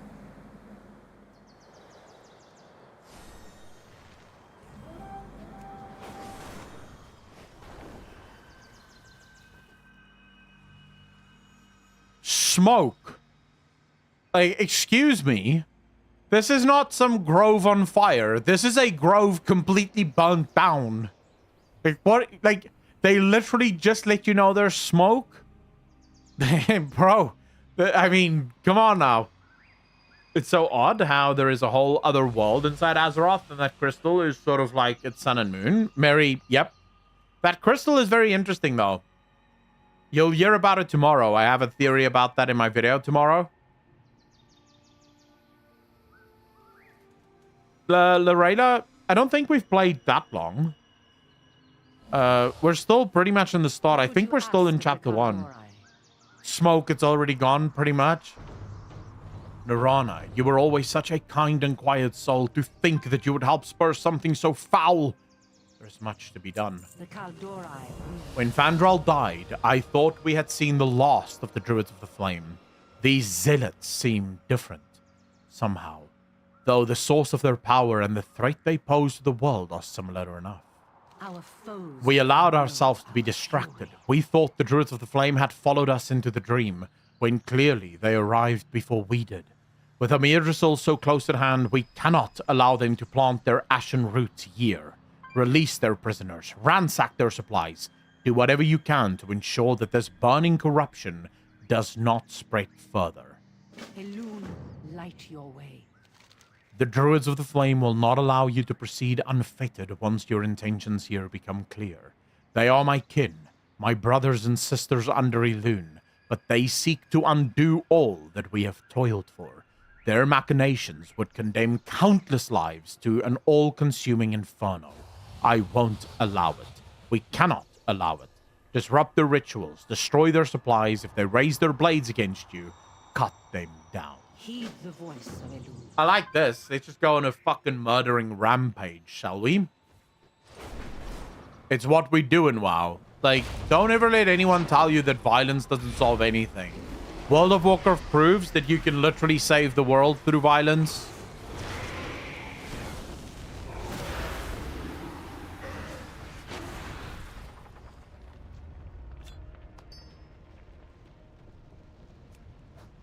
I'm calling it now. That crystal at the tip of Sargeras is the tip of Sargeras. Shadow Scalig, the problem with that crystal, and I didn't keep this in mind when I first watched the cinematic, is the location. If you look at where those lands are, it's nowhere close to where the sword was stuck into the earth. Actually, that's not true. No, that's not true at all. It is actually close enough.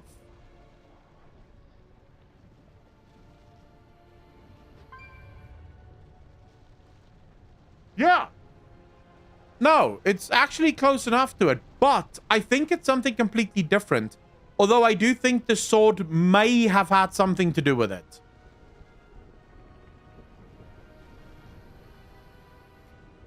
So what if it's not the tip of the sword, but the sword actually knocked something loose? Now, what's interesting is we've always asked ourselves, why did the old gods choose the places that they did? Like, what was the reason for those places? I'll quickly show you guys the cinematic. Hold up. Let me just get this cinematic quickly. Could have sworn we watched this cinematic, but for some reason it's not here. So let's redo this. War Within cinematic. Here we go. No, that's not the one I want to show you. This is the one I want to show you. Fuck me, that's loud. Of course it's loud. There we go.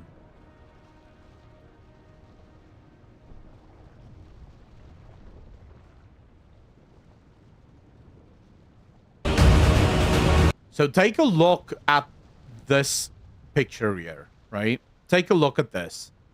You see the crystal, and it's clearly a crystal. But look at the area around the crystal. Do you see how cracked it is?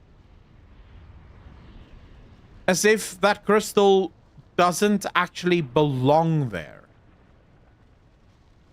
Now, what if the Naru actually arrived on Azeroth long before even the old gods? And the Naru planted themselves, these giant crystals was planted all over Azeroth, deep beneath the soil where they could not be discovered. And the old gods, when they arrived, planted themselves on top of these crystals to try and influence these crystals, to try and twist these crystals into their own machinations. The sword of Sargeras may have actually knocked this crystal through the through this cavern. So there's a possibility that maybe just the tip of this crystal used to be out there, but Gorobol has actually jammed it even further through, and that's why it's so cracked on the sides, because of the impact of the sword. That is one of my theories, at least, to what this could be. But it would kind of make sense, because the light seems to always know what's going on Azeroth and when they should show up on Azeroth, even though we don't know of any Naru that is really active. On the last Naru that was active on Azeroth was with the Draenei, and that Naru got destroyed. So how do they always just know when they're supposed to show up?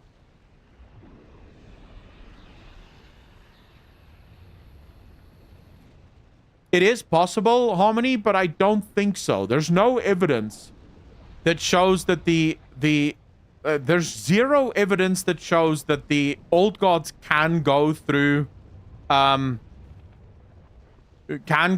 these sort of light machinations or light modifications.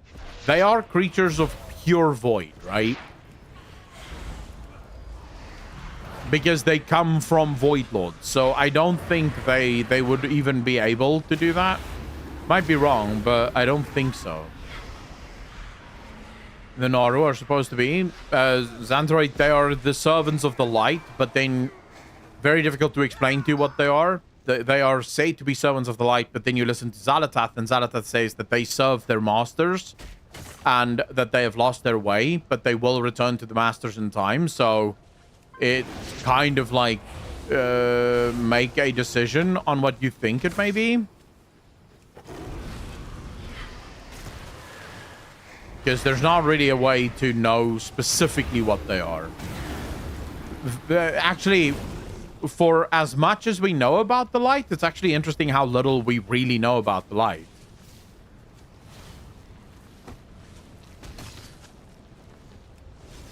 The Void Naru inside, doesn't it turn void? What do you mean? What Void Naru?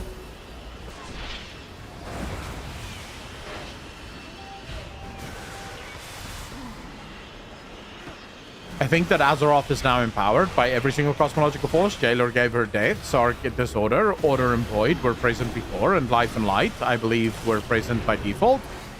I could get behind that. I mean, that's a theory that I would 100% support. Oh shit. My demon died, I didn't even realize.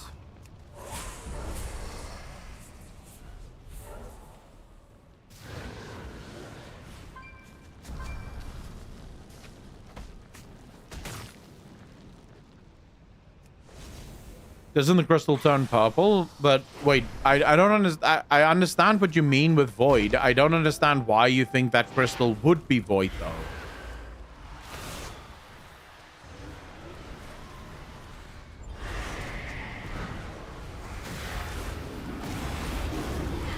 Pump Death Magic into Azeroth? But the crystal going dark is something new. It didn't always do that. How do we know that the crystal hasn't always gone dark?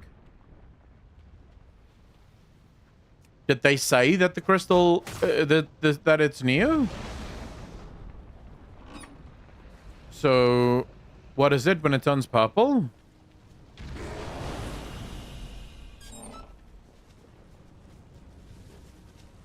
I mean, it could be the influence of Xalatath. So the fact that it's going purple could be the influence of Xalatath.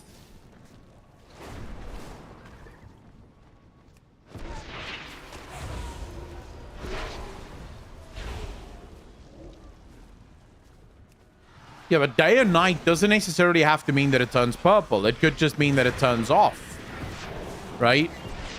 Like, if you guys are saying that it turns purple, then that is void, but that could be the influence of Xalatath.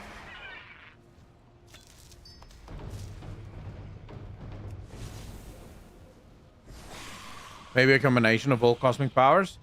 If we're talking about Azeroth, then yes. I believe Azeroth has been empowered by at least something.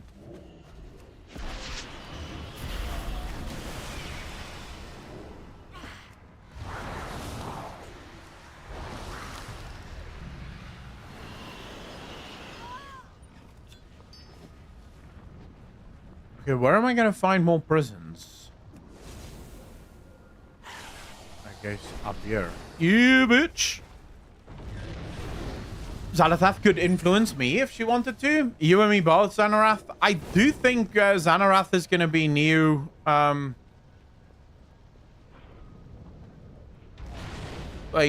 Xanath is probably gonna be new waifu and ultimate waifu. Sylvanas will probably have to stand aside because let's be real.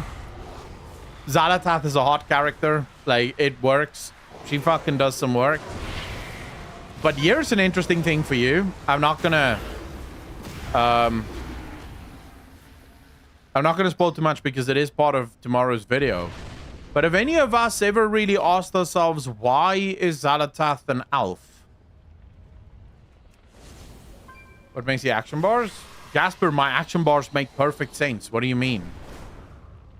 There's nothing messy about them at all?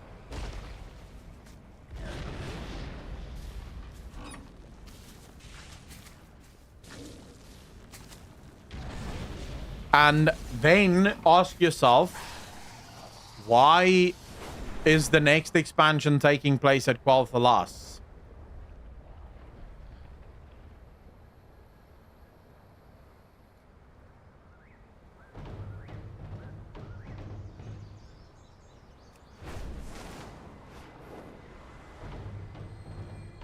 Just random questions, you know, nothing too major. Fuck me with this bullshit that keeps changing. Come on, Blizzard, stop. Or just follow the main quest line. Don't take me back to Azeroth. I'm just asking random questions. I'm not saying anything. I'm just sort of asking a question, you know? Why is she an elf and why is midnight taking place in Quel'Thalas? You know, just some random thoughts while I'm playing a video game and having fun. There is a time for patience and a time for action. Why would a mortal be trapped in an old god blade? Why indeed? Why indeed? That is a very good question. You'll have to wait till tomorrow.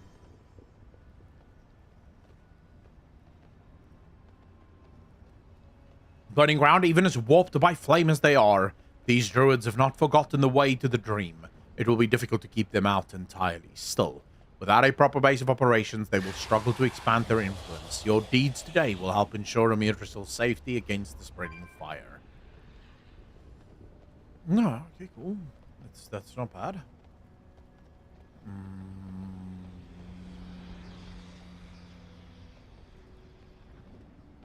I'm assuming this one's better. Yeah, I'll go with this one. Yeah, why not? Fuck it. Actually, getting green upgrades shows you how much I don't level or gear. Oh, and I got some speed on this one as well. Nice, not bad.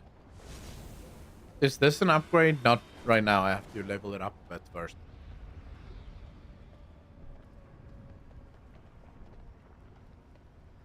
Oh, Mary, that's very interesting. What are you playing? Basilica, I'm playing World of Warcraft. What have you been up to? The Sunwell was used to open a portal to bring Kil'jaeden from the Twisting Nether. The Sunwell has always been very interesting to the Foul, but not really that interesting to the Void. The fact that the Void is now going after the Sunwell, I think, is only part of the story. I don't think that's the whole story. The question still has to be, why is Xanath an elf, and why is midnight taking place in Quel'Thalas? I do go into it a little bit more detail in tomorrow's video. That's being edited right now by Holy. So I can't show you the video. It's literally in edit at the minute. But I'm going into it in a little bit more detail, and then probably in the very near future I will have even more detail on it as I've thought about it and come up with a new, you know, speculation theory on that. Gossip Girl, really good show. Wasn't the Sunmile filled with a Naru or something? Maybe that's why the Void wants it?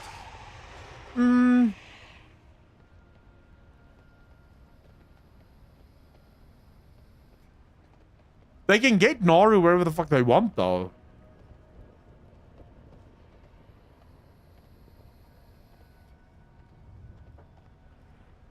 To think, after all we had been through, that any druid would dare try to warp the dream in such a way. These druids are an affront to the suffering that the Kaldorei have endured. Do not lose. Forlorn hope. You've arrived just in time. Norana lurks just beyond the ridge. She appears to be taking part in some manner of ritual, alongside a man who appears to be their leader. These are powerful druids, and their strength is amplified by their ties to the Firelands. Taking the blade to all of them at once would be foolish. Still, the least we can do is disrupt their ritual. If we send them scattering, we buy ourselves time and an opportunity to press the advance elsewhere. There is a time for patience and a time for action. Yeah, Lady Moonberry is. While you were disrupting their camp, Andiur took the liberty of discerning Nurana's location. These fucking names, man. Andura took the liberty of discerning Nurana's location. She stands with the so-called Prophet of the Flame just beyond the terrace. We have a chance to behead this foul serpent, and I intend to take it. Whatever ritual they seek to invoke, we must put a stop to it. We do not have much time. Speak to me when you're ready to strike. I am ready. Behold, I bless you with the embers of Ragnaros. Of Ragnaros? We must Interesting. ensure Varrock makes way for the new Fire Lord. A crown of flame will reign over Azeroth. You all have seen the destruction caused by Tyrande. She refused to join us in the restoration of our people's immortality. These lies poison my people against me. She would bring a tree of death into the world, condemning the Kaldorei to the Shadowlands. Oh, crap. Traitors! Apostates! This madness ends here! So much for not taking on all of them at the same time. Like, she just rushes in and goes, fuck it, I'll kill them all.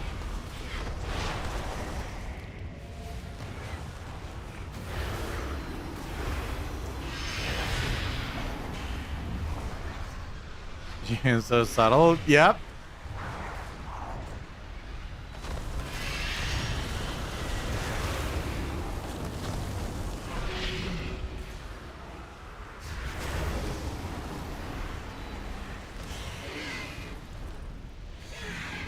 Aww.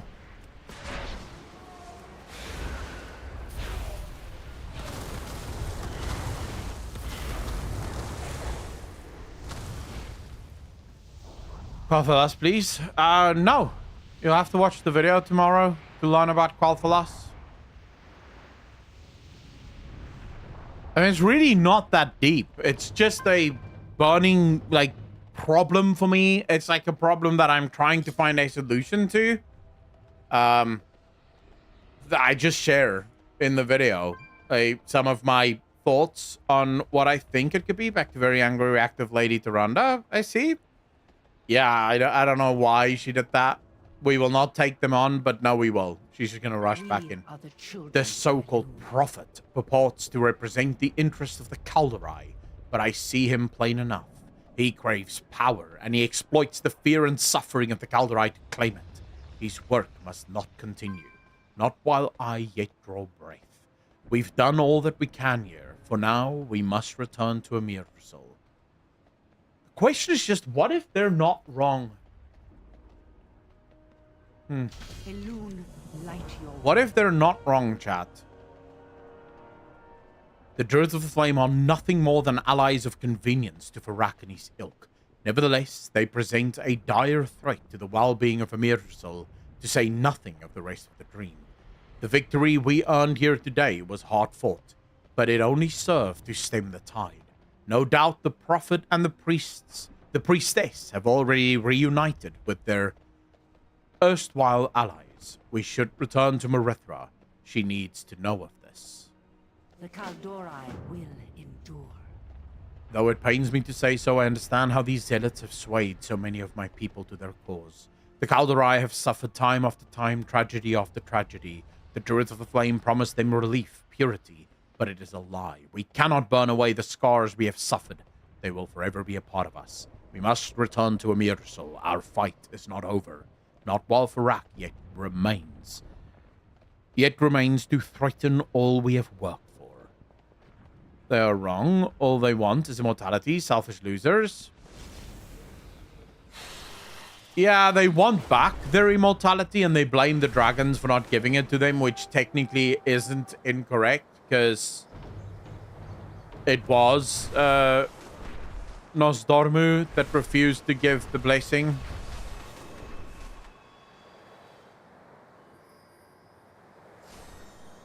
Here's my one and only hope.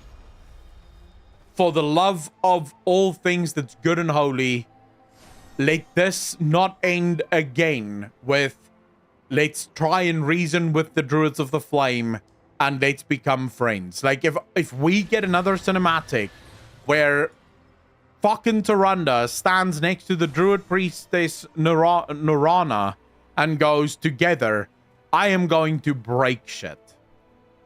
Like, I am going to break shit. Like, this would be just peak what the fuck is going on, man.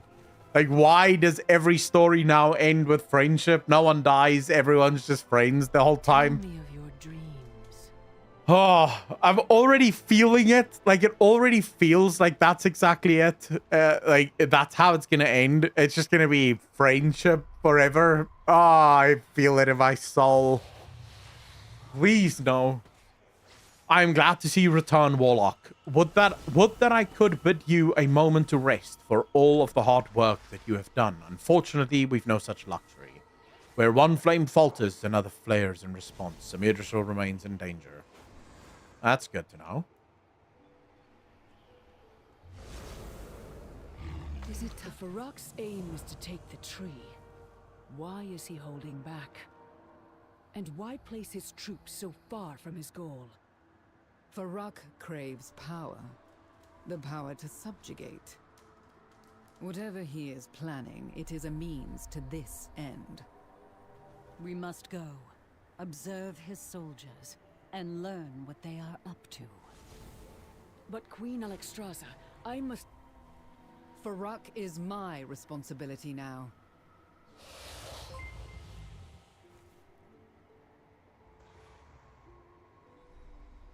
Farak is my responsibility now.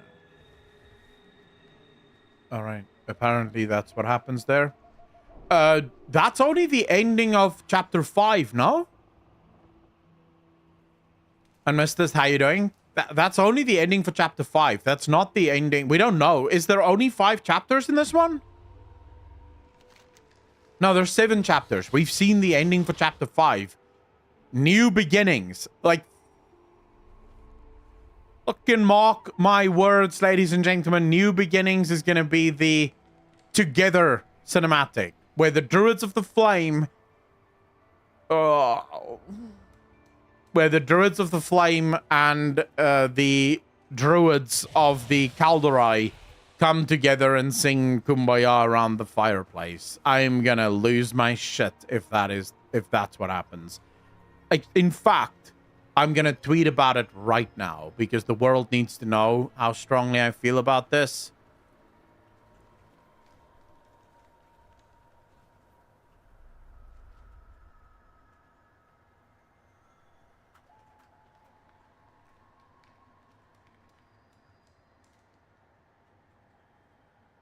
Well, how do you fucking say her name again? It's Nuara, but now I need to go up and find Nuara in this. Like, where did Noara speak? Surrender.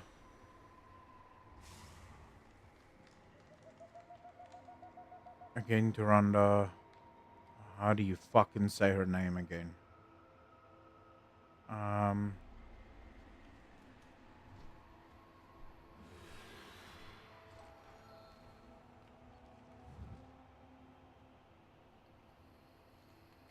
No, Nurana. Sorry, Nurana. So it's Nurana.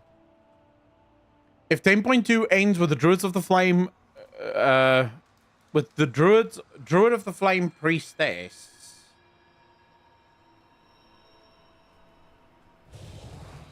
Priestess at Nurana and Tyrande saying together in a cinematic, I am going to punch myself in the dick over and over and over until I pass out and hopefully forget it ever.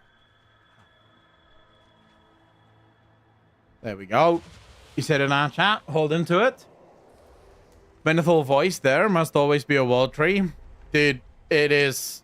I'm gonna fucking hate it if this is actually what happens.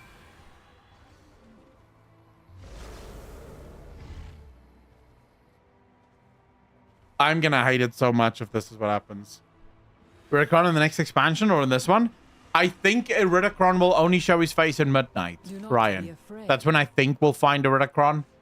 Ridicron is clearly busy with some shit, but what exactly it is, I have no idea.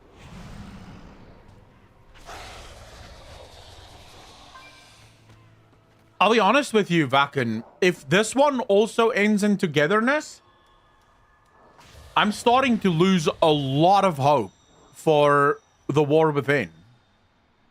Because what if this truly is just Blizzard's newfound way of telling stories? Every enemy you meet ultimately becomes a friend at the end. Like, that's just how they're doing it from now on, because they want to show that people with differences can actually come together. By literally every single time the enemy starting to realize that we, or at least our champions, were always the right ones. Like, not once has there been peace in Dragonflight where we, or, you know, we changed our minds to start seeing things the way that our enemies see it. It's just always our enemies have to realize that we are the right ones.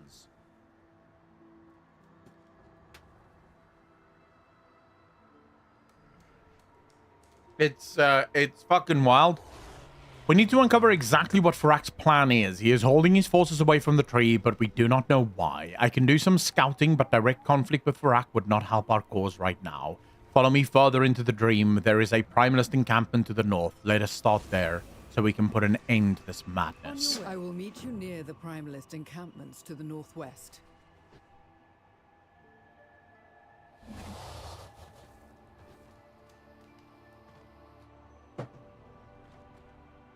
Why would I use a different dragon?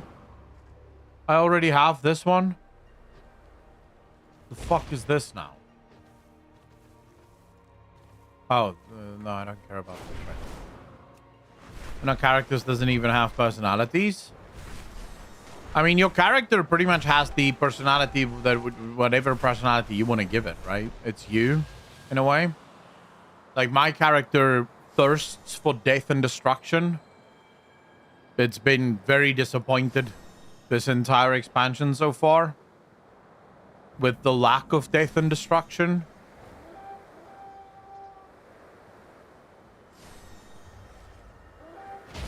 Walk of Lore, past and present. What really bothers you that you don't think it's talked about as much as it should? For me, it's Meryl Fellstorm.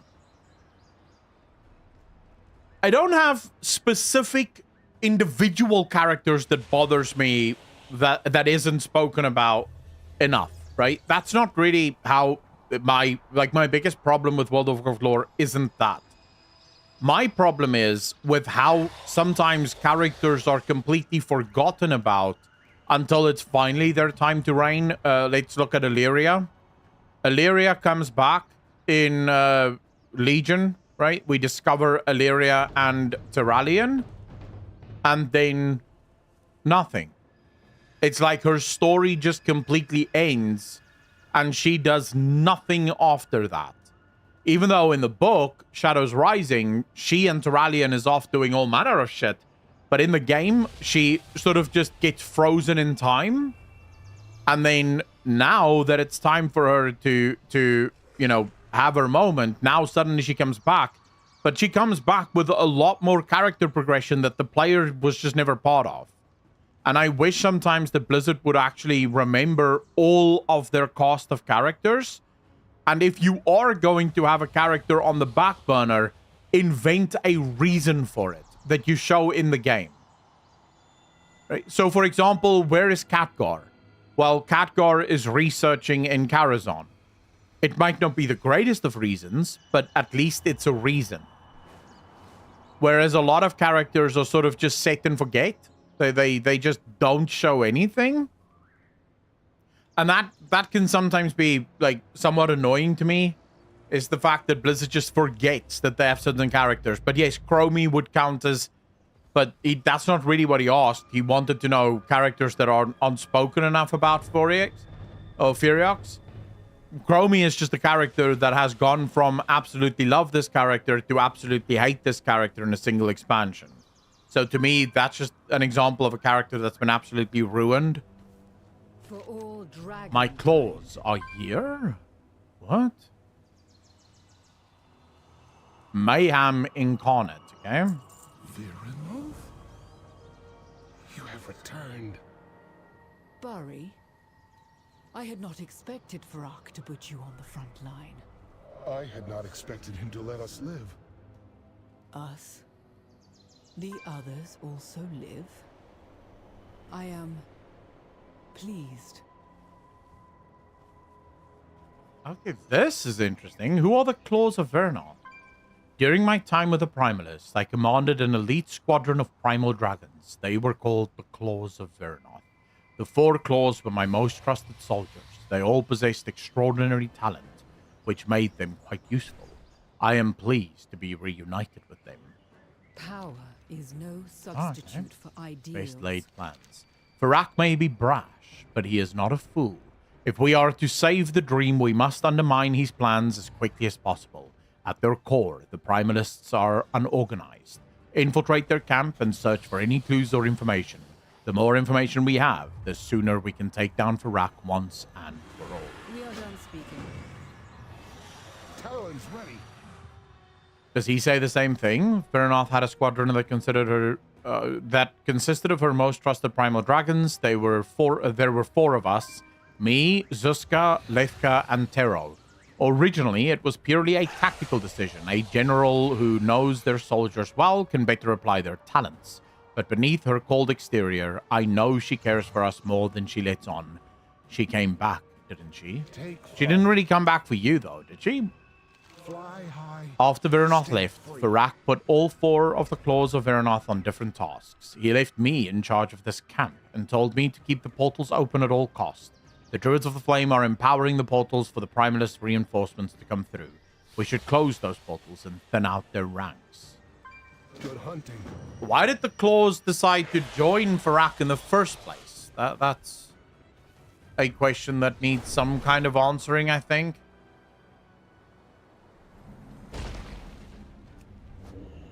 Started to like Vernoth more after this questline. I've always enjoyed Vernoth. I think Vernoth is a pretty interesting character. I still don't trust Vernoth, but then again, you know, maybe I should stop not trusting characters because Blizzard have very clearly shown that everyone is afraid now. Virinov neglected my power, but Farak will not.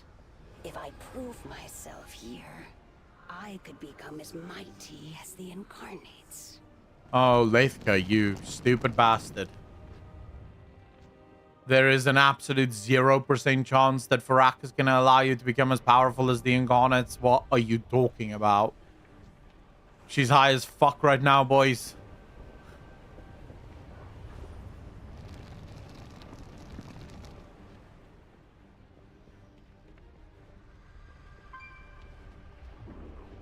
We are also the Mawwalker. True, but let's not talk about that, please.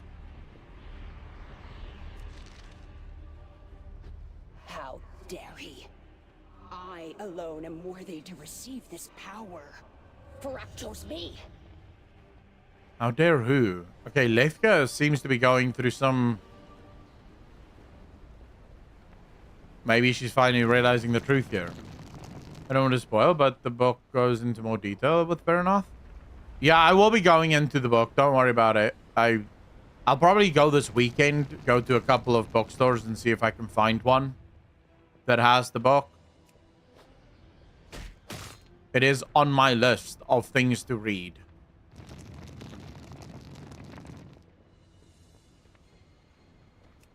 I hate that I live in South Africa where it's sometimes super difficult to find, like, gaming books.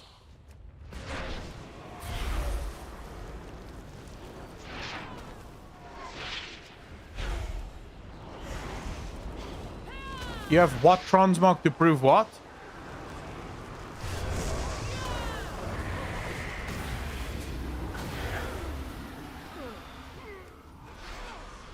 Those are horrific visions created by Azeroth.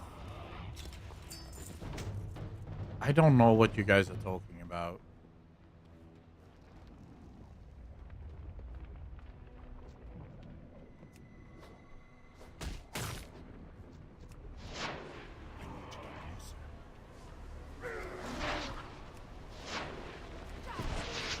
Come on, boys. Everyone on me.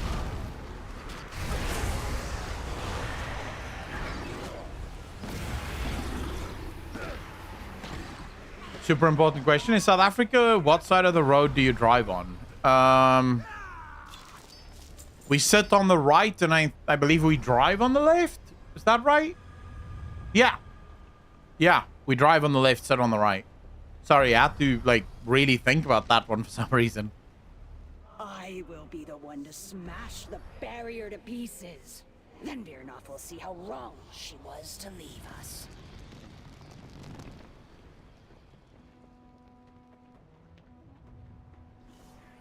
Yeah, we're basically same as in the UK. Many places in Europe as well. Like, I don't need a new license whenever I go. If I go to the UK, I don't need a new license.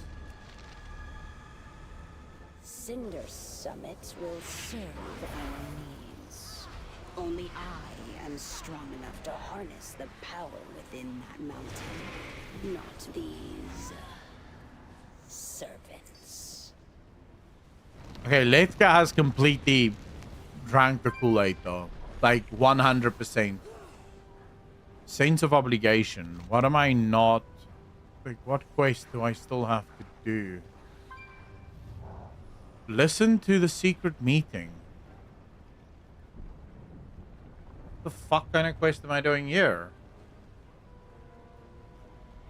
Oh, this is a completely different quest line, I think. Yeah, this... I don't know what quest this is. Oh, never mind. I know exactly what quest that is. That's yesterday. I was doing that shit yesterday.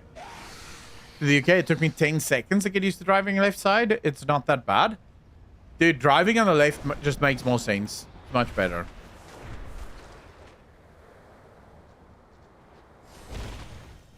Are you worth my time? Let's talk to him first. Light him up. Disrupting their forces should protect the dream now.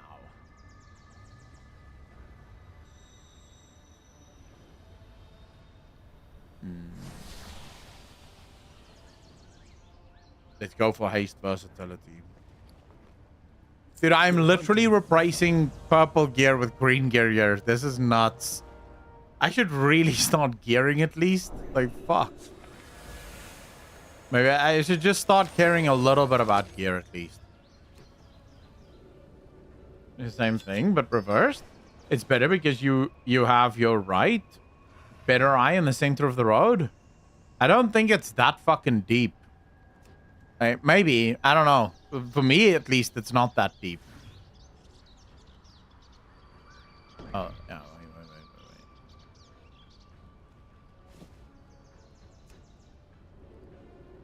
I'm about to look like a Nobind again soon.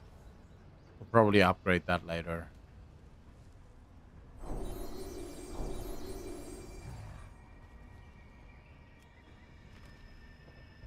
Alright. Did I not get a weapon? I could have sworn I did get a weapon. Yeah, but this one's actually... The one I have is actually not bad. Oh yeah, I did get a weapon. This one, but I don't have an offhand for that.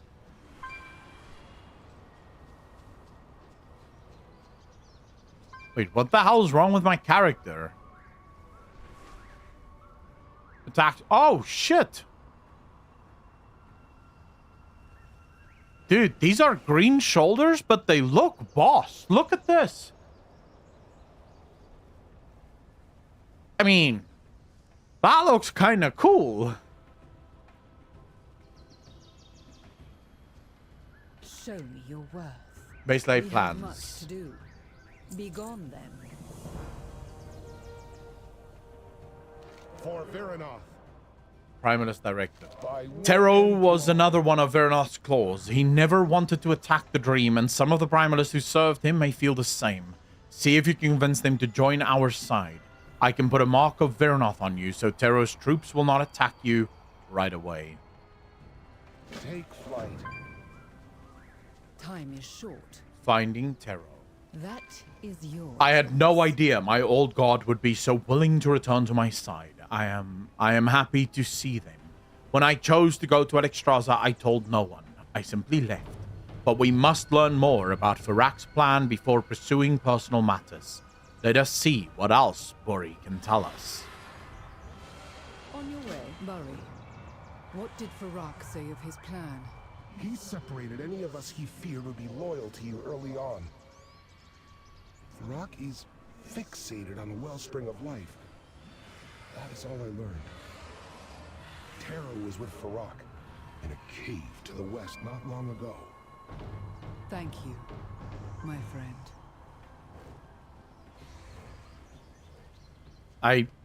I cannot trust Viranoth. I cannot trust Viranoth. Well, I'll give the Unruly flame elementals are infiltrating new areas the outdoor Sate a chance. Snuff them I'm happy out before to. they set anything else ablaze. Oh shit. Tero is dead? No. Okay, investigate Tero's body. Tero's body is burned and badly beaten. Keep your hands off Lethka's prize. 2 puncture wounds on his neck delivered the killing blow. A bite from a proto-dragon. The wound is too small for Farak. It came from someone much smaller. Wow, Lethka is actually killing her own brothers? Bitch. That's terrible. Oh, bro, that's some gentle fucking comedy right there.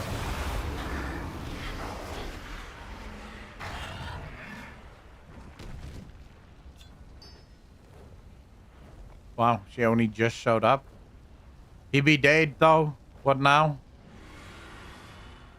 Lethka, what have you done? I removed an obstacle. You abandoned us to your regrets. Farak continued on the path to victory. Now, I have a mountain to explode. I will stop Lethka. Explode? She's gonna what? Stefan, how you doing, brother? She's gonna explode a fucking mountain? Like, seriously? It sounds like the same one.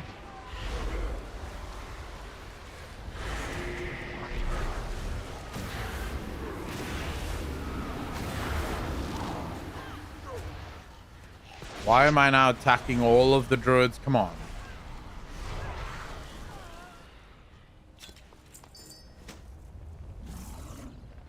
Dude, I need to speak to some of these, but everyone just seems to be attacking like fucking nuts. Like, what are you guys doing, actually? Oh, wow. This quest is gonna be one of those. I hate this. What the hell is my demon doing? Oh, where bro, why are you...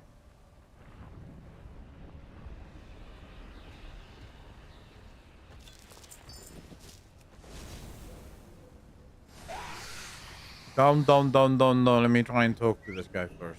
Hey, how you doing, bro? Harming the dream was a step too far. I'm glad we're seeing it the same way.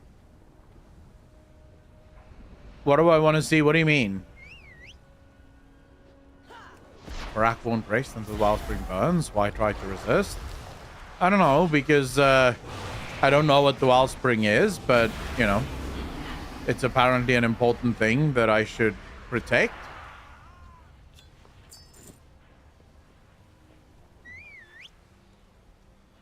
I am loyal to Tero, and Tero is loyal to Azeroth. Okay. Reminds me of Blackwing Descent. Which dialogue reminds you of Blackwing Descent? How do you expect the final raid cinematic to be, Akko? Honestly...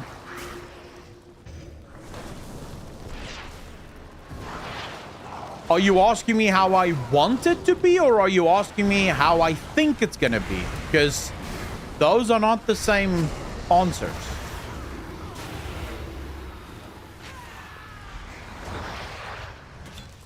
Think and want. So I want it to be Farak winning, or at least even if we kill Farak, something seriously bad happens. So, for example, Farak dies, and as he dies, the void jumps into the tree, which, you know, causes some serious issues. I think that could be actually pretty cool. But maybe the void jumps into the tree, but no one sees it. So in the cinematic, you kind of see the void reaching out to the tree, but we don't know that it's in the tree yet. And that can maybe bite us in the ass a little bit later. The way I think it's going to end is with together. That's my greatest fear. That Tyrande and the Druids of the Flame are gonna, you know, become friends again. And they're going to realize that actually we always loved each other. And so, you know, it's just going to be another one of those let's hug it out moments. Tero was always protective of those he commanded. He would have wanted us to save who we can. Veranoth will not rest until Tero is avenged.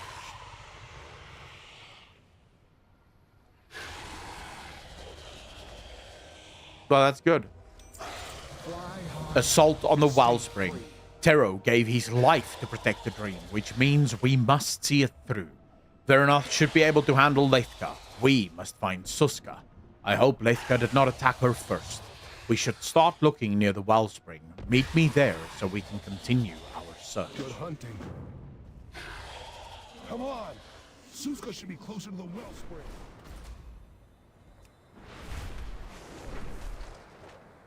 Yeah, it feels like Blizzard really wants to tell a story of, like, togetherness and friendship, in a way.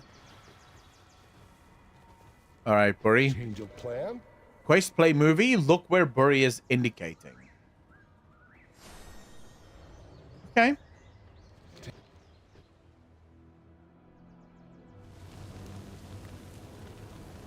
We waste precious time. Dreamrender could cleave this barrier in an instant. Is this simple task too much for you? Once the wellspring is filled with flames, my flames, it will set the entire realm ablaze. Then, through that tree, all Azeroth will burn. Yet you would have me squander my power to make up for your failures. I only thought... Forgive me. We will bring this barrier down. No. You will not.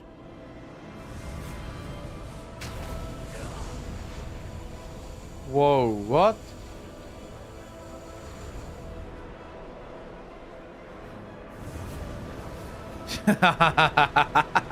Just instantly back to work. Oh shit. Yeah, he cooked him. Fuck my life. There she is. You can get closer without me drawing their attention.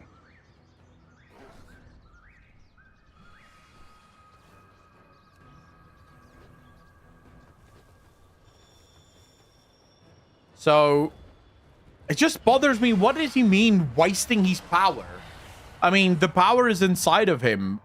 Why is he wasting it? Was he only able to absorb... and whatever he absorbed is what he has now? Or... like, what exactly is this? Ghostcrawler, very enough. Farak is a poor leader. His mission is doomed to fail. Okay, how do you think they are? By now, I am sure you have heard of the Claws of Azeroth. I was a member as well.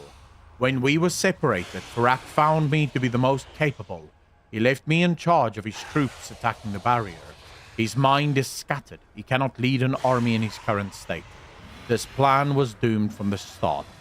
Okay, so that actually proves that the Void is driving him nuts. Fly free. Stay true to yourself. Fury is here? Yes, he is. Stay Big, sharp. bright, beautiful barrier. Eyes open. Fury? Fair enough. Once she left us at the mercy of Farak, we had no choice but to follow him.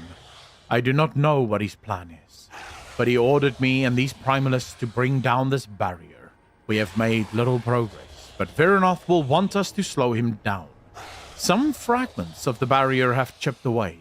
If you collect them, we can channel their energy back into the shield. Can I trust you to undo the damage that I have done? I mean, it's what I do best, as long as you give me gear. The rock separated any who might be loyal to her.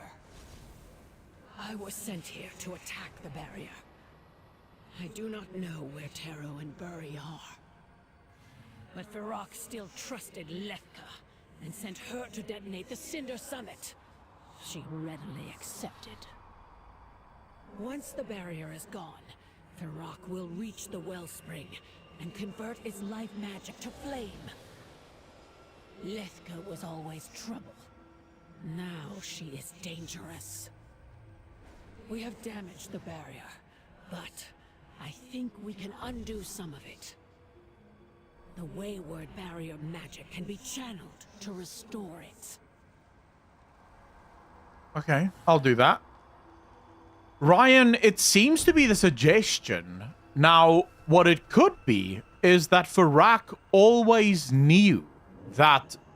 or Farak never planned on becoming the Void's puppet. And so, unlike Deathwing, who was basically driven mad by the Void, Farak was a lot smarter. So, the idea for Farak is he will keep the Shadow Flame for as long that he needs in order to infuse it into the Wellspring. But then once it's in the Wellspring, once he's inside the Wellspring, he will channel all of the shadow magic or all of the Shadow Flame into the Wellspring, thereby cleansing himself of the Void. So there is a possibility of that. Right now, he's being driven insane by the Void, but the only reason he was happy to do it is because he never planned on it being a permanent thing. Because remember, how Farak fell isn't exactly how Naltharion fell, right?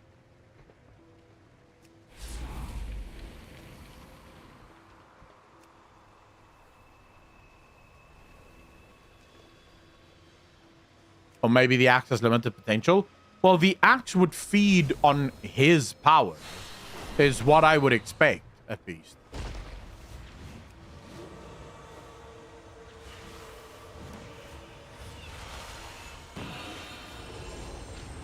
Oh shit, we've just rebuilt it. What do you know? These poor guys are working their asses off, and we just rebuilt their... My claws are ready. The barrier has been repaired. Okay. Show. We should regroup with the others.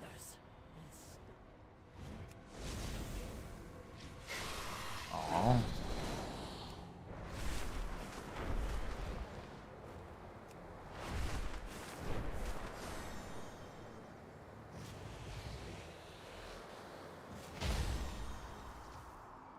Looks like the Druid of the Flame are slaves now. Yeah, I don't understand that part of the story all that well, Zico. I'm trying to make sense of that part of the story. What is our mission? Big, bright, beautiful barrier. Stay true to yourself. Thank you for preventing his onslaught. You're more than welcome. Eyes open, claws ready. Power, eruption, and lies. Veri told me that Lethka planned to ignite Cinder Summit, and Vernoth pursued her. Lethka revealed herself because she knew that Vernoth would go after her. The power in Cinder Summit can destroy this barrier or Vernoth. We have to go after them. Oh, that's not good. Wait, Vernoth should be back by now. Where is she? Vernoth pursued Lethka to Cinder Summit. After we saw what she did to Taro. Lethka is more dangerous than Vernoth knows. We cannot allow Lethka to detonate that mountain. If Cinder Summit explodes, the barrier will fall. Dude, how did Lethka get this powerful, though?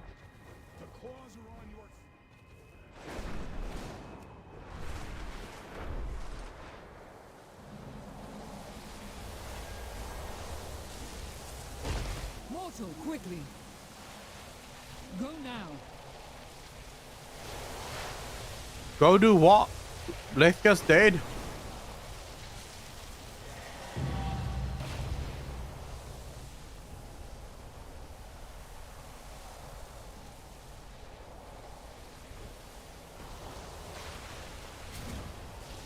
Well, Lethka will be dead soon.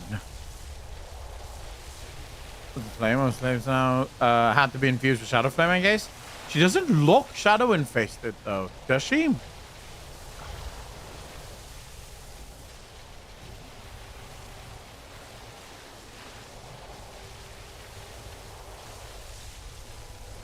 Oh crap. I didn't even realize there's more things.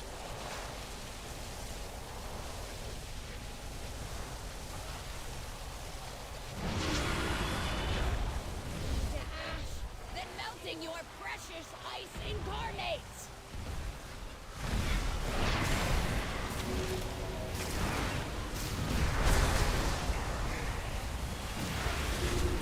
You threw away power for ideals.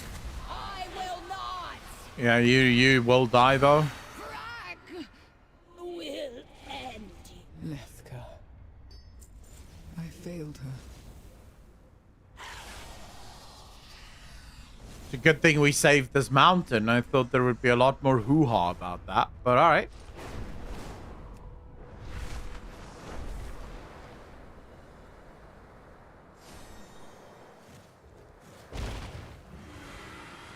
Speak quickly.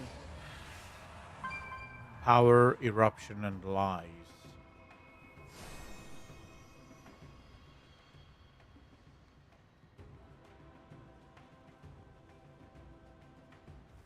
Be gone then. I cannot celebrate the loss of a friend, but it had to be done. Was she really your friend, though? Like, after everything she had done, was she really your friend? Like, really, really your friend? Oh, this is a good chase, actually. Haste Mastery, exactly what I'm after. Why is Bliss so obsessed with underwhelming-ass threats? I know it was not easy. For us, or for you.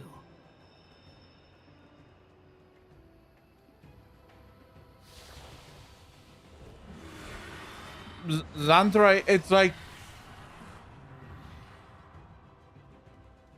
I don't know. I wish I knew, but I really don't. I don't always understand the thinking that goes into it, but all I can assume is that in a world that is as divided as it is, Blizzard's mind goes to, how do we tell a story that doesn't divide the world even more? So how do we make the story be a story, but it's not like too dark or too, you know, whatever? That's what it feels like, at least to me. It feels like Blizzard has this fear in them of being too dark or going too far with something. We have stopped this attack on the barrier, but Farak will find a way through. Akalon, we need to return to Alexstrasza and Marithra and tell them his plans for the Wellspring. Return as soon as possible. It is more urgent than ever to stop Farak. We have much. Claws! To me!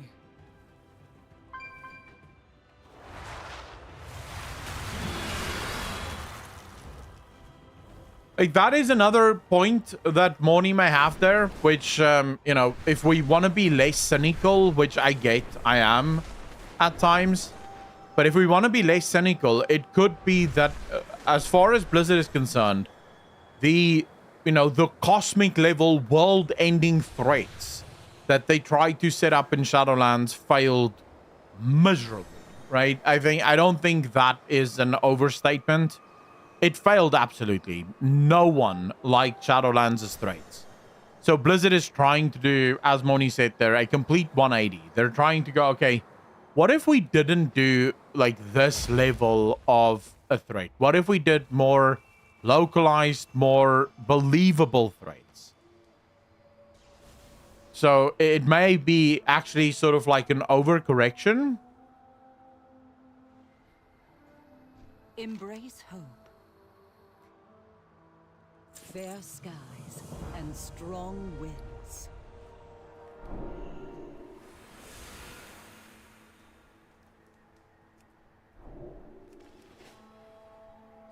They just have to read H.P. Lovecraft to Cosmic Threat properly.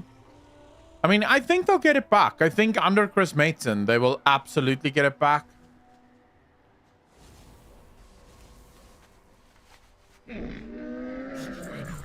Like, Chris Mason knows what he's doing, bro. I would not be surprised. But on the bright side, Mason is back, and he's never won to pull his punches. That's what the hope is right now, is that he doesn't start pulling punches.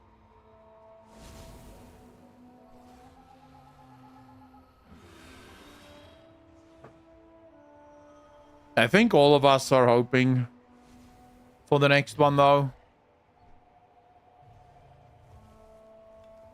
Good fortune to our friends. Let's quickly see. Upgrades. How fare you? What can I upgrade? Aw. But how many things do I even have? Not that many, actually, come to think of it. But then that's not the best thing to upgrade. What is the best thing to upgrade? What do I have that I want? This one is what I want. Yep. Upgrade this.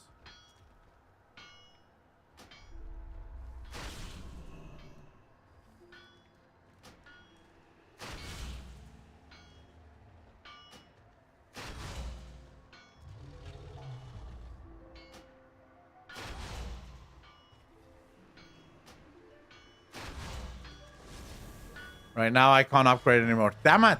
But at least I have it, which is all I really want. Fair skies and strong winds. No, where is it now? What happened to it? Here we go. It is this one, oh? Yes.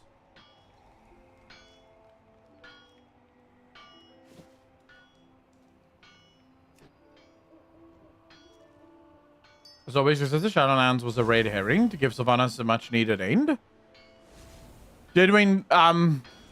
yes and no, but also what you have to remember with, I guess, Shadowlands is Shadowlands' problem. The problem with Shadowlands wasn't that it was like cosmic threats. The problem with Shadowlands was that the cosmic threats were done really, really poorly.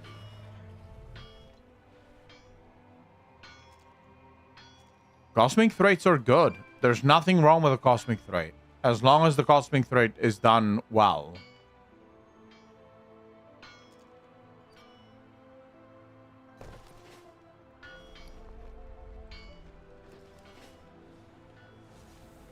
What does the portal in Erebus do with the future? Erebus. Well, we'll have to wait and see with that, wouldn't we?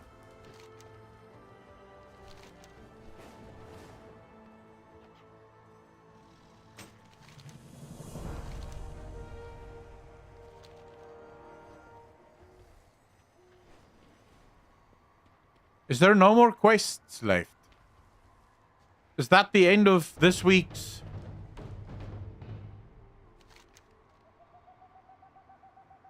I imagine this is the end then. Like, we have to wait for next week to go further, right?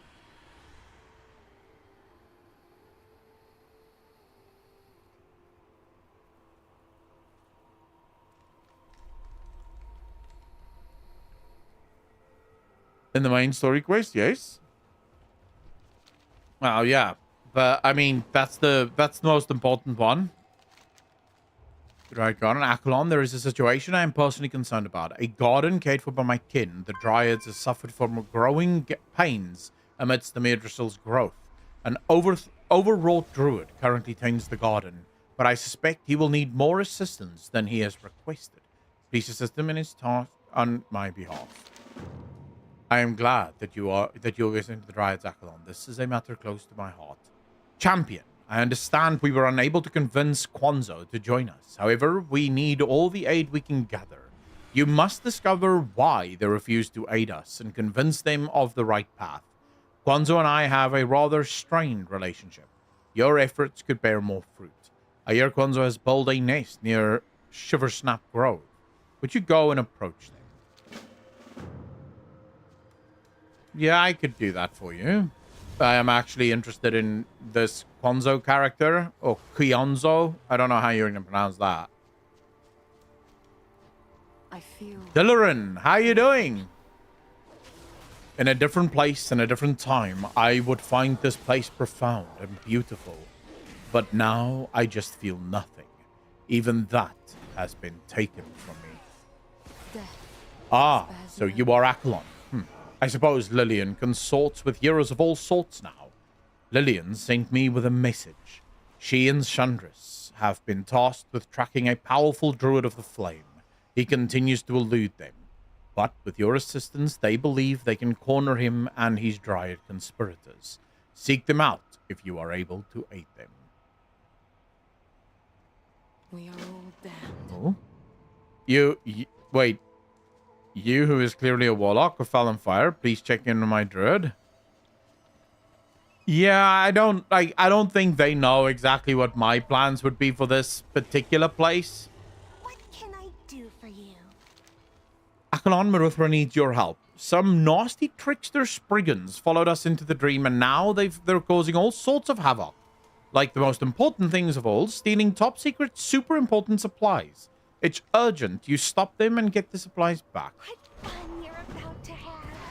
Of course the Spriggans will be here. Dude, where do these Spriggans even come from? Like, in Ardenweald, why are they there?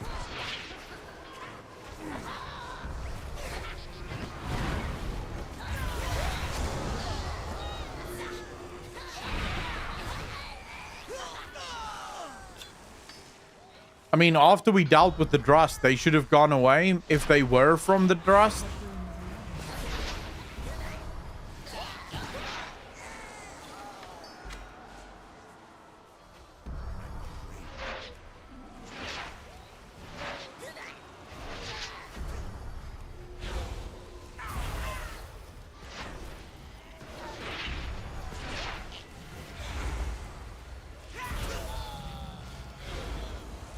Or is this just another one of those, once they're created, now you can never get them gone? They will just always be there? I mean, according to Blizzard, we have, because we didn't do anything else with them, did we? Such a witty repartee. We'll meet again. Hatted hibernation. I'll let you in on a secret. These crates, they're prank supplies. People are so serious around here. What's better than a little prank to lift everyone's spirits? You could put some of these fun hats on some of the sleeping druids, because what's more fun than a surprise hat? Be careful, though. Their connection to the dream could make anything happen. Is that all? Really? Wait, there's still druids sleeping?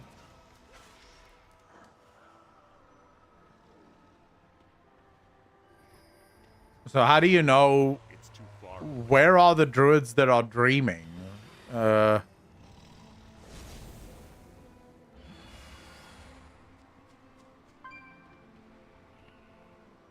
Yeah, what exactly do you do when you're already in the dream and then you're still sleeping?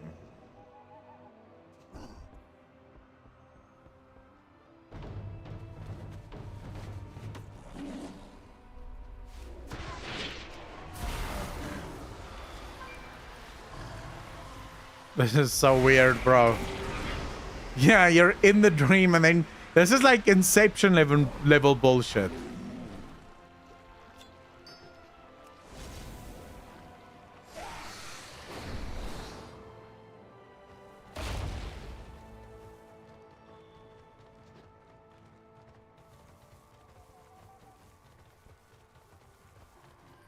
Ooh.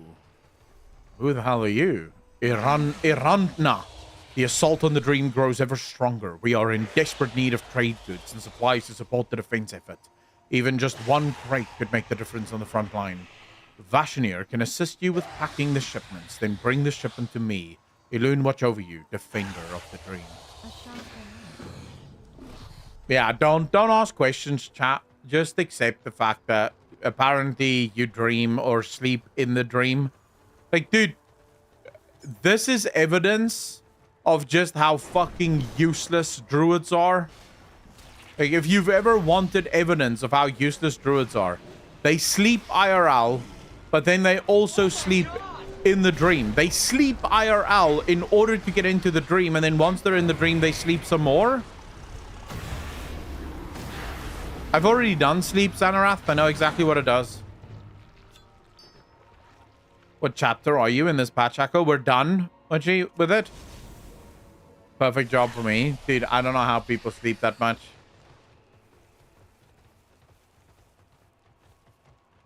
But it is evidence of just how useless druids are IRL, man.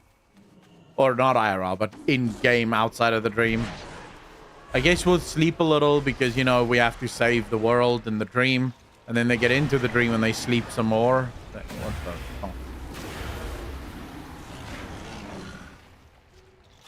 At least with warlocks, when we're in the fel, we're causing shit. We're not lying down resting.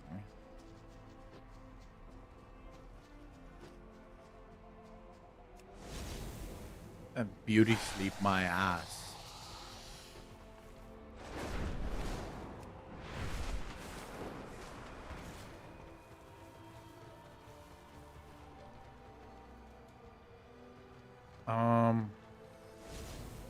Wait, seriously?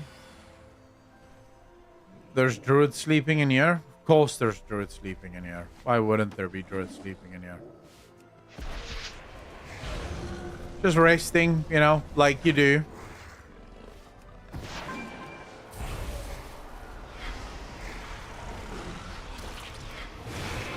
Yeah, no, I know. I don't have a problem with the time gates as much this expansion. They feel a lot more natural than in the past. You know, it would still be nice if we didn't get time gates, but at least in this expansion, the time gates feel a lot more natural.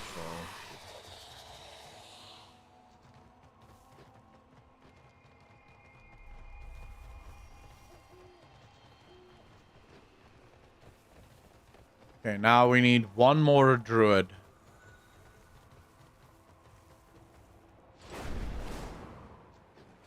One more sleeping beauty.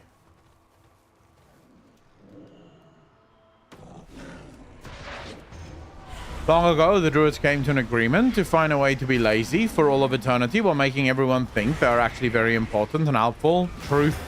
Fucking truth. I never fucking forget being time gated out of 12 fucking chapters in Shadowlands. Dude, okay, the time gate in Shadowlands was probably the most egregious that time gates have ever been in World of Warcraft. Hands down. Safer, by the way, did I say thanks for the 25 months part of the DJ Nation? If I didn't thank you, bro. Really appreciate that. The time gates in Shadowlands were, like, absolutely the worst. Howdy, how you doing?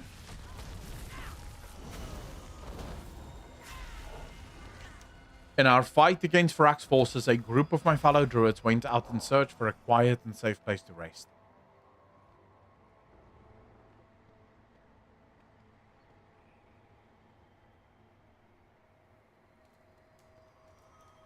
I'm sorry. Your entire dream is under attack, but, you know, we wouldn't want to interfere with your fucking beauty sleep. Dude, why would this even be a thing?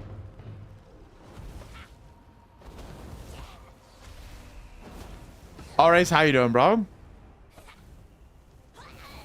You gotta sleep? Yeah. I have to start planning for another assault. I can't split my time as much as I wish. I last saw them heading south to a cave by the shore. Please, I just need to make sure they're safe. Yeah, all right, bro. I'll go do this for you. There's a combat bug in this area, which is really annoying. Yourself getting through workday here in EST land? Nice. You could probably use a little help, huh? Marithra says, some druids are volunteering to help tend to the tree and set up camp, but they're so sad. We have to give them a reason to smile. You can give them some orders that remind them to have fun, but there's no way they'll take orders from you. That's why I've got this costume for you. With this and a little spell, they'll for sure listen to you. What fun you're about to have.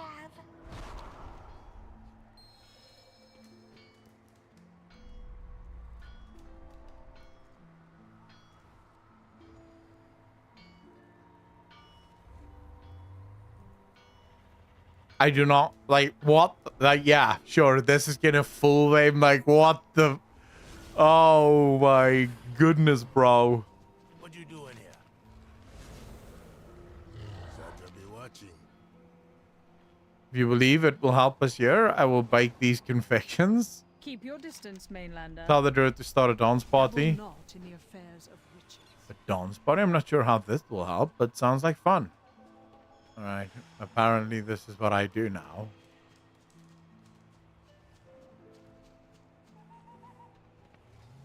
Hail. Every time I think we've mapped the dream, I find there is still so much more to explore. Give the druid a list of instructions to read to others around the camp.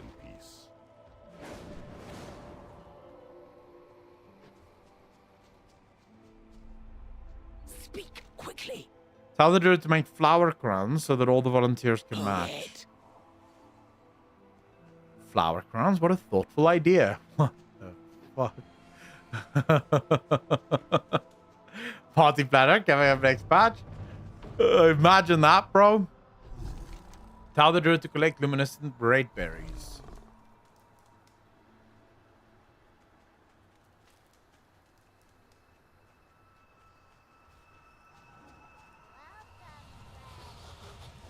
Oh, Sid, Bungie, thanks for the follow, man. Really appreciate that. Welcome to the channel, man. Thank you. We won, but the cost was massive. Bungie, you asked me a question. What do I think of Guild Wars 2? I've never really played Guild Wars 2 for that long, so I don't really have much of an opinion on Guild Wars 2. I've been meaning to go play some Guild Wars 2 because maybe it's good. I don't know. But hopefully. Oh my god. This is nuts. Look at this. Oh, wow. Thank you.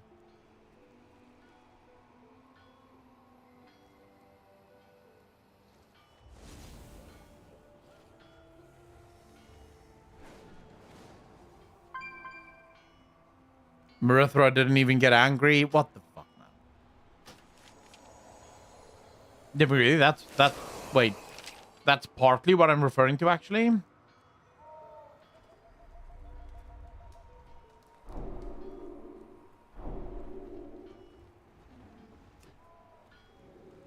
Combine 2 splinter sparks of the dream with 250 to create a spark, to create sparks of the dream. Okay. Why this be from Autumn Wheel? This just casually in the dream. Nick, I discussed this when I covered 10.2 PTR. And in that video, I said best not to poke at it at all, because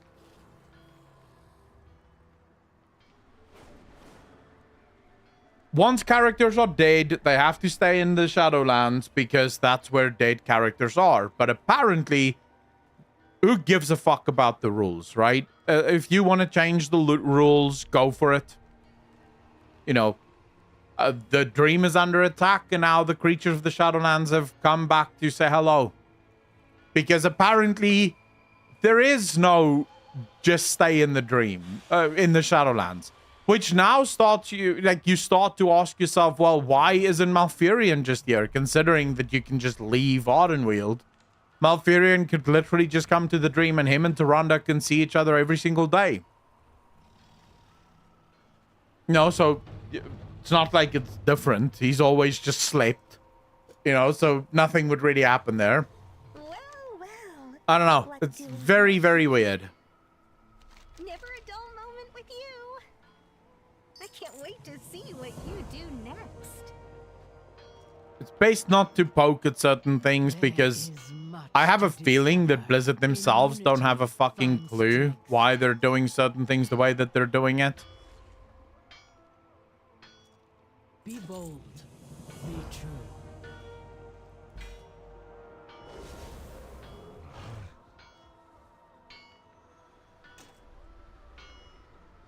Provides the following properties. It's starting. Okay, there is something that Blizzard can absolutely do for me. And I feel like that has to happen sooner rather than later. We can never again have an expansion with this many things that you have to consistently collect, bro. It is fucking nuts. It is nuts. Look at the sheer amount of, like, shit that you have to carry with you in this expansion just to make sense of things. Just to, like, have things. Because everything has a different thing that it needs for a different... It's like, oh my god. There's just too many things in this game. Like, different tiers of of materials. It's nuts.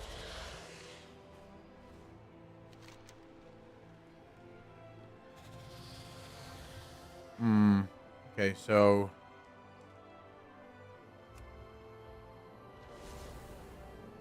let's go do the Mysterious Seeds one.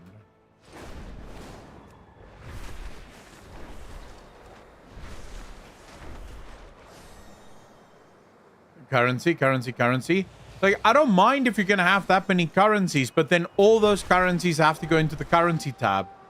It cannot be in your bags, dude. Like, having all of the biggest bags in the game and still struggling for space. And it's not even necessarily struggling for space. I don't even mind the fact, because I have a lot of slots. And I have 45 slots open. So it's not even slots that's the problem. The problem is, find something in this bag. Like, you're looking for something specific. Find it.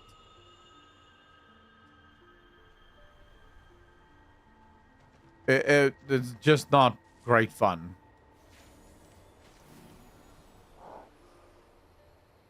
I am honored. Welcome, Waking One. Are you here to help the bounties of the Emerald Dream grow? Mysterious seeds. These seeds hold the key to unlocking the legacy of much of the strange flora that was lost in the fires that consumed Teldrassil. Good luck, friend. With your help, we will restore those lost seeds' lineages. Seed legacy. For years, I worked with Denelin in Teldrassil. His research will be the foundation of how we will restore these seeds. The first step, we must coax them back to life. allowing them to grow into vibrant blossoming plants. I have located suitable patches of soil where the plants can take root and grow, revealing their true potential. We will plant one small, one plump, and one gigantic seed to observe how the quality of the seed can sprout different growths. Okay. Adzirkas, how you doing, brother? Good luck, friend. Please accept these dream seeds as a thank you for all you've done. Why, thank you. Farewell. So now we plant here. Plant a mysterious seed and sprouting. What now? Did I not do that? Plant a mysterious ageless seed to sprout an ageless... But didn't I... Like, what? Now, where the fuck is that seed thing?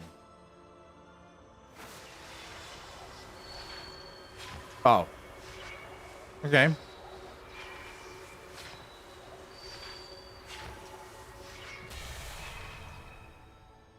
Though of lesser quality, a small seed still holds the hope of embellishments for those that harvest its bloom. Shadow is your name and SWAT reference? Gentlemen, wait, Sunrise, what do you mean? Did they introduce split renown for all characters? Gentlemen, wait, what do you mean with split renown? How so?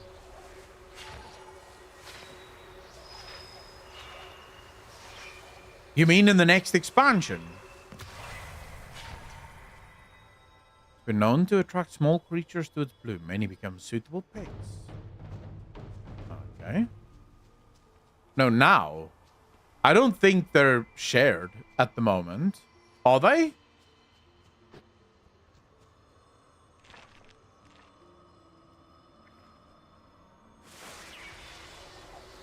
And it was finished.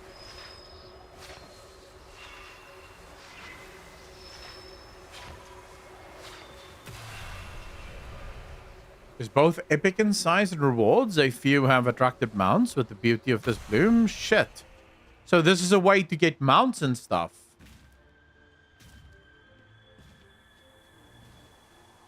How may I help? Seed legacy. Goddess watch over you. Denlin would be proud to see his work continued by one such as you. Be careful. Nurturing ageless seeds. The growth of these seeds is a delicate balance, requiring constant nurturing. I've found that ageless dewdrops gathered from around this area hold a special energy that can awaken the dormant potential within these seeds. If you could collect some dewdrops and apply them to the plants, we can unlock their full potential. Goddess watch over you.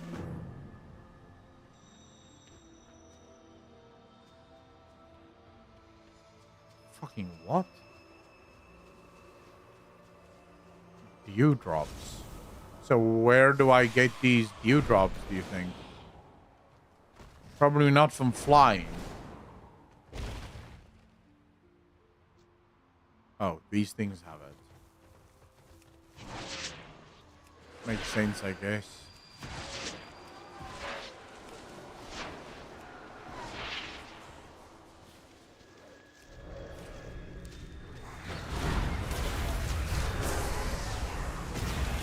From the quest, dream seeds, kill mobs, world quest, etc. Yeah, I mean, I'm gonna do that.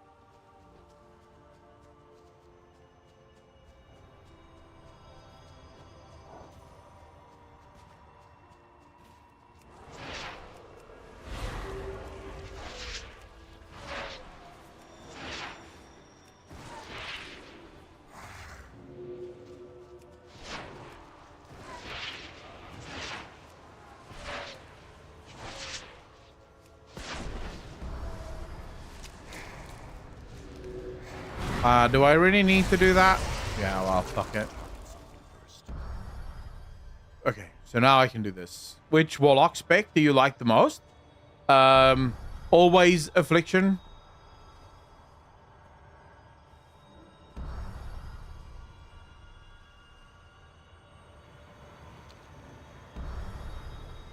Okay, so what did I get? Did I get a mount? Doesn't look like I got shit. I don't even care much if the game is easy. I love that SWATer updates have become 30 minutes of cutscenes, an hour and a half of quests, and good luck. Wait for another 6 months for the next 30 minutes of story. It's cringe. Dude, why is everyone currently complaining about their MMOs? What's going on? The Final Fantasy 14 crowd is complaining. The World of Warcraft crowd is complaining. Like, is this just the end of, like, MMOs? Like, are everyone just angry with MMOs nowadays?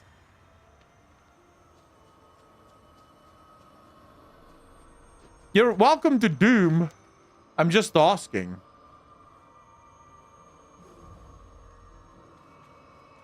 What did I miss? Some good story or cinematics?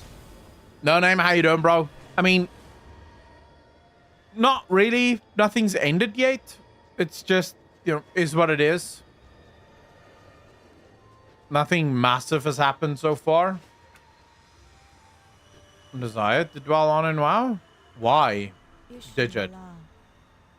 Del Madras. Farewell. Good luck, friend. Be careful.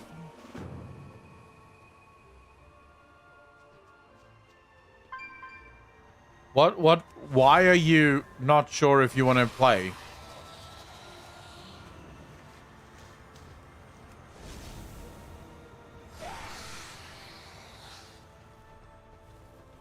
Just finished the whole Emerald Dream quest and the World quest. I can say I loved every minute of it. Hope you have fun, mate.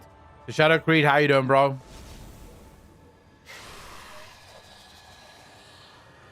I mean, so far it's fun. There seems to be a lot more variation in terms of questing and the activities that you can do around the game. It does seem very varied.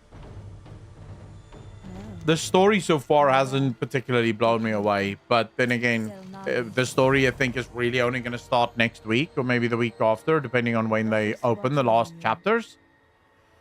There are so many more species to locate and study. As you explore the dream, you will find more seeds known as dream seeds. Please nurture them to continue our studies and enjoy the bounty they share with you.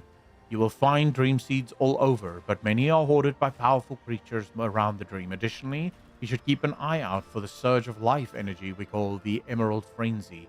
It will be a source of many emerald dewdrops, which will help in nurturing dream seeds. Good luck, friend. Okay. But kind of done with dragons.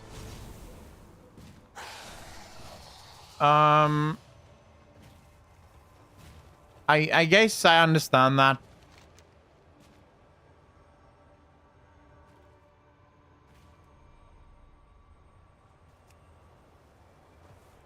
Wait, let's do one of my favorite quests.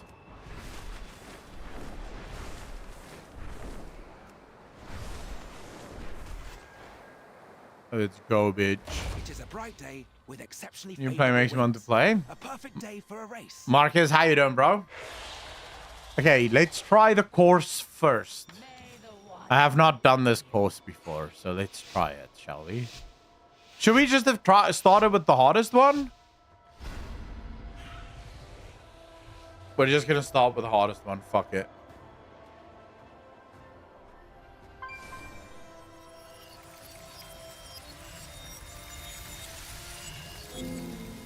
I think the hardest one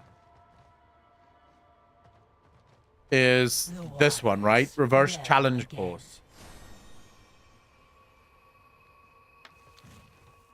These are usually the hardest ones, so let's see.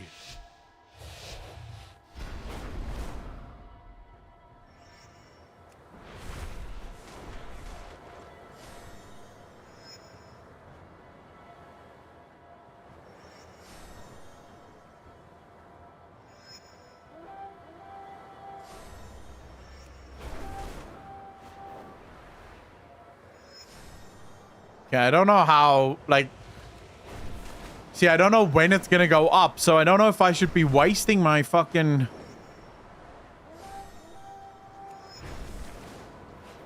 Okay, you see here we start going up, and that's usually where the problems start to fucking come in.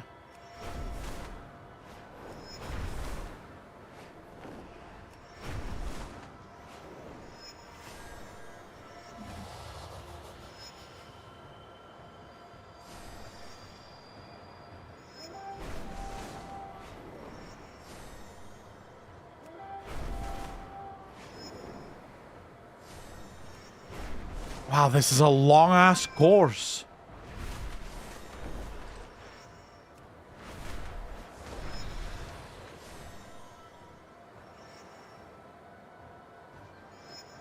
Yeah, this is where it starts. Fuck me.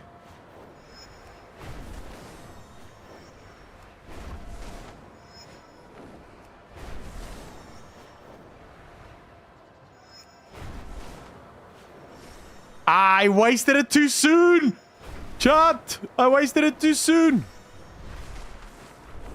No, I didn't. That's bronze. Fuck. How far are we from gold? So we need 4 seconds, 5 seconds off in order to get gold.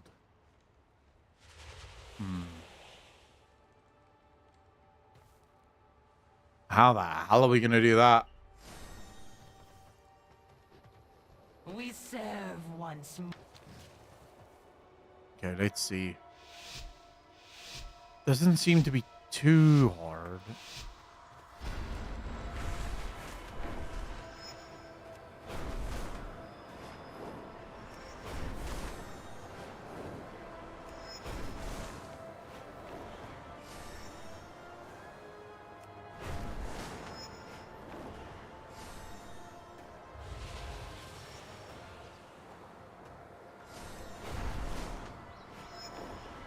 We should definitely not spend, like, overspend here, because things can still go very, very wrong here.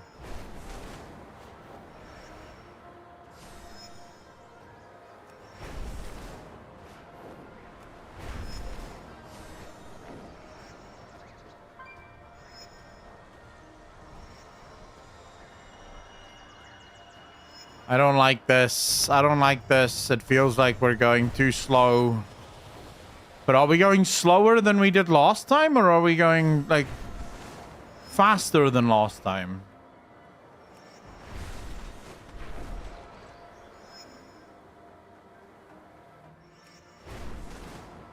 Yeah, we're not making this. There's no fucking way we're making this.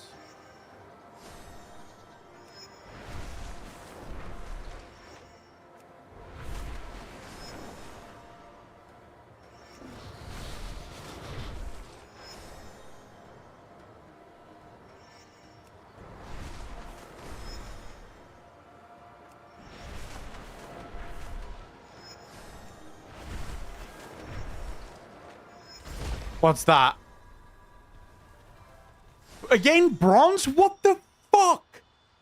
We didn't save any time. I'm gonna have to figure this out. Oh, GB Panther, you bastard with the fucking sub. Really appreciate you, man. Welcome to the most degenerate chat on Twitch. Thank you, thank you, thank you, sir. How's the patch so far? I haven't had a chance to play it yet. Big surprise. I'm having fun with it. It's good. Look, it's good. It's not the greatest patch I've ever played yet, but then again, there's still much that could change that. Like, the story could actually be really good, and then that would change things a little. But it's definitely not bad. The world feels a lot more alive than what it felt. Firok's primalists are terrorizing the local wildlife. I would say probably in all of the other Show them the error of their patches so far. I apologize for the treatment you have been subjected to here in the dream. Don't worry, Chandras. I care very little what anyone thinks of me.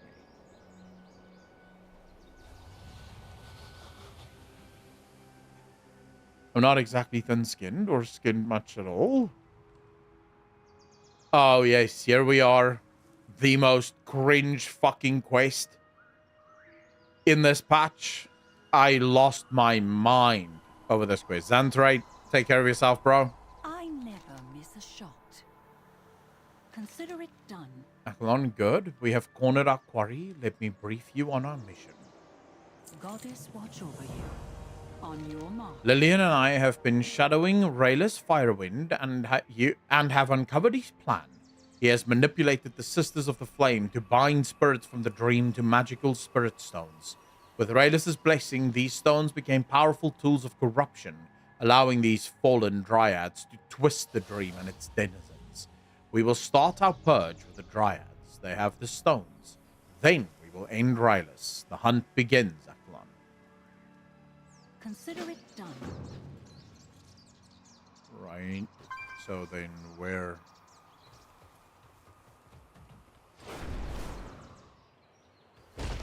What up, Sisters of the Flame? I don't know if I have to kill these guys, but, you know, screw it. We're doing it.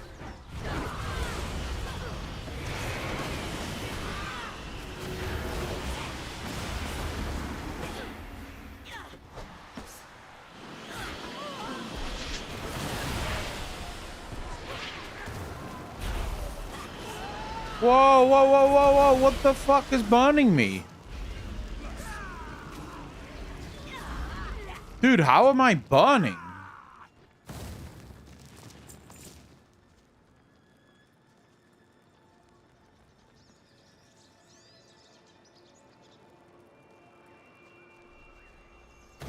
Like, you stand there and you fucking catch fire? But there's no fire there. Farak is nowhere, bro. Like, where? What does that even mean?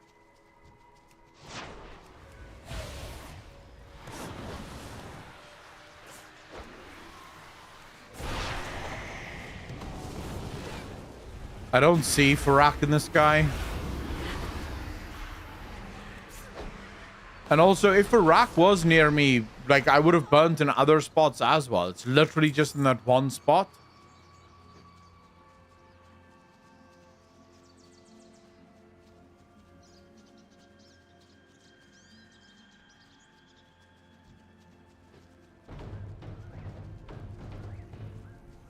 Okay, now we're waiting for this sister Jodnar to awaken. So how many of you are currently playing the patch and how many of you are just watching?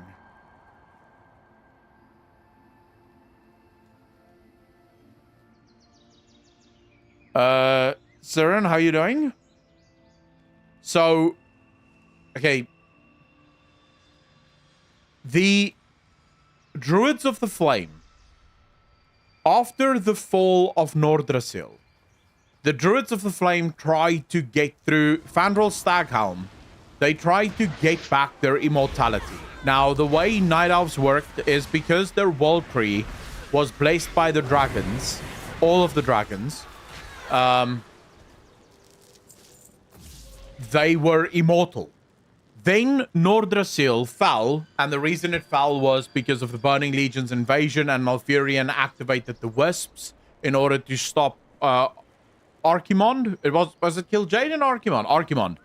In order to stop Archimond from basically corrupting the tree, the Wisps killed Archimond, but also damaged the tree to the point where it was broken, and so they had to move.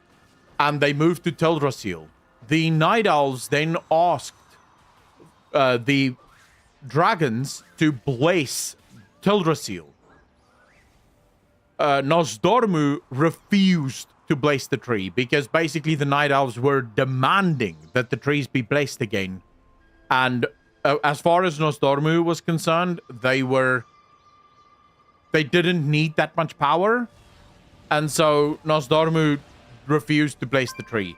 This made some of the Night Elves very, very angry. And they decided to leave and instead...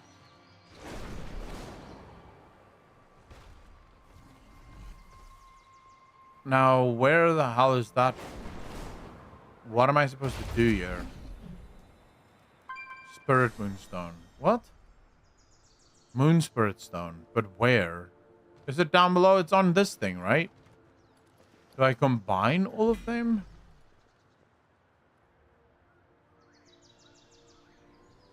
What the fuck am I supposed to do here?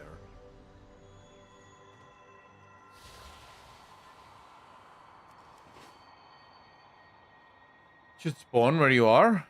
Oh, we'll just wait for it to spawn then, I guess. Oh, here we go.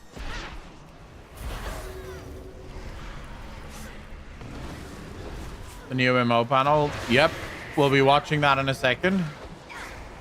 So yeah, sorry, I wasn't done yet, Seren, but yeah, got a little bit peeved there. So Fandral Staghound led a bunch of druids to the flame, and well, before he did that, he basically took branches off of Nordrasil and he started planting it all over, trying to build another world tree. But none of them worked because they weren't blessed, so all of them fell to corruption. And eventually they turned to the flame as a way of basically forcing their immortality. And what they mean with "you traded our immortality" is after the burning of Teldrassil, Tyrande did not, in their minds, I think, Tyrande did not stand up for what the Night Elves were owed. Tyrande bent over backwards to try and make peace with the dragons, and they blame the dragons for the loss of their immortality, for the loss of their tree. So I think that's why they're so angry at her. On your mark. Lillian's aid. We may not have much in common, but Lillian is a dependable ally. After fighting side by side in the dream, we have an odd kinship that was forged by this mission. Together we will finish this. With the stones in our hands, it is now safe to take out Rails and end this little crusade. Alright, it's good to know that you two are besties now. That makes total sense to me. A night elf and an undead. I mean, why wouldn't you be besties? It just, you know, it jumps out at you as just how it should be, I think. Okay, let's see.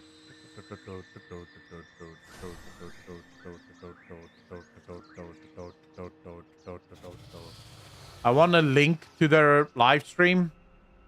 Anyone have a link to their live stream?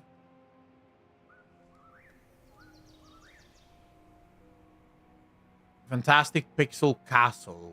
It should be on Twitch, no? Let's go back to Twitch. Let's just search Fantastic Pixel Castle.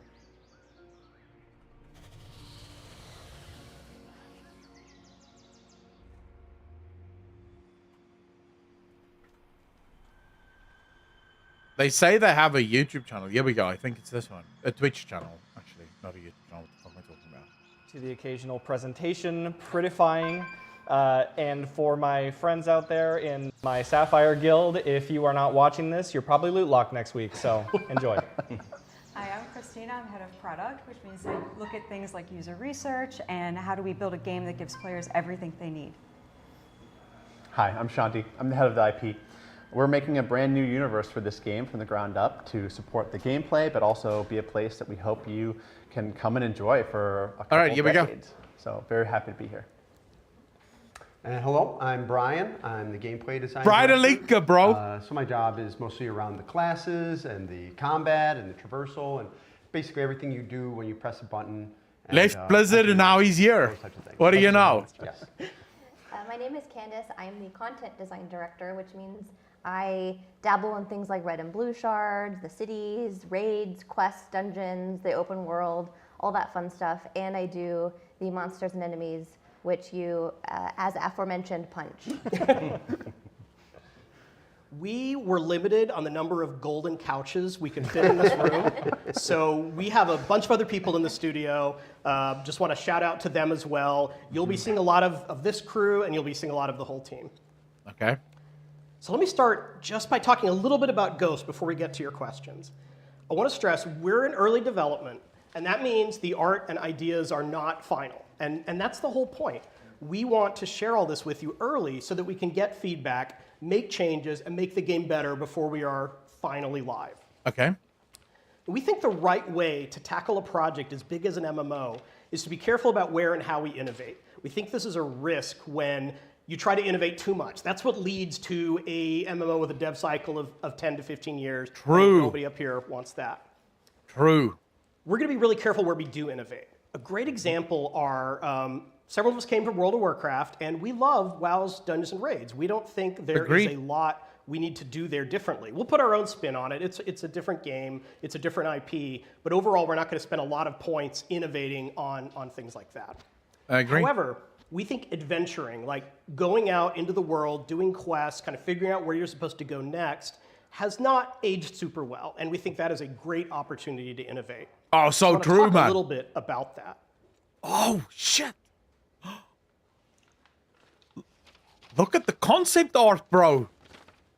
So our game is set in a shattered world where players look out into the sky from a mysterious ancient city and see countless shards of broken worlds waiting to be discovered. This is some of our latest concept art for that setting, but I also want to show you how this has already evolved. When the team was first brainstorming about the world, I got excited and made my own sketch of how the shards might float above the city, and everyone teased me about it mercilessly. And so I drew it again in Photoshop where it looked tiny bit better, and we used this for our first several pitch decks. This is what game development looks like. It starts looking pretty bad. You make it better and better. I mean, you hire better artists to actually draw, and eventually you should be able to produce something pretty cool. Our art teams took these concepts and got us to our latest vision, which we'll continue to experiment with further. This is by far not the final way the game will look. Okay. So you probably get the idea that one of the major focuses for us is creating two different types of world shards for players to explore.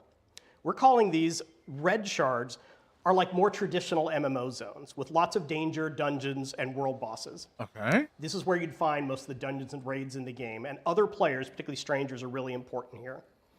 A player on Twitter compared them to WoW's Timeless Isle, and that's a great way to think about it. Okay. And then our blue shards will be more of a private realm for you and your friends. The design draws on some inspiration from survival games, but it's not about starving or freezing to death. It's more about you charting your own path the way you want. And while the red shards offer a consistent theme park experience for every player, the blue shards open up individualized and different sandboxes for you and whoever you choose to let in with you. The basic loop of Ghost when you play is you'll go back and forth between the blue shards and red shards. Perhaps you need an important reagent for your next upgrade that can only be found in the red shards. Or maybe your friends let you know that a rare boss just appeared and that boss drops great loot, but you'll need to assemble a small army to go and dispatch it. These accomplishments are then things you can bring back to further improve your character and the blue shards. Now we think the opportunity here is that when you're playing on a blue shard, your actions will be permanent, whether you deplete a mine or clear out a dragon's lair. If you want to build a village for you and your friends, there won't be random players walking through to mess up the experience.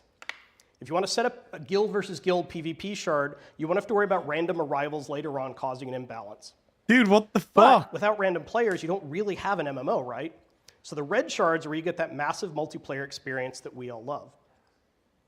Now, it's easy to talk about world shards in a way that sounds really dry or even disconnected, and honestly, systems designers are really good at doing that, which is why developing the world of Ghost is really important to us as well. Our goal is for Ghost to be immersive, mysterious, and worthy of your time and investment. We take inspiration from everything from Elden Ring to D&D's Planescape. Because we want the world of Ghost to be a fresh take on the fantasy genre, we're experimenting with a lot of different types of creatures and races you'll encounter, and that work even carries into class design. We want to have a lot of classes, and while you probably won't find something as basic as warrior or mage, some of the classes will be familiar, and then some of them will honestly be a little weird, like this room. It's a new game. We hope that everyone can create Ghostcrawler characters and started. find classes that fit the playstyle they love, but alts are also core to the idea of playing Ghost. So experimenting with different classes should feel rewarding and not like you're falling behind. Okay. That Our sounds classes good. are organized into different factions, and these factions are working secretly against each other, sometimes with each other, to determine the future of the city. The factions don't limit who you can play with. This isn't about preventing you from playing with your friends. They're just there to give the classes some depth and motivation to help drive our narrative. You can see here some visual exploration of one of our earlier classes, bro. But I want to stress, not every faction would adopt this art style, and there will be a gamut from dark and serious to cute and silly and probably even dangerously sexy. Dangerously sexy sounds good. So with that, we'd like to get into some of your questions, and I want to introduce one more member of the team. John is our biz guy, and he is going to be our MC for today. Hey, John. Yay, John. Hey everyone, so I've nominated myself responsible for reading the questions out to the team. We'll start with the first one, Brian. This one is a heavy-hitting question, but it was one of the most upvoted. So, Towel the Tank asks, will there be tanks in your game? And if so, how many? Oh, shit, Well, I'm not surprised. I know Towley is a great guy, so I'm not surprised that his tweet was well-liked in addition. Yes, there are certainly going to be tanks in our game, but I think we want to look at and revisit what tanks mean to the group in terms of gameplay, right? What do they do on a second-per-second basis? Does the boss always have to be hitting them or their tank buddy? Could it just be that there are key moments where the tank needs to be there to defend their team against a huge attack? Or is it possible that there's just a big guy in the group that, like when you see Marvel's Endgame, that the Hulk's got to match up with the big brute of Thanos' crew there. So just trying to find, and explore different options there. Fucking around and that with could the mean that Trinity. we have, some tanks that are in melee as they traditionally are. Maybe we have pet class tanks. Maybe we have ranged tanks. I don't know. It'd be cool to hear what you all think about those types of things. And when we do experiments and explore that, have you try them and see what you think. Okay. So thanks for the great question. Thanks, Brian. This next one's for you, Shanti, from Ritzadet, who asks, will the game's story, world, and inhabitants treat each player character as if they are the hero? That's a great question. A lot of RPGs have the benefit of having one player and they can kind of be the center of the story. MMORPGs have thousands and thousands of players, and so it's a little bit more unwieldy to have something like the Chosen One, because you have to ignore all the other thousands of Chosen Ones around you. True. What we're going with is something much closer to how Destiny does it, for an example, where you're part of an elite crew, an elite group that has powers greater than the average NPC or civilian you see on the street. This gives us room to introduce NPC characters, develop their arcs alongside you, and kind of have it feel like you don't have the entire burden of the universe on your shoulders. Yeah. You have others to bear it with and adventure alongside. Great question. I like that. All right, next question over to Candice from @xmadson. What is the reason for having blue shards and red shards? It seems like blue shards are their own survival game base builder that's separate from the MMO. Wait, what the fuck? Can't this exist in the red shards or vice versa? I think the superpower of our game is in the blue shards. And when we say that you're going to play blue shards, it could mean that you're just playing one blue shard for the entire season or the entire expansion, just like building and decorating your base and killing monsters and stuff like that. But it can also mean that you're playing several blue shards. You could play hundreds of blue shards or maybe even just dozens. The idea behind blue shards is that we're always going to give you a lot of variety. So we love exploration. We love the exploration element of survival games. And since these blue shards are kind of generated just for you and your party, we can always throw some cool, like, wacky surprises at you. Like, what if it hailed razor blades and you had to keep shelter nearby? Or what if the world was just slowly crumbling around you and you had to, like, collect as many resources as you can and get the hell out before it falls? Wow. So okay, interesting one things. is like the exploration angle. Two is the shared progression. We love shared progression in survival games. So things like upgrading your crafting bench so that everyone else can use that crafting bench, and like submitting your recipes to it, and like that sense of community that you really only get in survival games. And now imagine you can take that character, you can take that community, and then like inject that into the traditional MMO that has all the raids and dungeons. And you're getting like a mix of your gear from both of these blue shards that you're investing in, that you're playing multiple of, and then the red shards that you're more used to doing things like instant story, dungeons, raids, world bosses, all the cool stuff. Like we really want to concentrate the cool stuff about like the open world experience, so that we can kind of like divide the experience between like, here's your exploration loop, and here's your like static loop. Okay. I'll answer the questions after. Like if you have questions, I'll answer it afterwards. This one comes from @MysticalOS, who asks, do you plan on supporting UI mods? And if so, will they be curtailed to not create the arms race present in WoW, or will you take the Final Fantasy approach? Ooh, that's a good one. Spicy. I know, it's spicy. Thanks for the question, Mr. OS, big fan.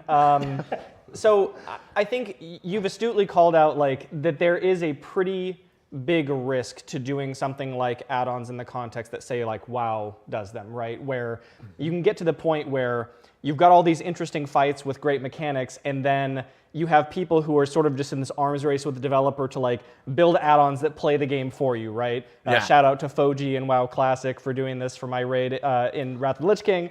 And so I think that's something that we probably don't want as much of. I think the combat modifying add-ons world is probably not one we want to live in. But while we don't know exactly what we're going to do, there's probably some great use cases for exploring add-ons, and I'll try to talk about a couple of them.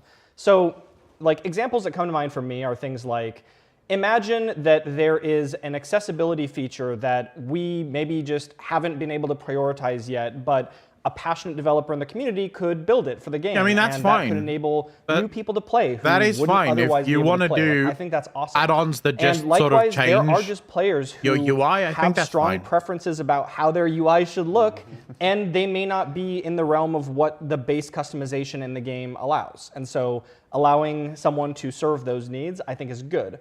So I'm not exactly sure where we're going to go. One thing I can say is I think we know that we have a responsibility to ensure that a player can download, pick up, and play our game without using add-ons, if that was something that we had. And not have to worry about, like, we've all probably experienced that thing where we're trying to onboard a friend. It's like, okay, download the game, then like install these 80 add-ons, right? Yeah, exactly. And then like 6 hours later after you've, configured them, you're tired and you don't end up playing. So like, I think we want to avoid that world no matter what. And TBD on like exactly what we do with add-ons and which kind that we support if we do that at all or whatever. Yeah.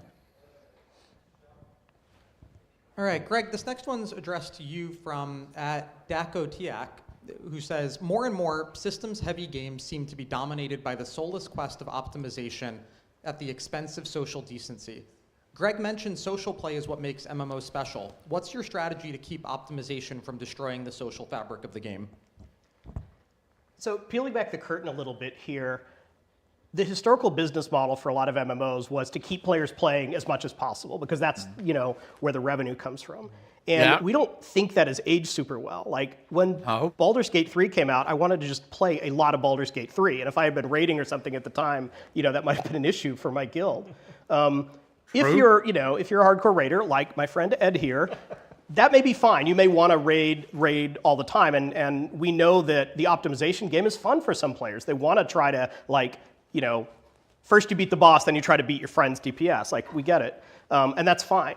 But we really are trying to design Ghost to fit in your life. And because we're releasing the story in chapters, if you feel like you've kind of seen the end and you want to take a break for a little while, like, that's fine. We're not going to get mad at that. And we're going to try to make sure all the systems in the game can support that. So if you want to push blue shards, if you want to keep trying to do harder and harder raids or engage in PvP, like, all good, and we'll support that. But if you want to make room for other games or, God forbid, work with your family, you could do that as well. Good on. Great. Okay, next question over to Brian. With respect to combat, the website describes targeting in such a way that it's not clear if it means tab targeting or fixed combat. Will it be real-time combat like we see in New World, Black Desert Online, and so forth, or will it be a hybrid like Guild Wars 2? Tab target, bro. I think the short answer is more of a hybrid. The long answer is that, first and foremost, our game is to be playable on the PC with a mouse and keyboard. Right? We feel like there are millions of MMO players out there. They're very comfortable in that environment. And being able to click on individual targets, being able to hit tab to select them, that's something they're used to. And it's a very approachable model, right? There's a lot of people that you've been probably able to introduce to MMOs in the past, and they're very quickly able to get into the game, right? And we want that. We want, one of the most important things about playing this game is playing with your friends. And so part of that is making sure that it's approachable for everyone. What we also want to do, though, is we want to make sure that it can be played with a controller. And so that has certain challenges, right? And certain things we might have to do differently. And so we're exploring other ways that you would do targeting, more of like what we often call like a soft lock targeting system, where you're maybe on a controller and the right stick moves the camera, and it's basically doing tab targeting for you. It's selecting a target based on where your crosshair is looking. And then trying to add a lot of mechanics from, popular action combat games that you might see, like Shadows of Mordor or even Spider-Man or Assassin's Creed. There's a lot of things they do with combos and assassinations and counters that we think we can bring into MMO combat and make it a bit more interactive and physical and interesting. So that's kind of where we're at in terms of targeting and combat at this time. Sounds interesting. The game's called Ghost. Right? And I think, we've been exploring just on the team already. They're just announcing it how now. How can more fine-grained targeting work with a controller, right? Yeah. That's something that we would need to have, even if we otherwise had tab targeting. So there's stuff like that I think we're already digging into, which is exciting. Title is called Maybe Ghost. we'll share it with players online or something at some point and get feedback and talk about it, because I think that'd be really fun to do. And to delve into it just a little bit more, one of the greatest challenges we've talked about is healing, right? So how are you going to heal on a controller? And so, you've been doing some really cool prototyping on that. And I think it's pretty cool. I think players will be excited about what we have, and we'll be happy to share that when we feel it's a little more refined and shippable on the App Store. Or they'll hate it. Yeah, or they'll hate it. One of the two. We'll change. Also okay. And we'll change it, yeah. All right, let's keep moving here. So over to you, Koob. A question from Non-Opinion87. What is the art direction of the game?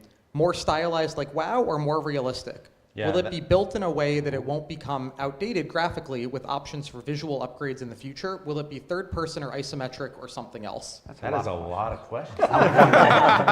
This is the art style. Yeah, I'm going to start with the art style one. This is it, right? Yeah. No. No, I think I think when we were going through the slideshow earlier, there was a wide range of things that we were showing, and that goes also back to some of the things that we were saying in the beginning. We are early in development. In that early development, we're exploring the boundaries of where we want to go with the look of the game. With the tone of what we're trying to do with the narrative and the IP, we know we're not going to be too stylized or cartoony, but we also know, to your point of things that end up being dated, this is a game that we want players to love and play, not just for years to come, but for decades to come. Okay. So it also won't be a game that is ultra realistic. So in this kind of process, we'll kind of be working to refine where that actual direction is. And I think the third part of your question about the camera, I think we can lock it in that it is going to be a third-person camera, not isometric. Thank you. Unless you hate Thank you. Third person is good. You all gotta hate it though. As long as one person likes it, we're going with it. Chat seems happy so far with that response. So we'll, good. All right, we can keep our job. Thanks, Chat. Thanks, Chat. So this next question, actually, I'll cheat and ask two in one. The first is, knowing oceanic servers would be a pipe dream, in what ways will you design the game to reduce the impact of higher ping on being able to effectively play? South Africa wants and then to a know as related well. second question, will this game have cross-server grouping for players? Can NA play with EU homies? Cam, that feels, as our resident Australian expert and CTO, that feels like a good set of questions for you.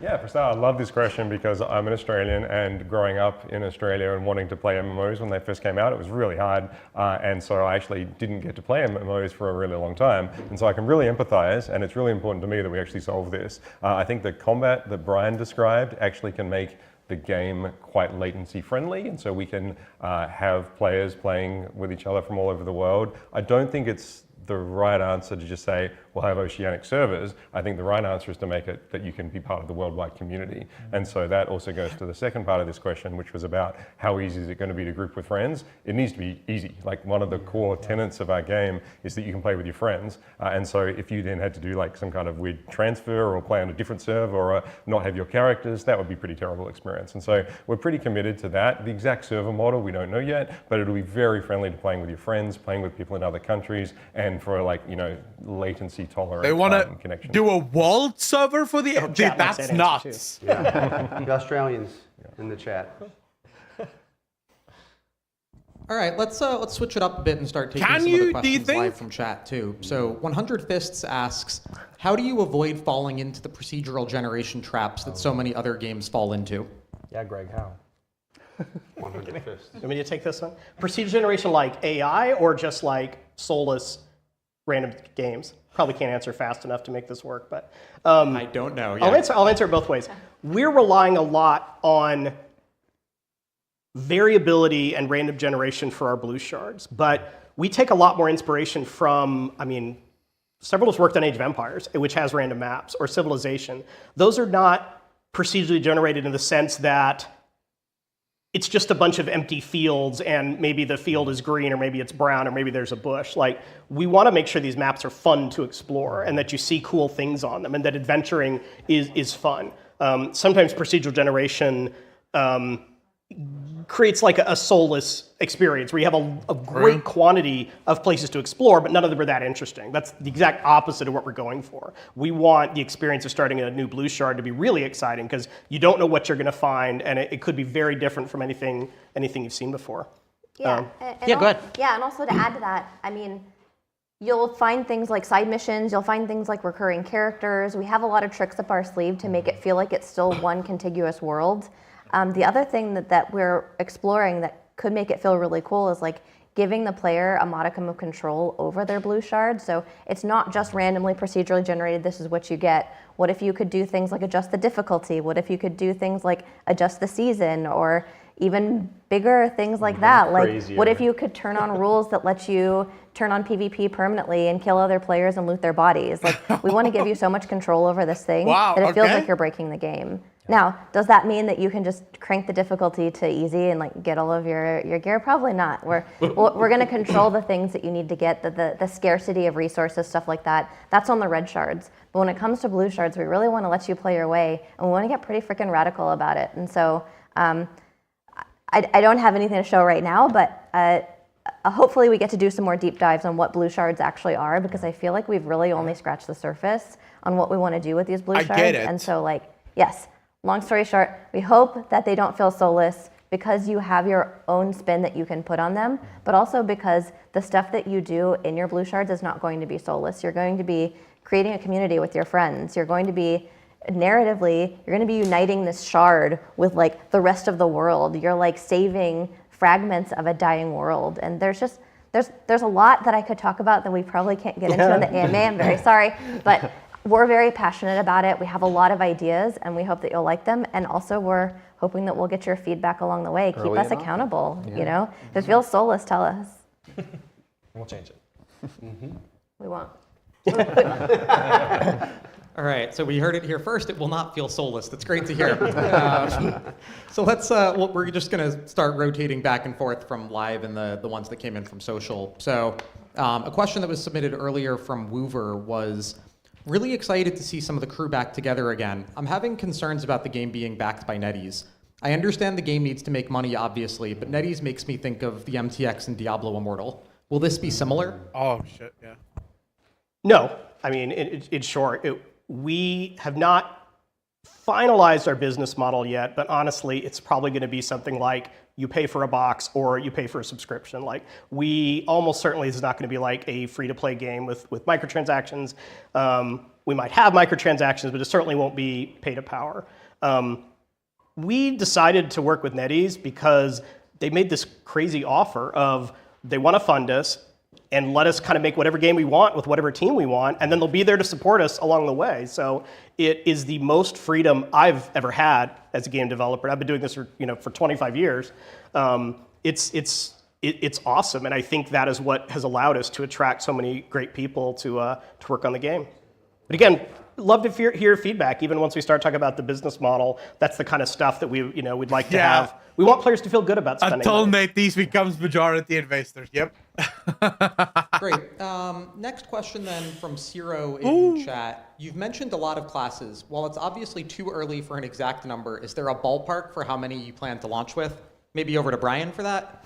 Yeah, I mean, we've talked from anywhere from 20 to 50. I think one of the things to focus on with the number of classes is that playing the game, we expect you to play a bunch of different classes. And so there may not be as much depth in terms of customization and taking a single class into 3 to 4 different directions.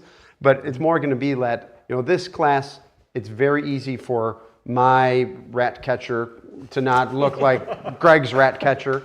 There it is. And for us to have some choices in how we catch our rats, but not necessarily that the rat catcher can do 4 different roles, and there's the talent choices for all of them. So I think in that respect, we're going to see, but then, we could really go deep on the rat catcher fantasy, because we only have to say this is what rat catchers do, right? Yeah, and so I think that's part approach. of what we're talking about here. So yeah, something in the 20 to 50 space is what we've been throwing around. Rat catchers. Yeah, rat catchers, by the way, is it's like a joke on our team, but Is don't it be a joke? surprised. Don't be surprised if you see it. Yes. It is too late We say now. we won a lot of classes. No, it's out there. It's out Brian, there. there are- The one thing is with having lots of classes.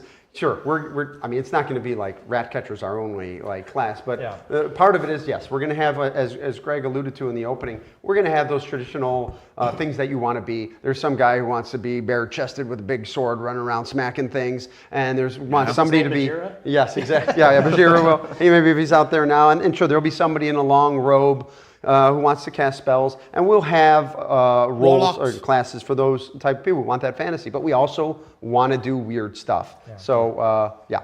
And it actually might be worth mentioning the bit of the controversial point that we don't want all classes to be able to do everything in the game. Right. The game will end up feeling homogenized if we have 50 classes that all do the same stuff. And so we're looking into putting time and energy and effort into classifying people as certain kind of DPS roles. Are you a 2-target sustained? Are you a multi-daughter? And really making those classes feel really special. Wow. And if we have that in mind from the beginning, we can do things like make sure that our raids and our dungeons and our world has a good enough spread of those kind of DPS profile necessities that it's not just that, oh, these mages are the best because they can also do instant burst and they can AoE. There's going to be a good mix of encounters that are going to call for those different DPS profiles, so you can always feel good. And honestly, even if you don't feel good, it should be really freaking easy to play an alt. And so maybe it's not unheard of that you can just swap to your alt in the middle of a raid. I mean, we really want to reinvent. Yeah, let's try it. What alts feel like. I think many of us have suffered in games where we want to play alts, but there just isn't the systems and the support to make it feel like it's a good use of your time. And so from day one, we talked about how can we make alts feel good in our game and make it feel like an organic, natural thing you can opt into to try a lot of different classes. Yep. If you want rat catcher, get in the comments. Yes, yeah. Upvote the rat catcher. You definitely won't be an elf rat catcher. Uh-oh. Is that Spoilers. the next question? It's actually a great question. Transition, Candace. And the good news, you all can't see this, but we have people theory crafting their rat catchers now. Someone named theirs Charlie. I love it. Yep. So Hey, we have a name. It's going to happen now. Yeah, I'm sure the Discord is up already. So, Shanti, I think Candace's comment is a good question. We have not launched our game. We've not shown gameplay yet, but at Nary 5th is perhaps the first player that we've already lost. They write, "No elves, you can't do this to me." Do you have a response? So we want to develop this game with players from day one. It's why we're all sitting here, cracking jokes and trying our best not to spoil anything. Over the coming years, we will say things that aren't clear. We'll try features that end up not working out. And that's just kind of the part of the journey that we want to take you upon. So in the spirit of that, let me clarify the elves comment, because this is one of the first things we heard was players who were like, but I love elves. We do too, actually. I can't remember the last game I played a human in, if there's any other option to play other races. What we don't want to do is transpose Tolkien's Lord of the Rings elves and dwarves and plop them into our universe, because we're making something from the ground up that is ownable and made to be in the shape the game needs it to be. So we're going to have some great races. They're going to call back to a lot of the fantasies and the reasons people like elves, like dwarves, but they're going to have our spin on it and be ownable for our IP in a way that we think you're really, really going to like. Yeah, and if I could add something to that, Shanti, I think early development, it isn't always just being general about telling people things that have no context. Yeah. I mean, we could say early development and not say anything. But to your point, sometimes we are just saying what we're thinking right now and want to get that feedback to kind of understand, what is it about elves that you like? What is it about that persona? What is it about that speaks to players so that we can better understand that and actually, figure out how to work those things into our game? Yeah, and I want to double down on that, because I think it's so important to us that we understand the fantasies that these classes and these races are providing so that we can learn what you love and then make sure that that's present in the game.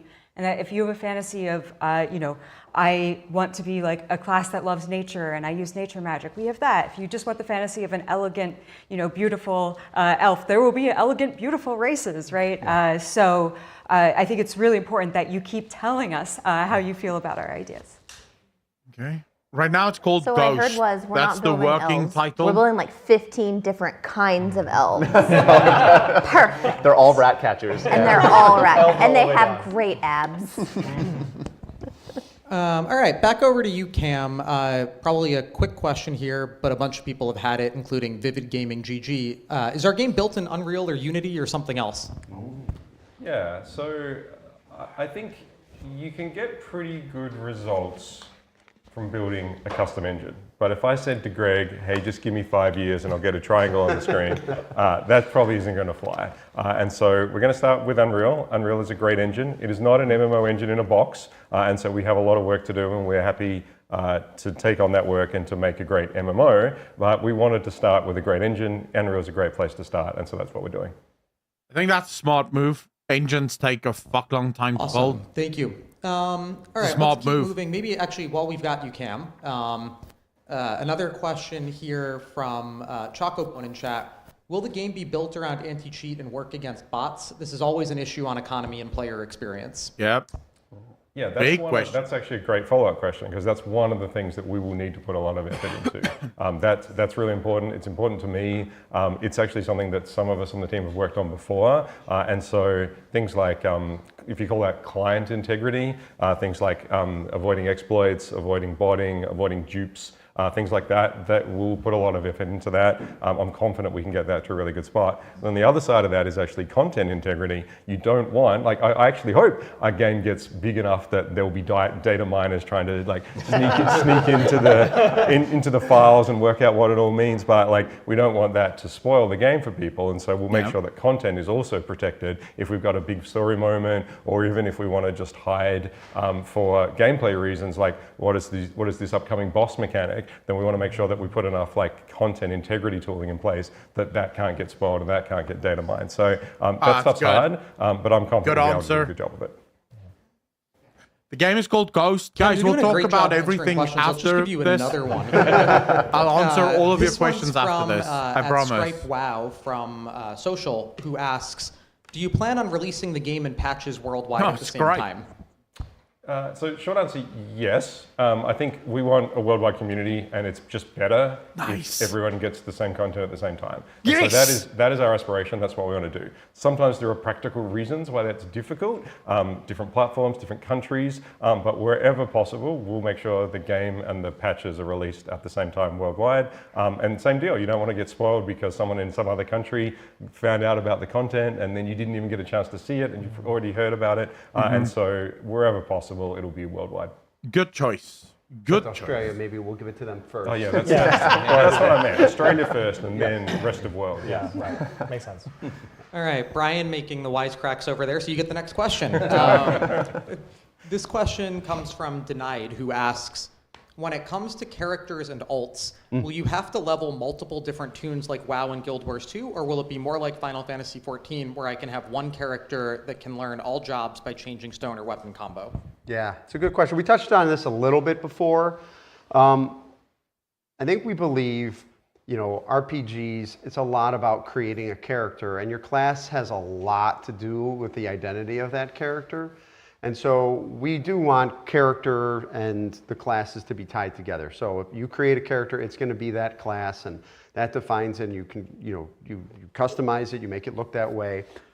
But we also want to have this ability to progress your alts or play a lot of alts. And so your progression will probably be more about you, the player, than necessarily your individual characters. There's a balance there. It's a tricky problem to say, how much do you make time investment worthwhile so it feels like you've made this character more powerful, but at the same time is not a hindrance to you making multiple characters. So those are things we're always discussing. We're going to find pain points. We're going to hear from you on what you think makes an alt worthwhile.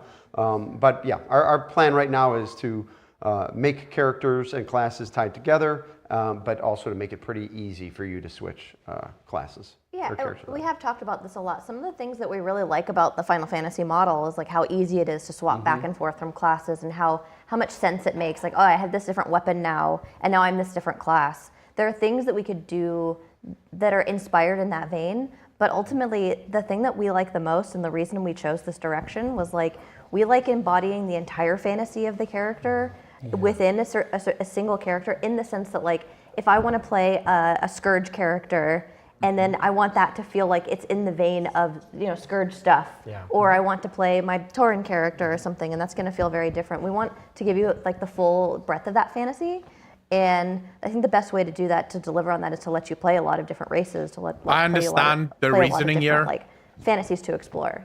Yeah, I remember Shanti and I had some conversation about this at one point, and we were just joking around, but it was like things like, how do your characters interact with each other? Like, maybe you have a base and like you can go in and your rat catcher's doing the dishes or something. Yeah. You can like, it's like grab stuff out of their inventory or like do whatever. Like there may be creative things that we can do and explore that just make it feel overall always better to have more characters than worse, or like you're juggling things and did I do my dailies on this and whatever. So And it was actually kind of hard to say that, because we're a little bit afraid of promising things that we can't deliver on, right? Like, what if we can't make 15 different races at launch, or what if we can't even make 4 different races at launch? It's what we want to do, but the reality of like the development and trying to get to ship on time, and what sacrifices you make to have those kind of things put in the game. Anyways, I just want to acknowledge it's like very hard for us to say these things when we're not 100% sure, and there might be a world where we only have 1 or 2 or 3 races that ship, but letting you know what's in our head and where our philosophy is at, I think, is what's important about like opening or staying transparent about our development process and developing out in the open. So we have more ideas than Ratcatcher. Let me be clear.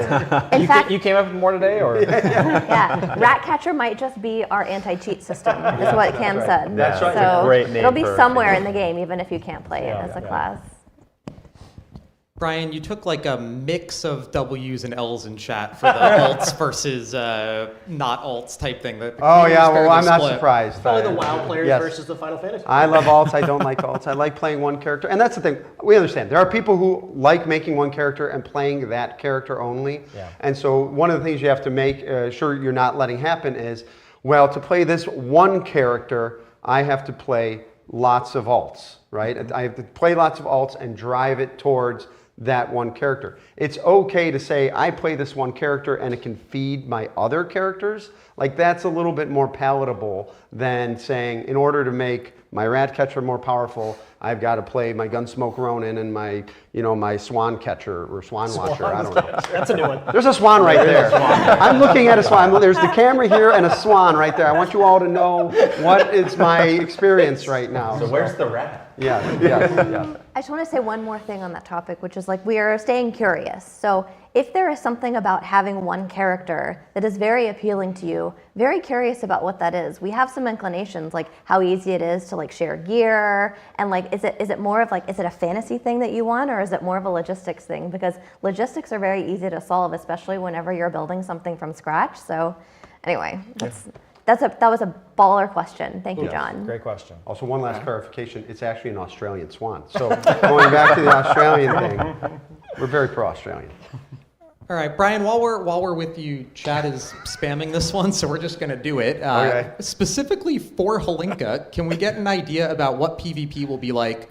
Will there be incentives pushing players to be a part of open world PvP? Will there be a ranking system, BG arenas? I think a lot to be decided there about the structure of PvP. There will be PvP. I think more of a focus on open world PvP, maybe blue shard PvP, so that every time you're going in, it's a little bit different. Maybe there's blue shard battlegrounds. Maybe there's blue shard arenas. I think that's a kind of an open question. I think one of the big challenges in MMOs, every MMO has this. Honestly, any game that has a PvE progression system and PvP in it has this challenge of, are those two parallel progression systems or not? And I think that's something we're really going to have to think about, and in my opinion, avoid, right? Like that was always a constant battle in other games that I've seen of, well, you know, is the PvP always better in the PvP situation? Is the PvE always better in the PvE situation? So I don't know. I think we want to explore different ideas there and probably not do it the way everyone else has done it in the past. We have a fresh start. And we can make those types of decisions. So they say it's sexy characters, dangerously sexy characters, big surprise. Like so I don't think fruit bowls will be there right out the launch. I think our focus will be more about creating a big world and a world that you can go fight in. And sure, there will be some systemic things that encourage you to go out and have some very dynamic fights, but more of a focus on the open world stuff before we get into a lot of the structured things. And Brian talked about Blue Shard PvP. I just want to kind of like illustrate what that could mean. So the cool thing about Blue Shards is that they're like randomized, right? They're like different just for you. They're not the same experience every time. It's not like an arena where you know exactly where all the pillars are, you know exactly where you want to do all your opening. It could be really fun to play a map like Warsong Gulch, but you don't know where the capture points are and you have to figure that out each time. And maybe sometimes there's some texture between, oh, this one was really easy and this one kind of sucked. But it could also be fun to have those like private PvP experiences where you could turn on specific rules that make things more interesting for you. Like, what if we wanted to play, if we had Blue Shard PvP, for example, we say, okay, we want this to be kind of like a capture the flag style map, and we turn on that like hailstorm rule that we were talking about earlier, where like now I have to worry about getting to the flag, but I also have to worry about like building shelter and knowing where shelter is nearby. Blue Shard PvP could be really, really fun, and we hope that we can deliver on that. Yeah, I think that sounds awesome. Actually. Next one's over to Ed. Question, I am interested in hearing more about accessibility options. The key one for me is how targeting worked. Due to how I play because of my disability, I struggle with more action-based MMOs compared to easier tab targeting ones. I know we've talked a little bit about the targeting already, but maybe touching on our approach to accessibility. Yeah, I mean, I have to say, like, for me, accessibility is actually something I care a lot about, even though I don't have any disabilities or anything. And I think the thing that originally sold me on how like valuable and important it can be is to think of it from the perspective of two things. One, like accessibility in the sense of who can play your game, right? There are a ton of gamers who have various disabilities who basically can't play some of the games that they love because they just don't have the ability to control them properly or like whatever. I think like looking at accessibility through that lens, if we can solve, important disabilities, like we can actually bring more gamers into our community that we otherwise wouldn't be able to get, which is awesome. Yeah. And I think the other angle that was really compelling to me when I was first learning about accessibility was the idea that like actually non-disabled players also benefit from accessibility options, right? Options around difficulty, for example, or options around inputs, like even down to whether you can use a controller in our game could be considered in some ways an accessibility feature, right? Because some people don't have the dexterity with mouse and keyboard that they do maybe with a controller. Yeah, so we call them peasants. I care about this a lot. I also think, and I'm sure the person who asked this question knows, that like accessibility is a big, deep space, and there are so many things you could try to solve, so many options you could try to like provide, right? And so, on one hand, we care a lot about it, and I think we will definitely try to tackle accessibility features. I need to pee. Which ones and how deep we go and when we do them. I think those are all open questions. Me. And I honestly, I would love to hear from players about the things that typically trip them up in games most, because maybe those are the ones we focus on. I think this kind of speaks also to our live service model, right? Like we're hoping to build a game that we're going to evolve for a long time. So even though maybe day one we serve this set of accessibility features, over months and years and hopefully decades, fingers crossed, right? Like we can add more and more, and we can support all the kinds of players who want to come to our community and play our game, which I think is exciting. So yeah, I care about it a lot. I hope we can do that. I think the targeting thing was a great example of where we can help to make the game more accessible for players, especially existing MMO players. That's also why we're excited to have someone like Ed on now to start thinking about this at the very foundational stage and really kind of build in with that thinking as we get into Engine for the first time and put the first things in our world. I recorded that, so I'm going to play it back. Whenever I get fired. It's my new ringtone, yeah. It's good news for you, Ed. We're going to have a VOD of the whole thing. You can go back, clip out the parts that Yes. you want, put it in Right. your annual review. Next question over to you, Greg. This one comes from... No, we'll Yusuf talk about Sween, what who it is says, after. I remember Greg remarking on the OG Plus podcast that WoW wants to be the only game you play due to the time commitment required. Time commitment is always an issue in MMOs. How will Ghost approach this challenge? We've also gotten a few questions in chat just sort of asking about like what a typical play session looks like. Are we thinking dailies and weeklies or other types of experiences? I'm bringing it up on my phone so I can quickly watch it and then go pee. You know, other games under the bus, but generally dailies and weeklies are kind of low quality content that are easy for developers to add. So when you need to make sure your players have plenty of things to do, you add more dailies and weeklies because it's, you know, you can play the same quest over and over and over again till you're, you know, really, really tired of it. That's not the framework we want to approach. Because we're telling the story in these chapter-based sessions, we're fine if someone finishes a chapter and pieces out until the next chapter comes along. That's great. Again, if you want to stay and play the game, we will have plenty of alternate activities to do. We think that re-rolling and pushing blue shards is hopefully going to be really fun and have a lot of activity, and you will get rewards from it, but it should feel optional. It shouldn't feel like every day I log in and I do my 4 blue shards, then I go do my daily quest, then I like do my long ass enchantment cooldown or whatever. The tricky part of answering a question like that is you don't want to send the message to the Eds of the world that like, oh, so you're saying your game's not going to have much to do. Like, yes, there will be a lot to do, but we really want it to be tailored around, as a player, how much do you want to play? You're not going to be able to like be the best player in your guild with the best gear if you're like, hey, I like Ghost, but I only want to play a couple hours a week. But you could still progress and you can still see the content and finish the story if you play a couple hours a week. And I wanted to highlight one of the points that actually me and Christina were talking about. Christina actually blew my mind the other day because we were talking about gameplay loops, core loop, why people come back to the game. And one of the things that we were tackling was like the weekly reset model in MMOs and why they exist and staying curious about like all their better alternatives. And so if we wanted this game to fit in your life, one of the things we could do is say, yeah, there's no raid lockout on raids. And like at first I was clutching my pearls because I was like, well, why will my guild log in every week? What will we do?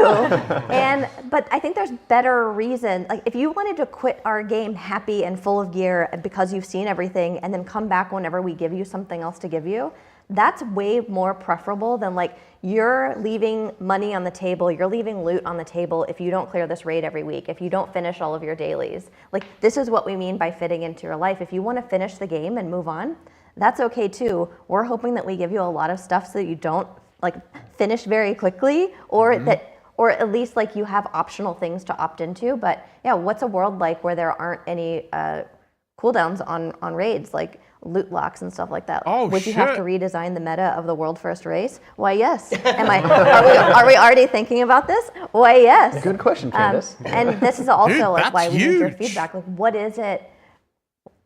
If we were to do things like remove raid lockouts, why does that scare you? Why does that excite you? Love to hear more. Yeah, I think one of the biggest challenges that we're going to try and figure out is we want the game to fit into your lives. We know how important that is. We know you have busy lives full of other things to do. But also we respect how meaningful it is when you've played a game for thousands of hours. And you want to be able to say, hey, playing this game for thousands of hours is very meaningfully different. My experience, my progression, you can see all the love and devotion I've put into this game.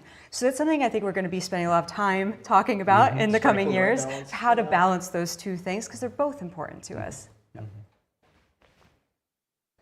Okay. All right. Another question that came in beforehand that also a few people have asked in chat is broadly around the studio's approach to AI. At Rekma asked, how much do you intend to use advancements in AI? Can that help make worlds and NPCs feel more alive or more interactive? Maybe over to you, Koob and Cam on that? Yeah, I'll go ahead and get started on that. You know, as Greg already pointed out, we have such craftspeople that are already in our studio. And even with NetEase. And you know, one of the things that we want to do with our game is mold this with the community through those craftspeople's hands. So it's really important that we're bringing the right team together that is able to craft this amazing world, this amazing content that we want to create. AI has been tools that people have been using for a long time, and different things from things like Substance Designer, making procedural textures and things like that. And those are tools that we feel more comfortable using, but tools that may potentially plagiarize somebody's work is not something that we would do, and we want to definitely keep that kind of published content in the hands of actual, artists and craftspeople. Oh, that's actually a nice thing to hear. I'll add a little bit to that as well, which is I think you did a great job covering kind of content creation workflows. Thanks, Cam. Yeah, you should keep doing a good job. You should be an art director. Yeah, that's Thank right. But I think there's a whole other class of AI that, and specifically around machine learning, which I think is something that we could also look into. Like, here's an example. We're talking about these kind of infinitely variant blue zones. Like, what if, based on machine learning on people's actual experience, it actually feeds back into the system that generates these blue zones? And so you would use machine learning on players' fun, effectively, to feed back into what is the next blue zone, what is the next blue zone. And so that's another example where I think we can fit it in without it being the kind of, I guess, more controversial or predatory AI like you described. We're not going to be one of those studios that says, look, we're only going to hire 15 people and have AI do the rest of the work. Like, we hear a lot of crazy promises about the future, and honestly, I think nobody knows, but we are going to hire a lot of great engineers and a lot of great artists and hand make a lot of our content. I think that's good. Greg, while we've got like you, hearing that. Question that's come from a few folks, including Shambits Gaming, is partnering with players is a great value to have, but what is the actual strategy here? How do you intend to partner up, and what can we expect as players? That's a great question. This is a brand new frontier. Like, many of our former employers never would have gone for something like this. So we don't have a lot of examples to follow. I think some of the indie games do a pretty good job here of saying, like, look, we want feedback early on, tell us what's working, what's not working. For the most part, our strategy is going to be oversharing. And we know that's not every player's cup of tea. Some of you are probably not the ones watching the stream, but some players out there will say, I want to wait until things are set in stone. I want to wait until I can play the game and see final art, and that's great. And we will make sure you know when we're at that stage. But we also think there are people who are excited to kind of come along this journey, see how the sausage is made, watch us pivot as, like, our ideas don't turn out as awesome as we think, and we have to do something else. We have a lot of experience on the team talking to players. There is a challenge where we're not building a game by consensus, right? We're not going to, like, go out and vote, like, hey, what should the next class be? We'll ask for feedback. We will marry that feedback with our experience and our intuition and, the actual hard numbers that you get from watching players play test. Sometimes players say they're doing one thing and in reality they're doing something else. So it's helpful to have that information. And just like everything else, this is a great topic to give us feedback on. Like, are you sick of hearing about our studio values and you just want to hear more nitty gritty about, like, how much armor class does this class have? Do you want to hear more about blue shards? Do you want us to talk to you more? Like, this is not our last AMA. We are going to do some really cool things. I'll just say it now. We have a few interviews lined up with streamers you've probably heard of. We are going to do a podcast that we're partnering with our good friend Scott Johnson, where I don't know what the cadence will be, but every episode we'll talk a little bit about, like, what is it like doing a startup? What changes do we have to make? What are the challenges? It's really like making a documentary, like releasing the documentary as the documentary is being made. So yeah, another experiment. Maybe it will be terrible. We hope not. But definitely listen in and tell us what you think. Oh, go ahead. You sure? Yeah. Yeah, so one of the other things I'd like to add to that is we're working on a project, we're working on a game, but in some of the early things that we're going to be sharing is going to be on the content, is going to be on, where are we going to be able to go with some of the classes? What are some of the potential visuals looking like? How are we getting some feedback from what the audience may like from that? As great as Unreal is a tool, we're still not necessarily ready to have playtesters just yet. So I think in that amount of time, we will be kind of involving the community in other ways and kind of like giving them glimpses of what is behind the scenes of creating, this class, or how are we differentiating these zones? And I think that those are the types of things that we're going to be wide open, for feedback. And I think, as Greg pointed out, the feedback is definitely for us to consider, to talk about.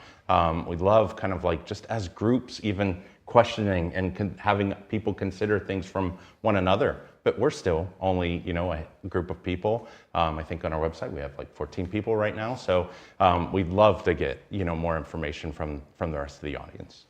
I think another one of our strong values in the approach to partnering with players is that we understand not all players want to engage with us the same way. So we want to have lots of ways to get your feedback, get your input. So that could be, hey, we're talking to you right now, you're chatting with us, it's great.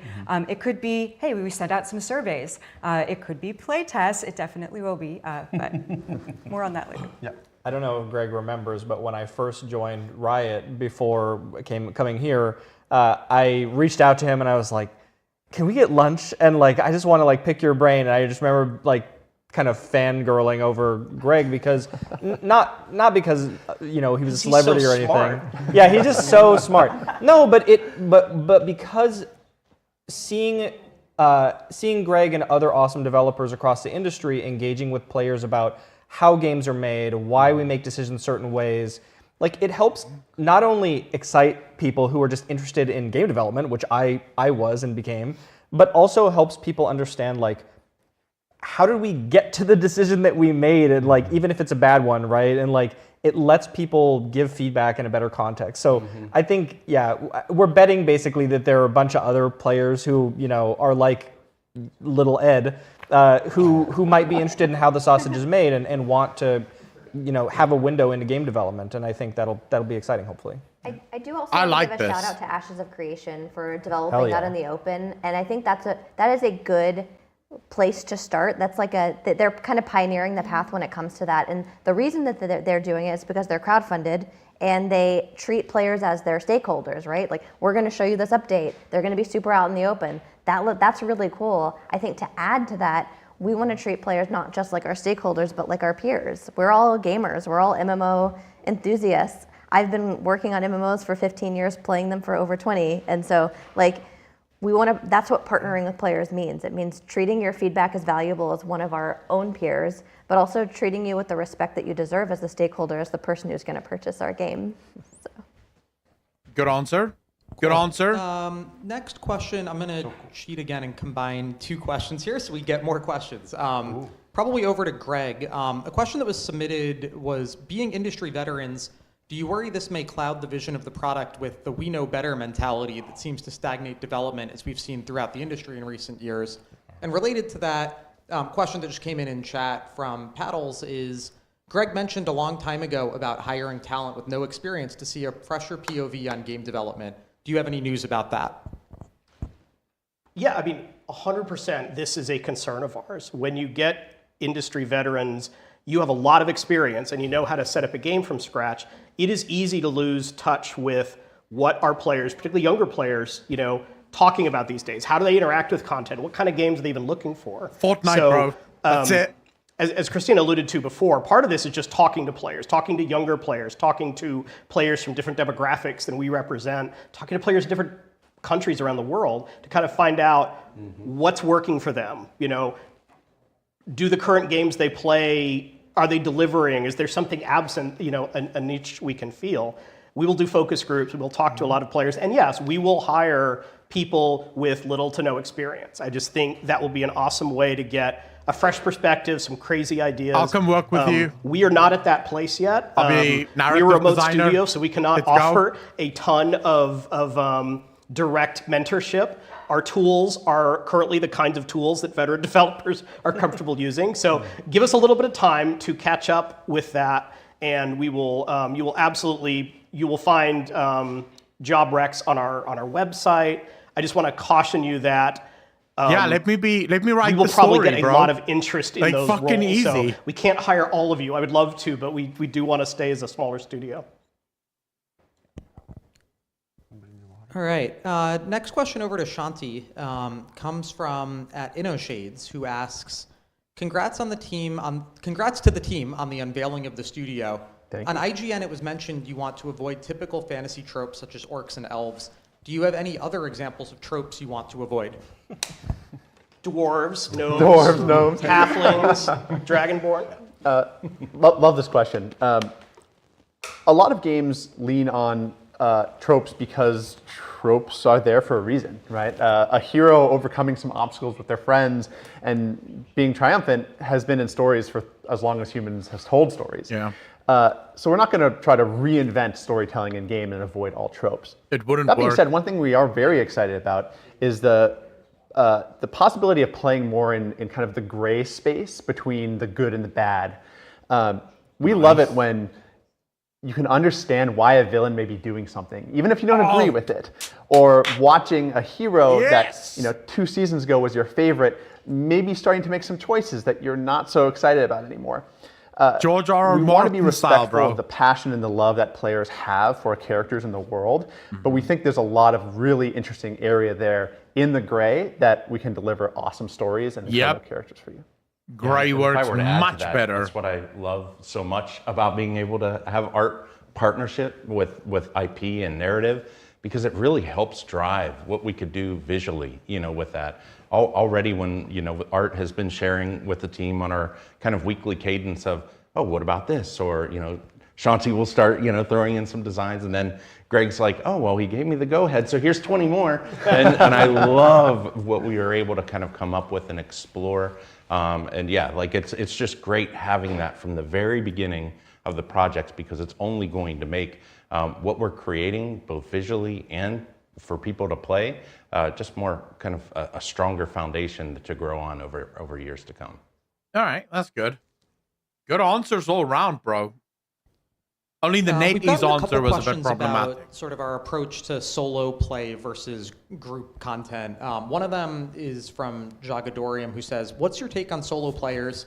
There are people who like existing in a shared world but have trouble finding time to filter a group of competent people to play with. Is the game built with loners in mind? Maybe over to you, Candace. Sure, yeah. I mean, some of the stuff I touched on earlier about blue shards and being able to pick your difficulty, it's definitely more solo friendly. Will I say that you'll be able to do everything in the game and kill every monster by yourself? Probably not. But blue shards are a great answer to that problem, where you can roll a new blue shard, do as much stuff as you can, kill the bosses that you can kill, but then when it starts getting too rowdy, just dump it down the toilet, start the next one. Don't dump it down. Give it to the city, or blow it up, or do whatever. So I think blue shards give us a lot of access there, but also, like I had mentioned before, the red zones that we're going to do should be concentrated in just the things that only a big, like, contiguous open world can provide in an MMO. So things Greg had mentioned, it's kind of like Timeless Isle if you ever played World of Warcraft. I'll explain the idea shards there is, after, like, guys. there's I always will something explain. to do. There's something you can jump in on, and you're always welcome whenever you do it. So things like world bosses that are rotating left and right. There's things like treasures to find. And so, yeah, I think that touching on both blue shards and red shards. Oh yeah, the other thing I wanted to mention was that we also want to explore leaderboard content, stuff like whenever you play Diablo and you say like, well, if I think I'm the best paladin, can I do some greater rifts and find out if I really am the best paladin? And so Let's go. hopefully there's a lot for you there too if you're a solo player, but definitely the game has solo in mind. Hopefully you're playing a lot of alts though, because that would be really cool. That could be good. Yeah. There's something that comes to mind when I hear that question too, which is like, there are definitely players who want to play solo, which is great, right? Like I think we've all probably been in that space where like I just want to like log in and like do a thing by myself, which is I think it's awesome. Yeah, it's how you feel now, yeah. But there are also players who would love to find a friend group to play with, and they don't have the right tools to do it, right? Like they don't want to be match made into a guild of like people they don't know, or like they just don't want to kind of go down that path. And you know, some players like me have been like super lucky to raid with a bunch of clueless gamers, shout out Derez, you know, for the past 3 years or whatever in WoW Classic, but it's hard to find that group that you're really going to click with. And so like one thing we should be thinking about a lot is how do we build tools to help connect people so that they can find that group that they do want to play with them when they want to play with people, and then let them play by themselves when they don't want to, you know?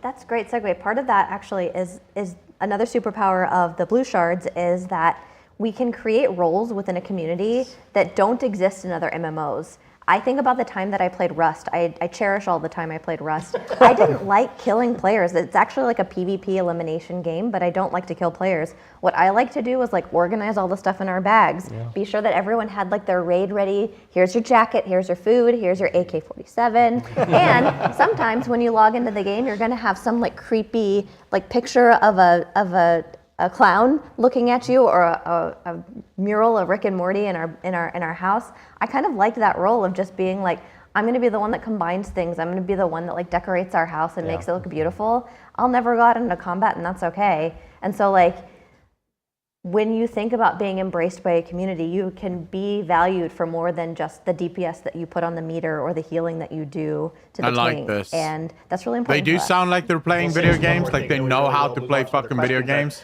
Also, all of those roles Candace is talking about can be asynchronous. Like, you can be the person that organizes the resources in your base. You can be the person that goes out and scouts and explores it all. So then the other people, log on later that day, they find all these cool things that you discovered for them. And so in that way, you're playing solo, but you're really playing with a group. You're just not online at the same time.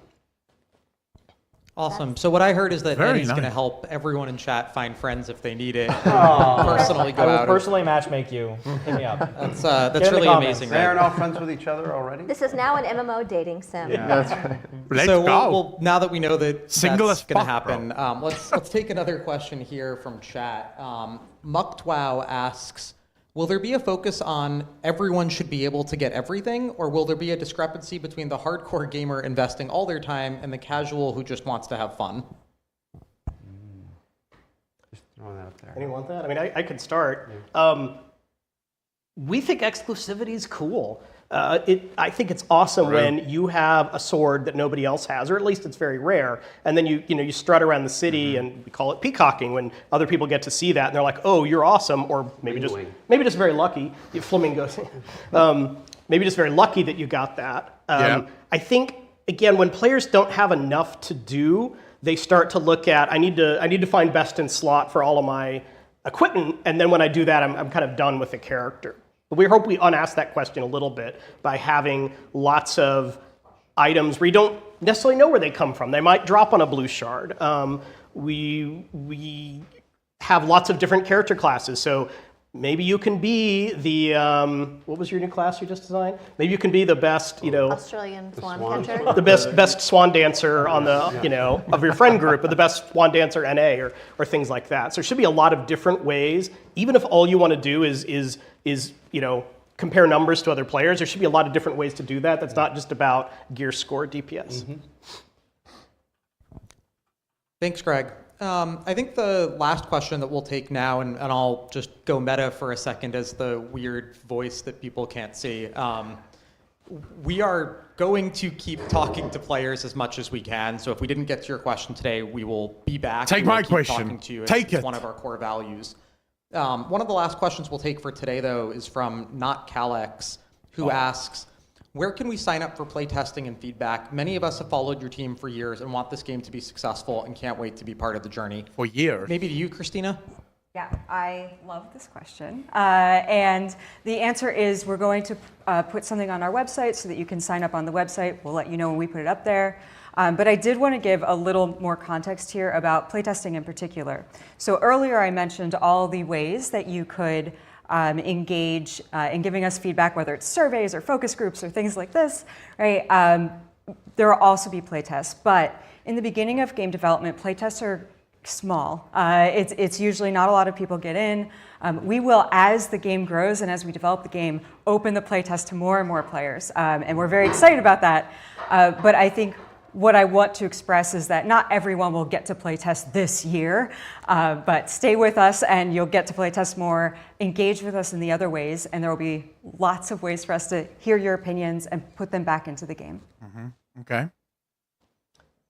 All right, we want to thank you all for watching. We want to thank you for the all of the the interest in the stream, the questions you gave us ahead of time, the questions you gave us in Twitch. We really appreciate it. You all are why we're doing this, and this is the start of a very long journey, but we will do as much as we can to keep you informed. And at some point, the person that owns the space is going to come barging in and ask what we're doing in their house. So I think at this point, we'll call it a wrap. Thank you very much. Thank you. Thank you, thank you. All right, ladies and gentlemen, that's it. What are your thoughts? What are your questions? Do you have any questions? So their website is on their Twitch, but I'll give it to you guys anyways, just so you have it. There you go. Fantastic Pixel Castle. There's the website for you. So there were a lot of questions about what are shards. So from what I understand, and it's not really that difficult, but I think you have to. So I know a little bit more about the game because I have read up on the game a little bit. So you get two basic shards in the game. You get red shards and you get blue shards. Red shards are what you would consider to be the bog standard normal MMO, right? Where you have quests, go kill stuff. You have dungeons, you have raids, you have world bosses, you have events that take place, and it's scripted, right? So it's completely scripted content that's meant to be there, and it helps them tailor what you're going to do there and how you're going to do it. And you're going to be in the red zones. You're going to be forced to play with other players because most of the things that you're going to encounter there is going to be 5-man world bosses or 3-man world bosses or stuff to that nature. So you're going to play with other people there. But then you have these blue shards, which are, from what I understand, they will be crafted, but they will also be generated. And these blue shards are more like survival places. So it's sort of built like a survival game. Now, some of these blue shards will be short-term blue shards. So basically, you might come into a blue shard that is currently falling apart. So you basically run into it, grab as much resources as you can, and get out. Other blue shards may be more permanent. So you can actually build a permanent base in that blue shard. And in that base, you can have crafting stations. You can invite your guild. So you can have a guild house or like an entire guild island on this blue shard. And the blue shards is where you mine for resources, where you gather resources of multiple types, and you build things. So you upgrade your gear, or you build mounts, or you build stuff on these blue shards. And then you're going to get blue shards that you can build, which you can make your own battleground. You can literally build a blue shard where, you know, two guilds. So maybe you and another guild decide you're going to get this blue shard for yourselves, and you're going to do guild versus guild PvP on this blue shard. So that's sort of the way the game is designed. Yeah, there's going to be random events, but the blue shards will give you control, full control. So you can actually change the rules on a blue shard and be like, everyone moves 500% faster on this blue shard. Or all of the mobs on this blue shard has 1,000% increased damage and health. Or, you know, they're easier. And based on those rules, there's going to be more or less resources, or higher quality resources, or fewer quality resources. So you really build those blue shards, and it's more survival based. It's like what you would get in a survival game. And together, the red shards and the blue shards make for the game. Does that make sense? Does anyone else have any questions that they don't quite understand or would like to understand a little bit better? My only concern is that they will screw up at the end results. Celtic Bastion, the problem is that's a concern that you always have in video games, right? That's not really something that, how do I put this? That's not something that you can ever solve, right? What I think they're doing here, which I actually think is incredibly smart, they're taking the player base with them. So the players are going with them from the very start. And the idea there, like Ghostcrawler said in this interview, which I thought was very smart, they're not looking for a voting system. This is not a designed by democracy, which, by the way, never works. Like, games that try that tend to fail. Instead, what they're looking for is when they tell us, all right, guys, we've decided that combat is going to be tap target. The community might have feedback and be like, no, but we don't like tap targeting, or, you know, tap targeting is really old. What about if you had some things tap target? What about? And then they can use that feedback to go, okay, the majority of players would prefer if it was tap targeting with this, or would actually prefer action combat, or whatever the case might be, right? But they're still going to be the ones that come up with the ideas, and then players will be the ones that inform whether or not those are good ideas. It's brand new. I don't think there's ever been a gaming company that's done it this quickly.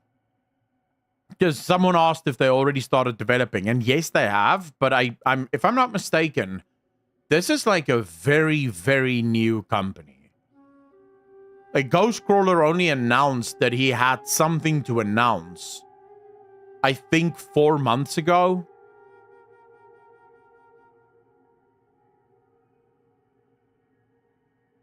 And how you doing, bro? I don't think listen always to the community is the right thing. They got their own. They got to find their own way to make a game. Gamers don't know what they want. Anutsu Sugar. Yes and no, but mostly no.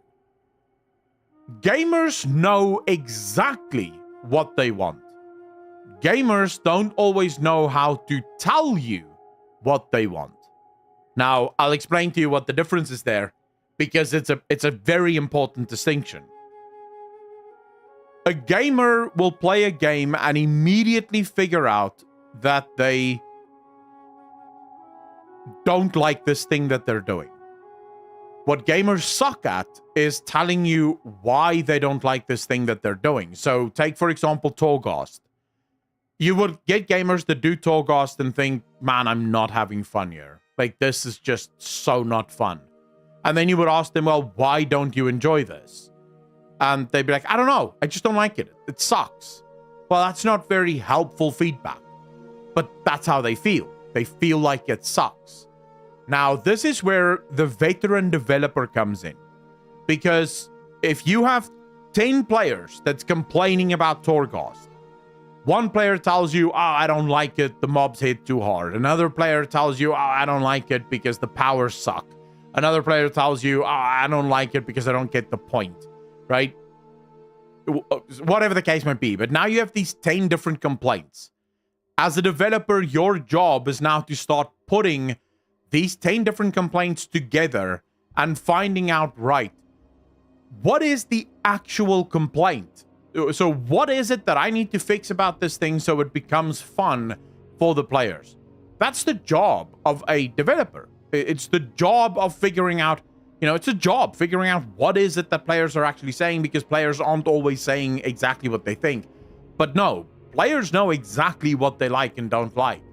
That's not something new. But again, it's like this, should you just do what the community tells you to do? Absolutely not. That would be a terrible way to design a video game. You should never just do what the community tells you to do.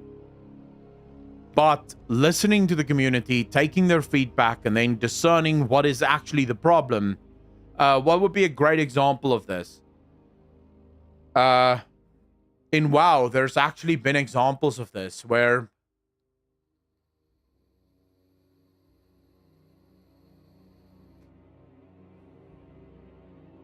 actually, yeah, perfect example is Battle for Azeroth, right? In Battle for Azeroth, Blizzard came up with the Heart of Azeroth and the Azerite gear, right? That was the idea. Now, why did Blizzard introduce Heart of the Azeroth and and Azerite gear? Because everything Blizzard have ever heard from players is, we want more things to do. We want more things to do. The game is boring. So what Blizzard heard is, give us more things to do. We want more things to do. And then in Legion, Blizzard gave us more things to do. They gave us the artifact weapon And the artifact weapon had a lot of things to do with it. But one of the key things that people gave Blizzard feedback on was, we want choice. The artifact weapon only felt good for like the first few weeks. And then, you know, once you had filled out the whole weapon, it no longer felt good because there was no real choice. We want choice. So Blizzard said, all right, players want more things to do, but they also want choice in the things that they do. So marry that and you get Azerite armor and the heart of the Azeroth system. But when you really start to think about what players were giving feedback on, the Azerite armor completely missed the point. It completely missed the mark of what players were actually asking for. Because ultimately what you ended up designing was an endless chore. That, you know, it wasn't about completing something, which was actually the thing that players loved about the artifact weapon, was that you could complete it, right? But what players wanted was an artifact weapon where you couldn't get everything unlocked. And if you actually just knew what your players wanted, you would have been able to build a system like that for them. But this was sort of, and Blizzard have admitted this, so I'm not sort of talking against Blizzard here or making wild sweeping statements about Blizzard here, but Blizzard have admitted that in the past they followed a more, we know what's best for the game.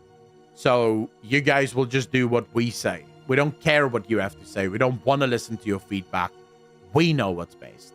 And then obviously in Shadowlands was when Blizzard themselves admitted they had to change. They had to realize we don't know what's best. We need to start listening to the player base.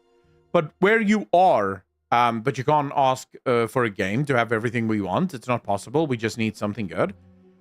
And that trigger, but that's exactly what I meant when I said what Ghostcrawler said is really good, where Ghostcrawler said that they are not looking to design by democracy. Because what you're now referring to would be when someone said, oh, this is going to be a complete democracy. We're going to ask you to vote on all the things you want in the game. That would be a disaster. You are absolutely correct. The most important thing is you need to identify what is it that we do in this game, and then do that well. And when players say, oh, but we also want this, you go, well, that wouldn't work in our game because that's not how we make our game. Sorry, that doesn't fit into our universe, so you're not getting it. I'm loving the one thing that I really enjoyed about Lord Kineo. How you doing, brother? The thing I enjoyed most in their answer was the answer about the gray storytelling. That was probably like the greatest answer ever. You want to know why? I was watching this interview with George R.R. Martin where they asked George R.R. Martin, why do you not have these like good versus evil stories in your, like these clear cut, this is the good side, this is the bad side, and you can sort of immediately know who's who. And he was like, well, so the exact question was more, do you like killing your heroes? And then more importantly, why are your heroes sort of strange, if you will? Like, your heroes are never just really heroes. Especially in the books. The stories sort of fucked a lot of his heroes. But in the books, like, very few characters, and he says this himself, he doesn't like writing good characters or bad characters. Instead, he also likes this more gray character, where the character will have bad things, the character will have good things, and it's sort of weird sometimes because there are times where you kind of like the character, but also times that you hate the character. And he then said the last person that was able to write good versus evil was Tolkien. Since Tolkien, basically everyone has completely bastardized the good versus evil stories. He calls them Tolkien impersonators. Like, all of these people that have tried to write these good versus evil stories, and in his mind, they have bastardized the entire trope to the point where he doesn't believe that anyone can write a good versus evil story living up to the bar of Tolkien. Like, Tolkien's bar is so high that you can't live up to it. And I feel like in many ways, you know, we were just talking about it earlier while playing World of Warcraft. In many ways, yes, I'm talking about George R. R. Martin, Famir. In many ways, when you think about World of Warcraft and you think about how World of Warcraft's villains have gone, especially in this expansion, it sort of feels like it is suffering from that, you know, where Blizzard is desperately trying to tell this good versus evil story, but it just comes off as not really good nor really evil. So it might be worth Blizzard actually looking into, you know, maybe going a little bit more morally gray and a little bit less good versus evil.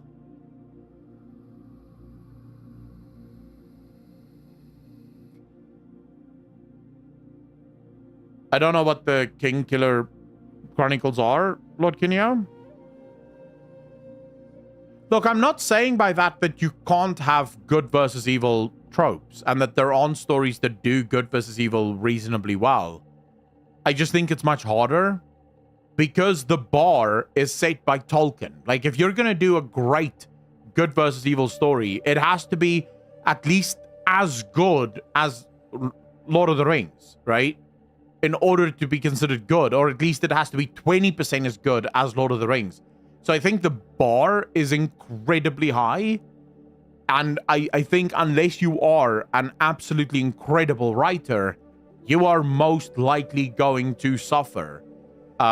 Your story is probably going to suffer. Because it's very easy for good versus evil story tropes to become cheesy. And where it just turns into a very, very cheesy story. Snubby, you're very welcome. I hope you enjoy your pet.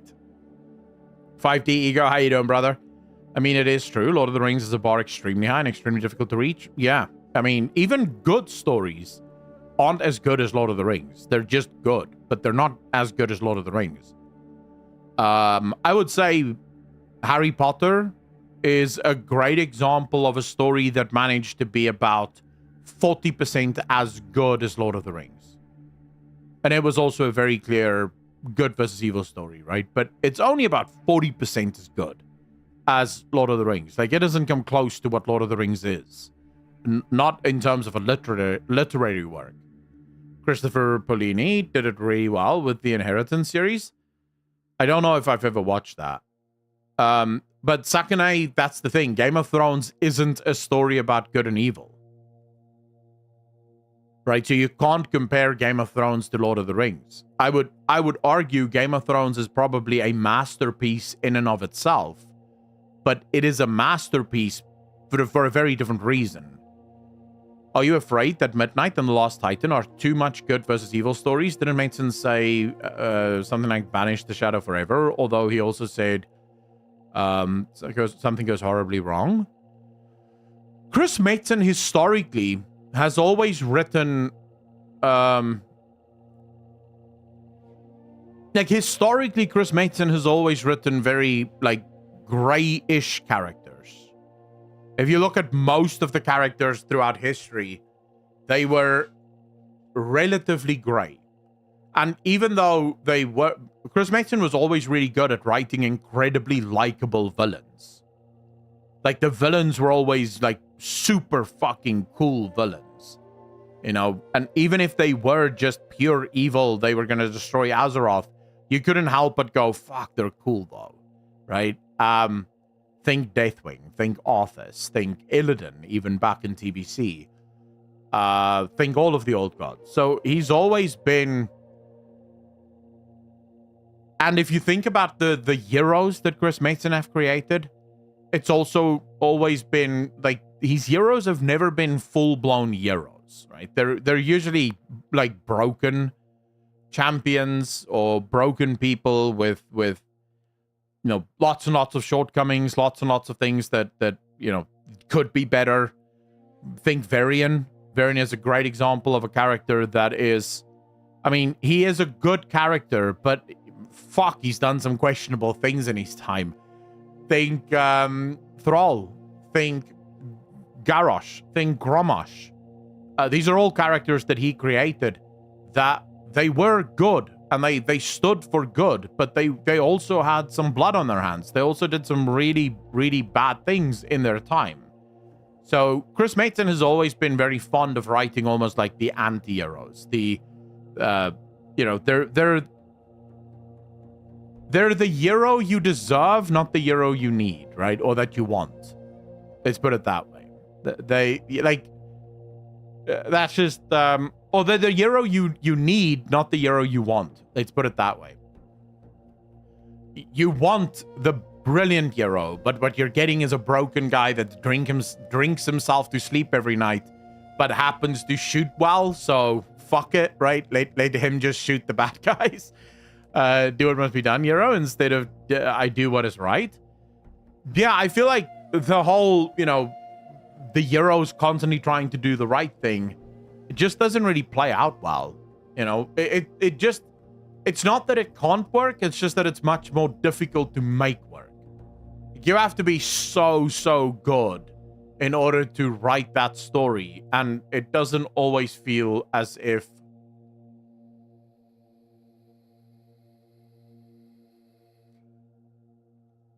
Blizzard necessarily, like they keep missing that part, you know, they keep missing that.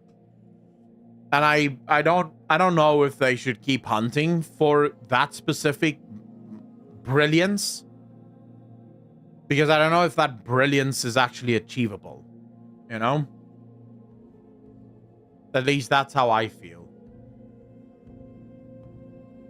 People keep misunderstanding what Mason means anyway. I don't think Mason means banishing the void forever. No, I don't think Mason means that either. If you look at what Midnight is doing, I have a feeling they're going to be around for a much longer time, if I'm honest. Then no, I definitely don't think that we're going to be banishing them forever.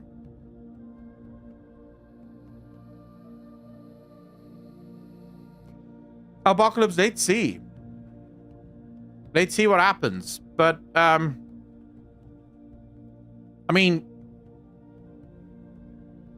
yeah, truthfully, I don't know yet, but we'll see what happens. Anyways, ladies and gentlemen, it's 11 minutes, or it's 10:30. I have to go eat. Oh, I have to go make food, and then I have to go eat. So I'm gonna raid Rage Darling, at least go say hello. Rage Darling is currently streaming World of Warcraft, fellow content creator, friend of the channel. Go show some love to her. I will be back tomorrow, same time as always. We'll do a few more reactions to developer interviews and stuff like that. And then, of course, we'll also be playing WoW, because we still have a shit ton of things that needs to be done there. If you're over on YouTube, thank you so much for watching. I really appreciate you. But yeah, we can't raid over on YouTube, so there is that. But I really appreciate you. Ladies and gentlemen, as always, be kind to each other, be gut to each other, and I shall see all of you in the next one. Peace out, fam.